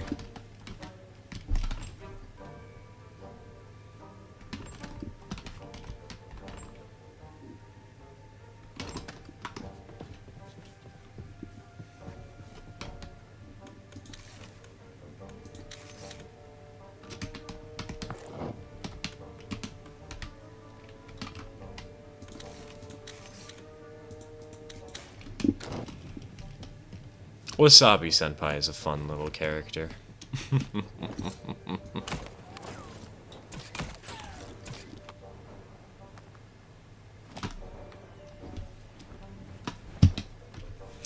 Reminds me of one of our stories from school. On our first fire drill, some kid got dared to jump in a pool across the street from the school for $20, and he actually did.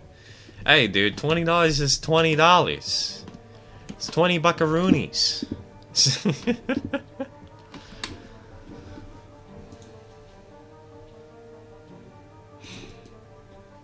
Oh, hold on. I need to go to my front door because a package has arrived. I will be back. This time I know it's here.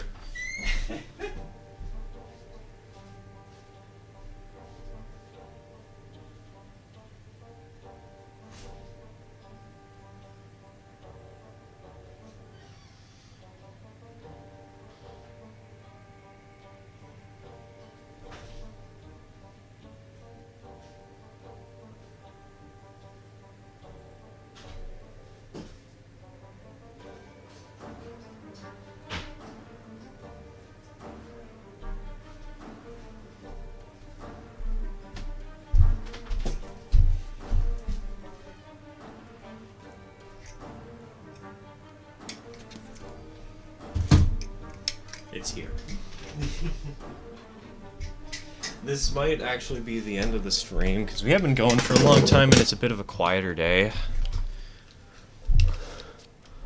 But I'm going to turn on one of the cat cams real quick, because we got a package. And inside this package is a train. And I know I'm a complete train nerd, but, like, man, I'm still excited. I can be excited about my nerdy things. You can't stop me, and most people won't, because that's what most people come here for, and then they stay for the voice.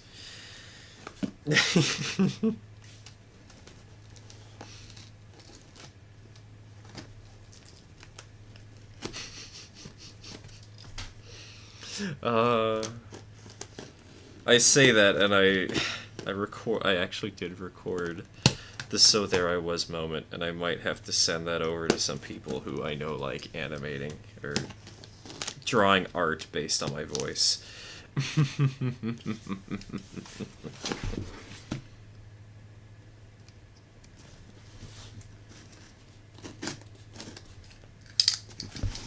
Alright. Guess what's inside it? Yeah, go ahead and guess if you want. I mean, I've mentioned it on the channel Discord a couple of times, but I'm totally not one of the people who uses your voice for art. I have too much strength, man.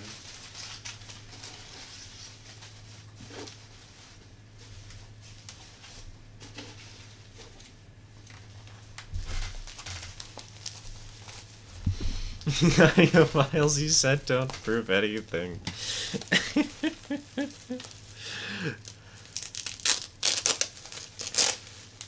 Don't worry, I'll just send you the "So There I Was" audio file. Maybe censored a little bit so you don't get blasted by blasted by TikTok. Alright. This thing is actually really well packaged. Happy to see how this has turned out.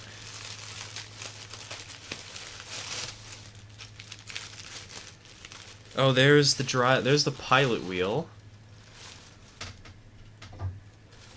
Hi, Katie. Durian just came in too.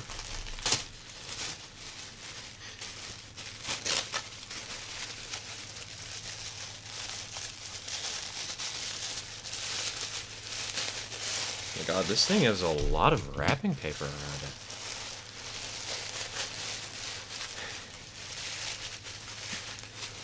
This really is an ASMR stream now, apparently. As I open this stupid train before I end the stream.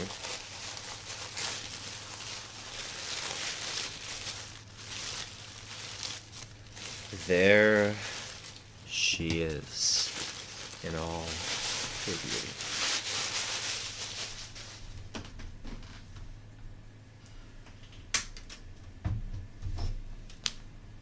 It's kind of hard to see. Hold on. I'll hold it up for the camera. Awkwardly showing off the train.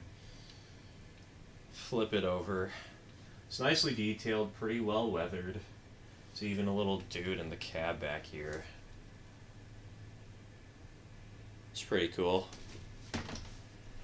Unfortunately, it is missing its pilot wheels, and the headlight's a little bit dinged up. We're going to have to readjust that. And some paint that needs touching up, but this engine,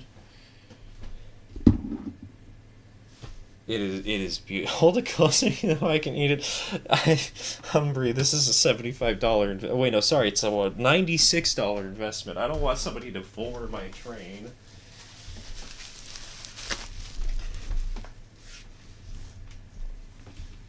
Alright, now we have to unbox the tender real quick. You know, I probably could do ASMR with unboxing random train things.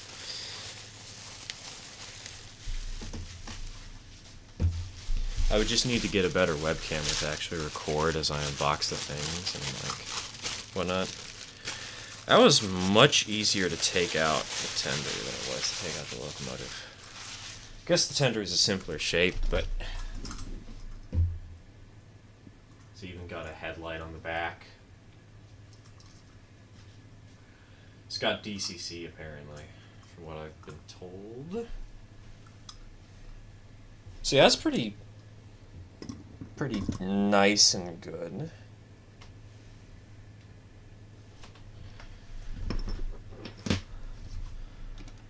We've got ourselves a train. More than one way.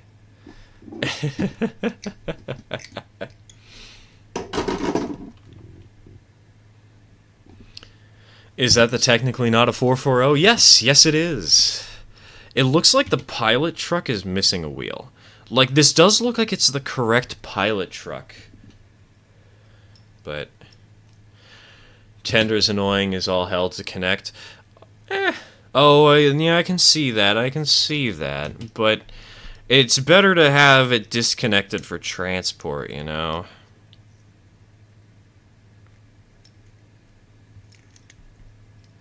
The main question is, though, how do I attach the pilot truck? And when I do, how do I get the extra wheel to replace it?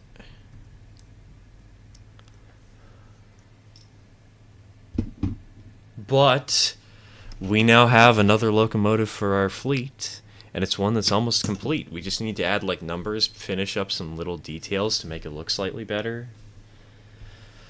Oh, hell yeah, man, this is so good. With that, though, I think I should probably end stream and get a little bit of food. I didn't have a very good breakfast today. I usually don't unless it's on the Sunday streams. But it also gives me an excuse to send Umbri that horrible voice file.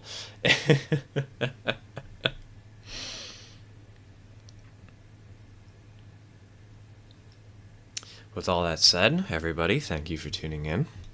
Hope you all had a fun time watching. And I will see you on Sunday. Cheers, folks.